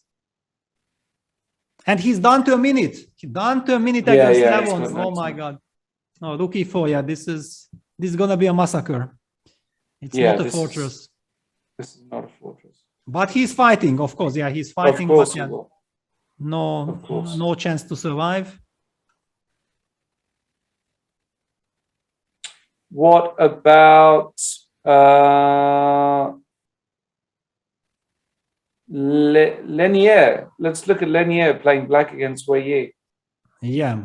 Wow, actually a very, very interesting position because it looks like black is almost busted. Yeah, it looks horrible, but maybe just fine because the bishop is pinned. Yeah, white is not able to step out of the pin.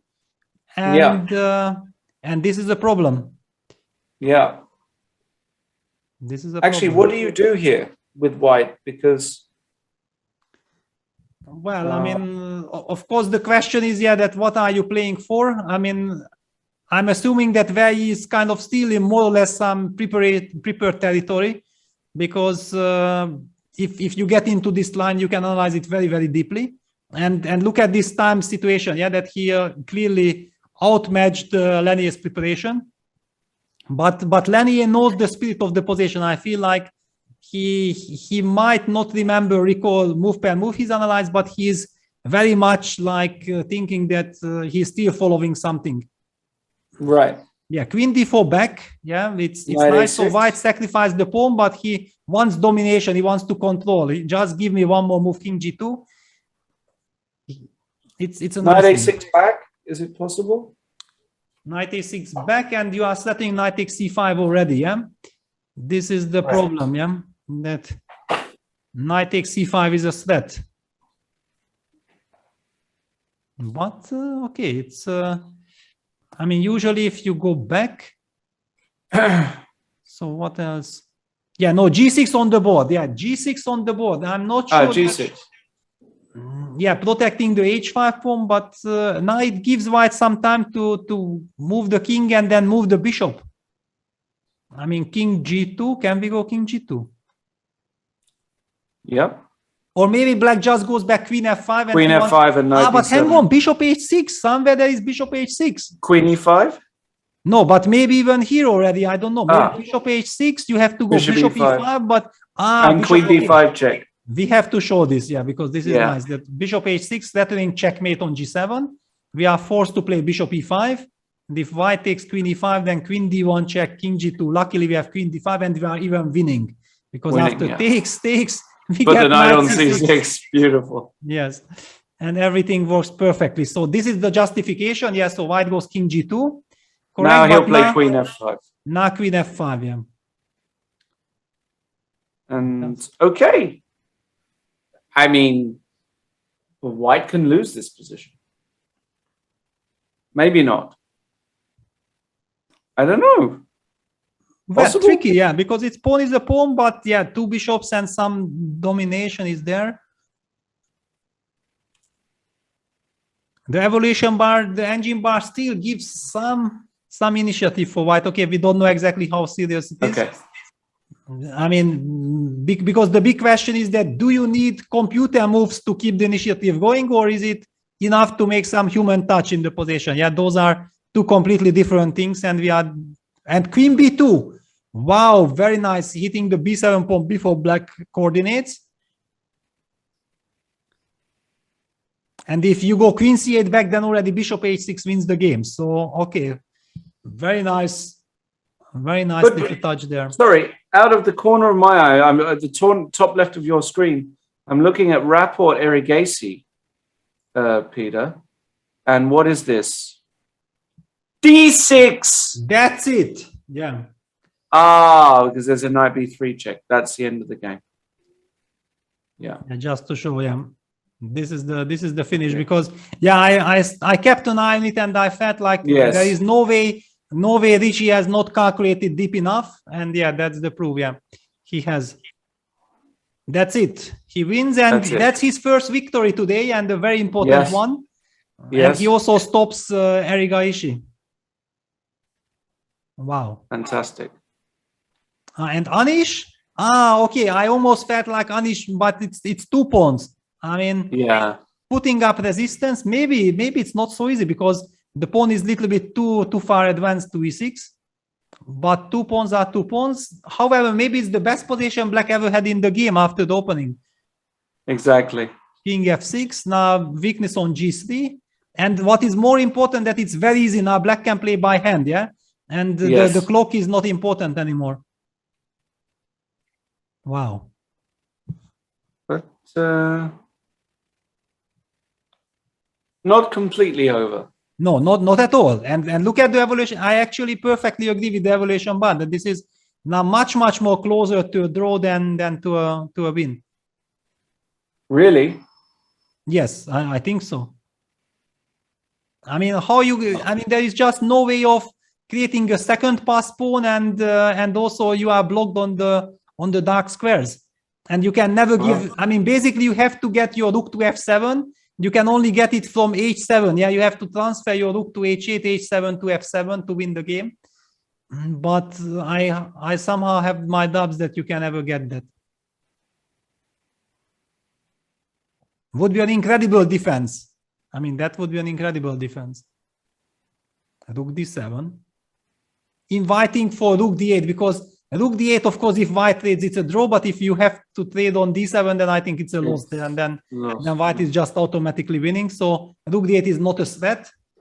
It's more like a psychological threat, but not a real one. Mm-hmm.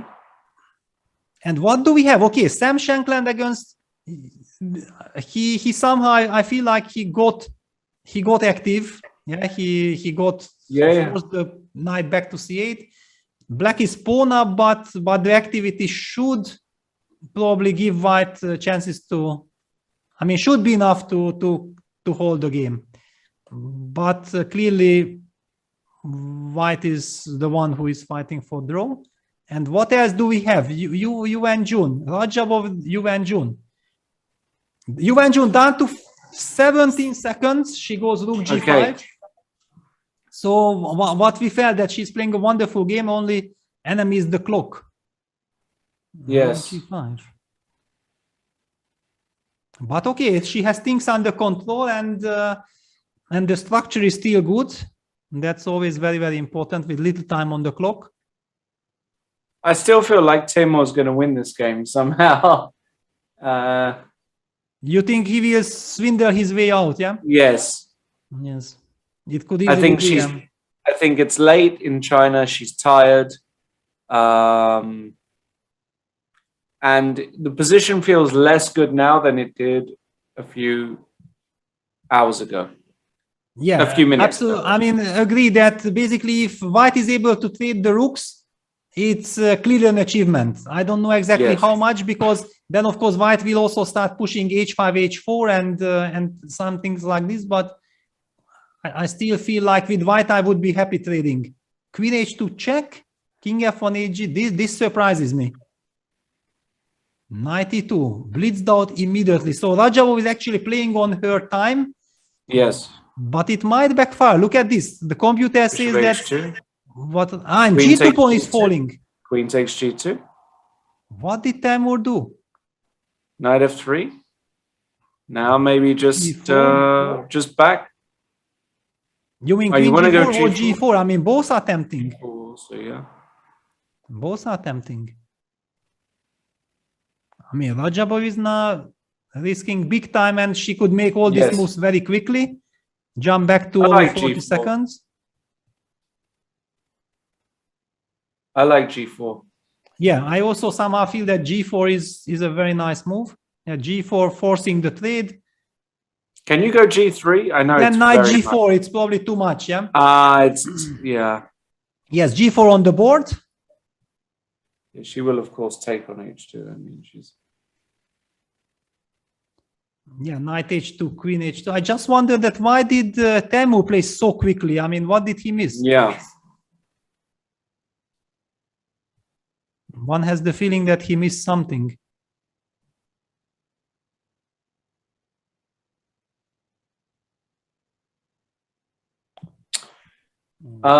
Just looking out the corner of my eye, the Dominguez game has Wei Yi made a lot of progress here. Made a lot of progress, yeah. I mean, now he's actually pawn up. From pawn down, he's pawn up.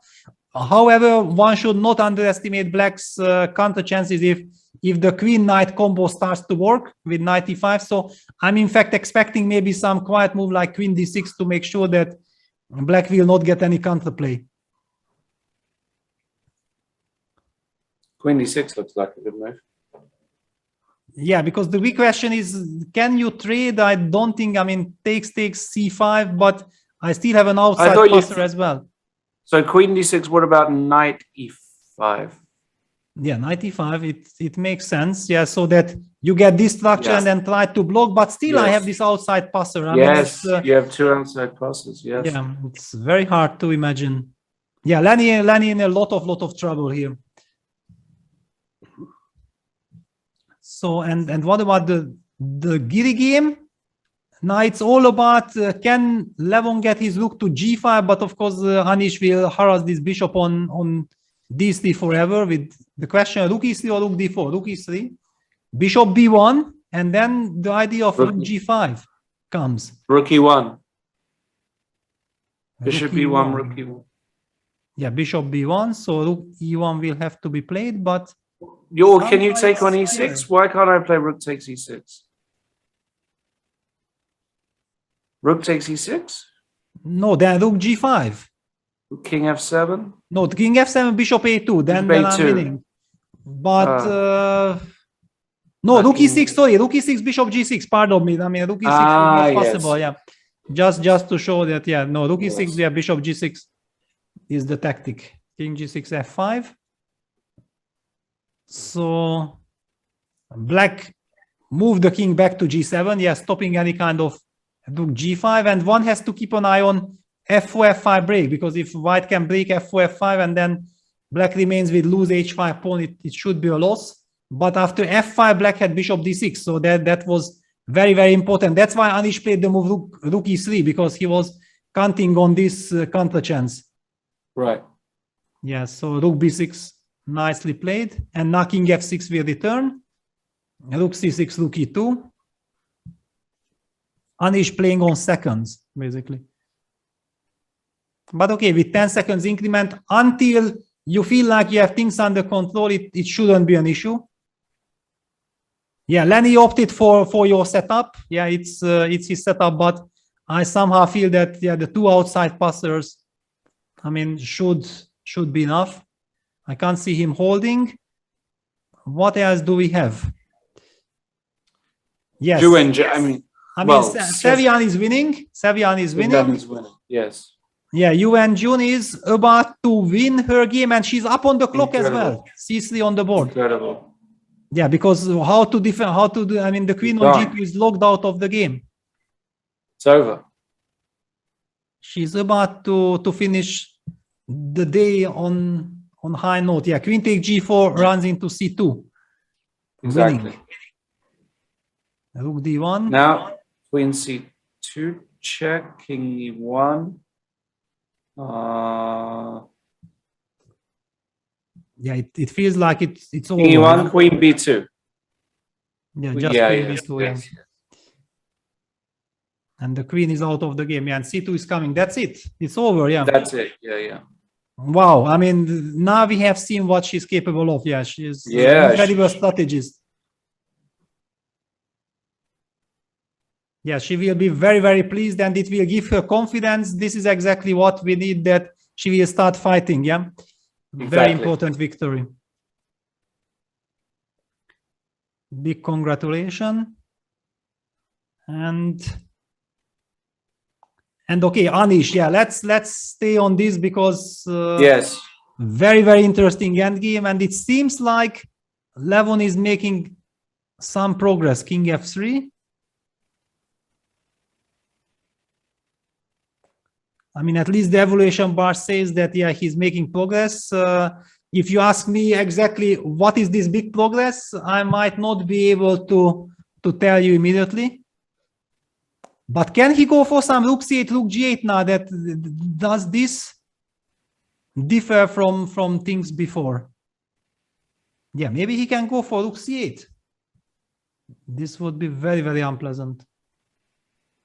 And just rook g8 is the threat, yes. Yeah, so you have to give a check, and then you have to try to harass my bishop, but maybe I can, with rook c8, I can put the bishop back to c2, for example, just to illustrate something like, okay, check, king g2, check, king h3, you harass the bishop, I play bishop c2, rook a2. And then already I'm dreaming of rook g8. So we have to come back to a2, but then already it feels suspicious. What happened? Rook c6. Levon played rook c6. I don't get it, because, yeah, all these things are happening.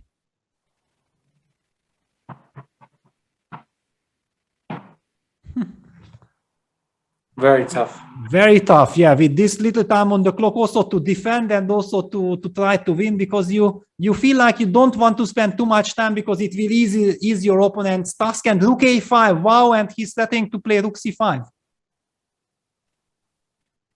So actually, Levon has to move the bishop, and after rook a2 check, then he needs to move away with the king. He can't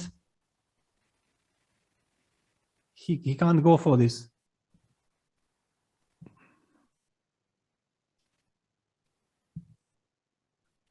Very, very nicely defended by Anish Giri. Yeah, but still, maybe it will bring absolutely nothing for him. Yeah, if he finally loses, then he will say, hell with it that I was defending so well. It might hurt even more, but if he saves it, then he will be very, very pleased with himself, that's for sure. Rook c3, yeah. Levon just changed his strategy. All right, you defended everything. Now I will just start another 100-move torture. Yeah, it's going to be a long one. The bishop protects the pawn. You cannot change the structure of the position. Now white can again maneuver forever, and then later try to find some way to break. Okay, this gives us a chance to move to some other game. Yeah, let's go to... Where should we go? Lenier maybe, yeah, because Wei is also playing so well. Yes. I mean, Wei is doing very well, and he's making progress. Exactly what we have been talking about, the outside passer. Yes. But how do you break through? Yeah, bishop c3, very nice. Now he's also eyeing some g4, g5, and he wants to provoke d5, d4 when he can move the bishop back, and his king will get the anti-squares.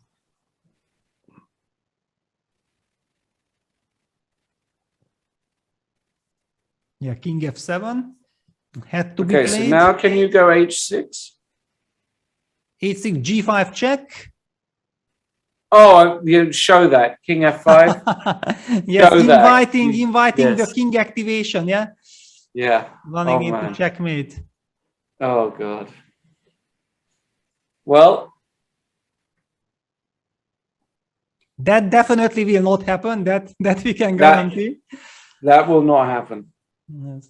But then again, Peter, you did say there's no way Richard plays bishop a4, and he played it. So strange things can happen. Yeah, but not such strange. Yeah, king f7, bishop b2. Very, very nice play by Wei. Black is kind of in some zugzwang. Yeah, the king cannot move. Probably the knight has to move. Yeah, knight e7, because the knight is not needed yet for the blockade. Mm-hmm.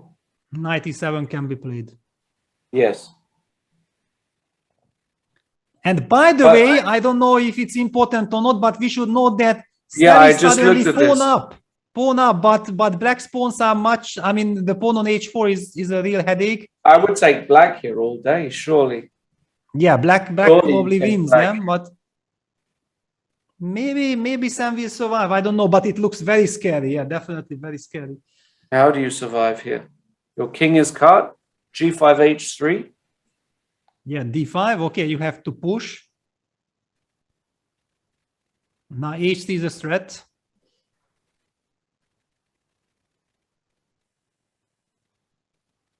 No, I mean, okay, with 1.5 minutes on the clock, this is very, very unpleasant. This doesn't look like a survivable position to me. Yeah, humanly looks very unpleasant. Yeah. Wow, and hang on, Lenier got the pawn, the c5 pawn, but I'm believing that Wei has calculated and he thinks that g5 is no. He goes h7 first. Because he will also have king d4 later. Yeah. Okay. Very nice transformation of advantage. Yeah. King d4, breaking the blockade, and then opened up the position, and then the bishop dominates the knight. Yes. And still there are outside passers a6, a6. Yes. So it should win. Yes. Incredible technique by Wei, I have to say. Yeah, fantastic. Now this knight is offside. Knight d2, f4. Yeah. And just what we have been talking about, yeah, that Lenier played so many nice games, but he didn't manage to win, and okay, he might end the day with a very disappointing -1 score. Yeah, and without a win. Yes. Knowing the scoring system, this is a total catastrophe. Still fighting though, king g8, king f7, but okay, this is hopeless cause. Kicking the knight away, and then white's king will march toward the pawn, and that's it. Yes. And Sam is fighting. Sam is fighting like crazy. I mean, he went rook g4, king g6, d6. He's pushing his pawn, but I mean, like you said, no way black. Which one? King h5. King h5.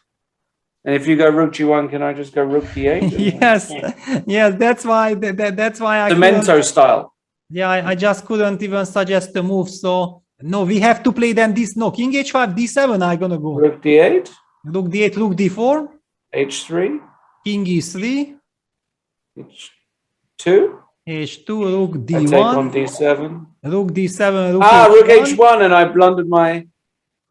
Yes, I mean, maybe I can, and this is off the board. King h5, d7, yeah, rook d8, King e3. So king e3, I have to go g4 then.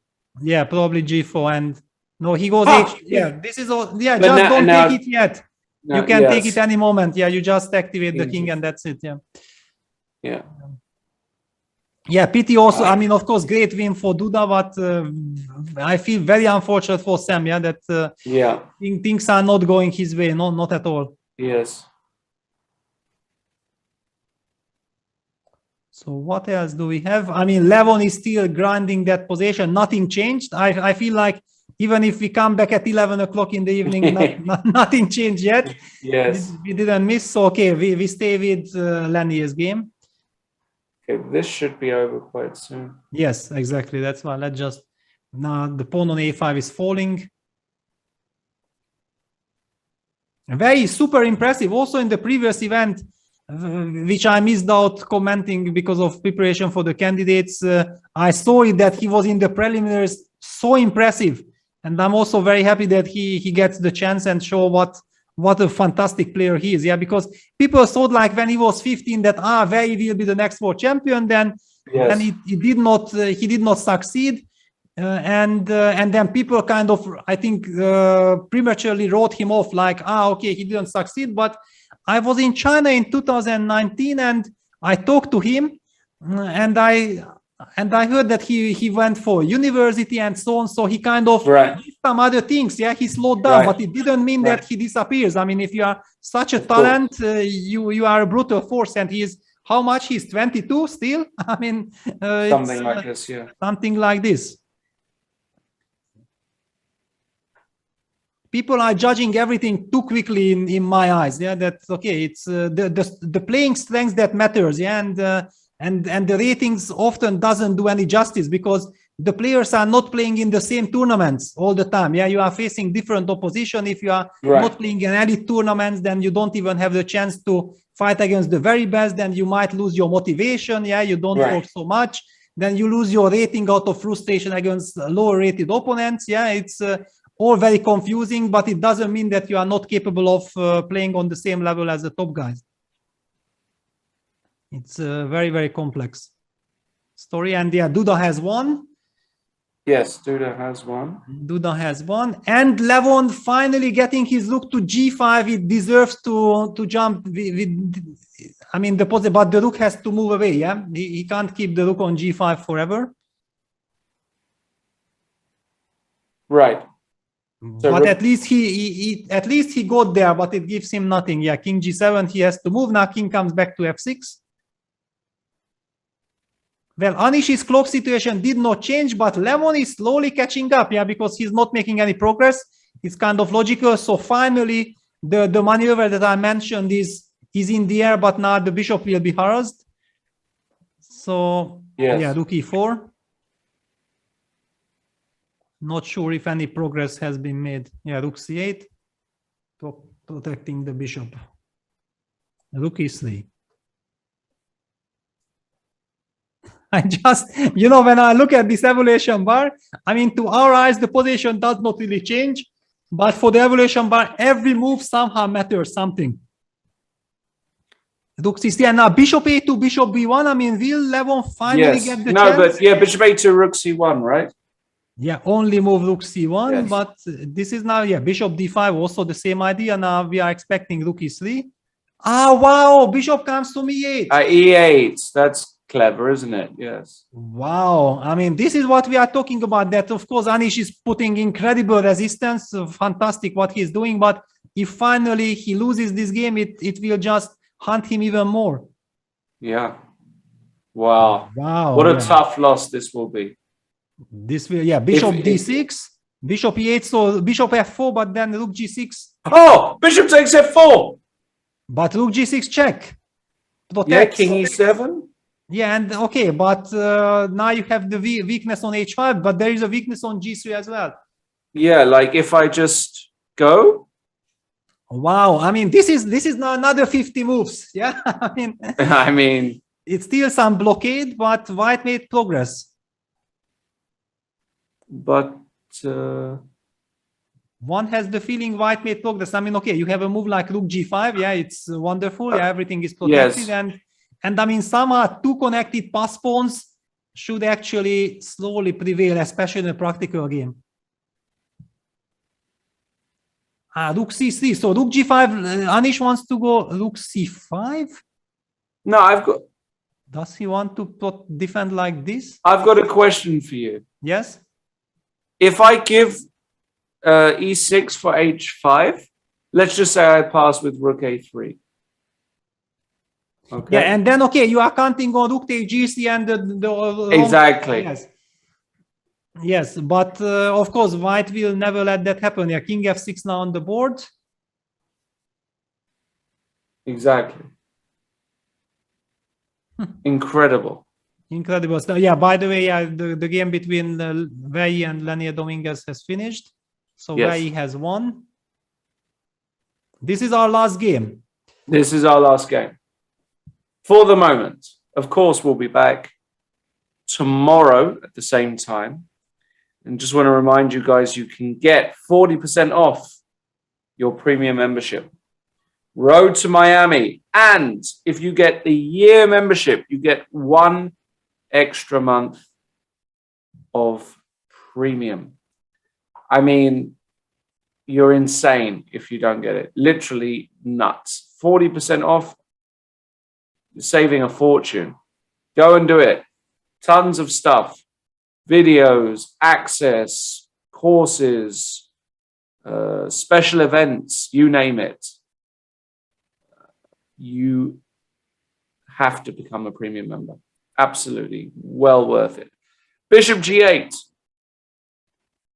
I feel like it's a teaser, yeah, because Anish is down to a few seconds on his clock. Yeah, now he's giving quickly some checks to gain some time, because he is also starting with rook g7 check, and it will be so unpleasant with a few seconds on the clock to deal with that move, yeah.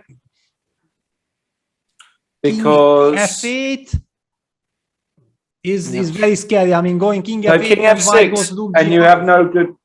King f6 and rook f7, I take the pawn, and my rook is defended on a3. This is the idea. This is the idea. I mean, I really feel somehow that Anish deserves to save this game after what he was doing. But I mean, knowing how well Levon played the first part of the game, I also feel like if he wins, it's also some kind of a justice. But chess is just brutal. That's it. Yes, it is. Brutal game. King f6, rook g5, bishop f4. Wow. Hang on. Is it now Anish is forcing things? Yeah, because there is Oh, wow. The rook has got no squares. Yes. Oh, wow. Wow. Levon can. Wow. Levon will be sick. But bishop f7. Okay. Still, what is this move? Yeah, takes. King. Oh, no, king takes. We cannot, right? No. Yeah, king g7. Bishop h5. Yes. I mean, probably it's a fortress, but I mean, okay, still knowing that they already 100. I mean, they made 110 moves. Yeah. Anish will wait for white's king to move to g2, then he will play rook e5, provoke g6, yeah, and if all white's pawns will be on light squares and the bishop will be trapped on f7, then then one cannot see a way to break through, yeah? Yes. Feels like rook e5. King h4, okay, it will be, yeah, I mean, Levon insists on keeping his pawn on g5 as long as he can. But where is the progress? Rook e3. Yeah, no way to make progress. And look at Levon's gesture, yeah, how he's holding his hand. He's very, very unhappy, of course. Yes. And look at Anish, yeah, I mean, he feels it that, yeah, he's just so close to sealing it, because there was just no moment in this rook bishop's position that he could ever really hope of holding. Yeah, he's putting up the resistance, but he feels like Levon can simply play forever. Yeah, and okay, now he knows that that's it. He gets the fortress. White's king Yeah, white's king cannot come, yeah, because the rook will always close it on the e file, yeah. And there is just nothing to be done. Yeah, there really is no way here. Yeah, Levon will be sick that he couldn't win this one. Yeah, honestly, I didn't see it coming. I mean, I felt like, yeah, it's probably it will be drawish, but okay, with this time control, you just play another 100 moves, and okay, finally you lose. But then the rook got trapped. Yeah, that was incredible. Yes. Yeah, now king g7 back. Yes. And that's it. Incredible. Wow. Wow, hang on. I mean, yeah, Anish goes rook e1, king g7, probably anyway some bishop e8, bishop c6, bishop e4. So at least white pretends to do something. Rook e1, so he doesn't want to let the bishop get out. Can you go bishop e8 anyway? Wow, wow, master touch. Bishop e8, just to highlight king e8, g7. Wonderful.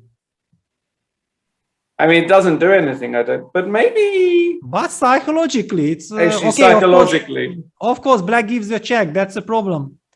Okay, king e5. And then gives another check. There is D6. nowhere to hide. King d6.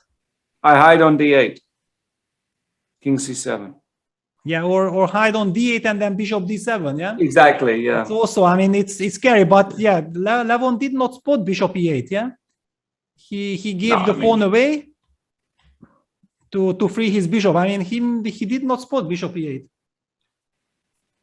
Some of us are just born with it, Peter. What can I say? Yeah, of course. I mean, no, but you have been all day on fire, so I'm not surprised at all. With anything. I wish I could be on fire in my own games. That's the only problem. All right, king f8. King f8, yeah. This is Nietzsche. It's some kind of also psychological relief, yeah, that one pawn is gone. Yeah, it just yes. It's only two left, and okay, it will be easier to sacrifice the rook, just in case. Of course, okay. They don't play rook a1. Yeah, rook f1, king g6. Maybe king e7. Yeah, then bishop g4 is forced.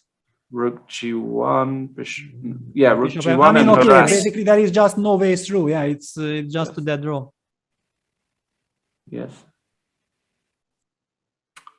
Wow. So who is going to be top? Well, it will still, even with that last round loss, because it's 3 points for a win, Jeffrey Zhong will be leading the tournament after day one.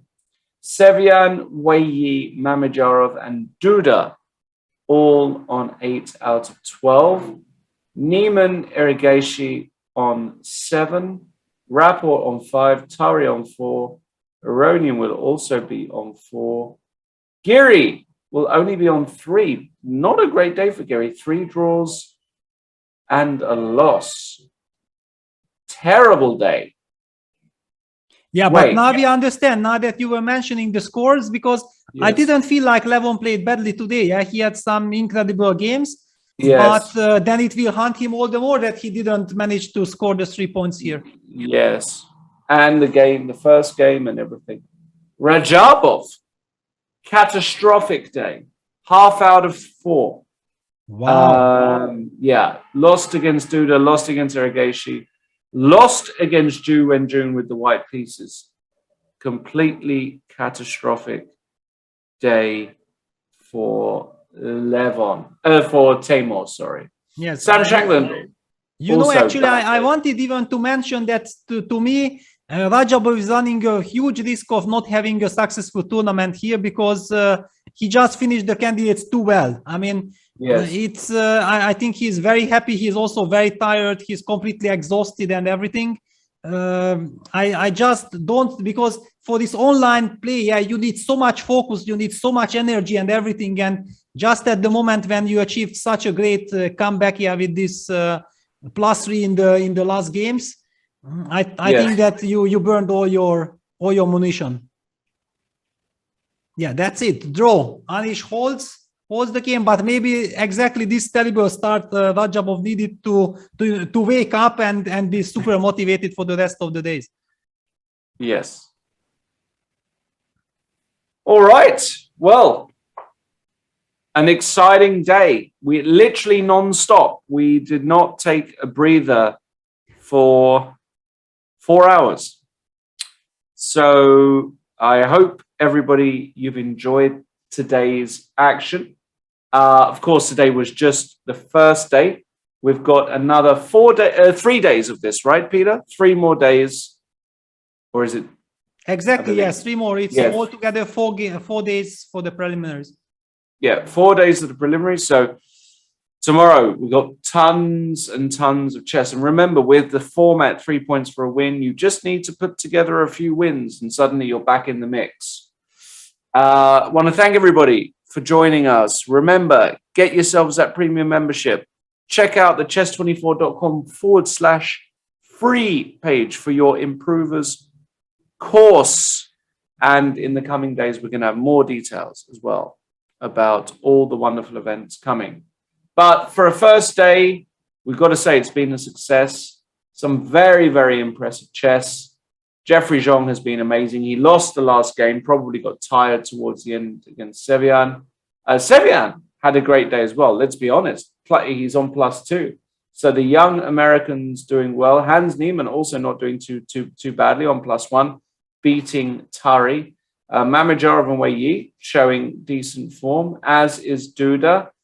But at the bottom of the table, really struggling. Rajabov, Shankland, Giri, Juwenjun, Dominguez, and Wojtaszek below par. I think that's it for today. Peter, any last thoughts from your side? Yeah, well, I actually want to thanks for the players for their incredible fighting spirit. I mean, I think we couldn't even find a better advertisement that we did not have a chance even to have a break. Yeah, it's not like we wanted it like this. It just happened. It was the natural development of the day, the dynamic. And we are very pleased with this. I mean, as commentators, I think this is the best if we see so much action. I mean, hell with the break. Yeah, let's enjoy the non-stop action. And we got this. And I'm really looking forward to the next days because this day had been fantastic. All right, there you have it, ladies and gents. We will be back tomorrow. Same time, same place. Until then, stay safe, stay healthy. See you tomorrow. Bye-bye.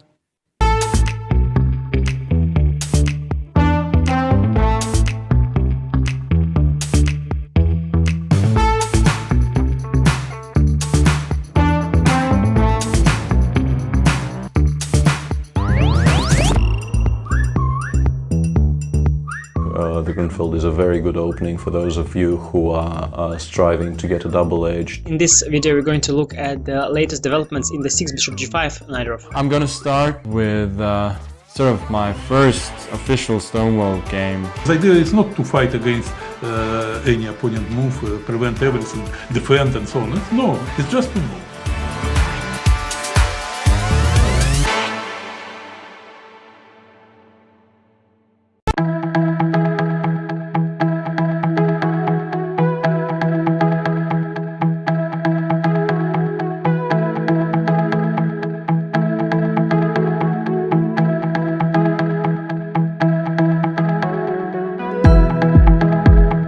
B3, A5.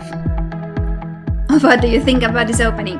Honestly, what do you think? You don't have to play knight c3.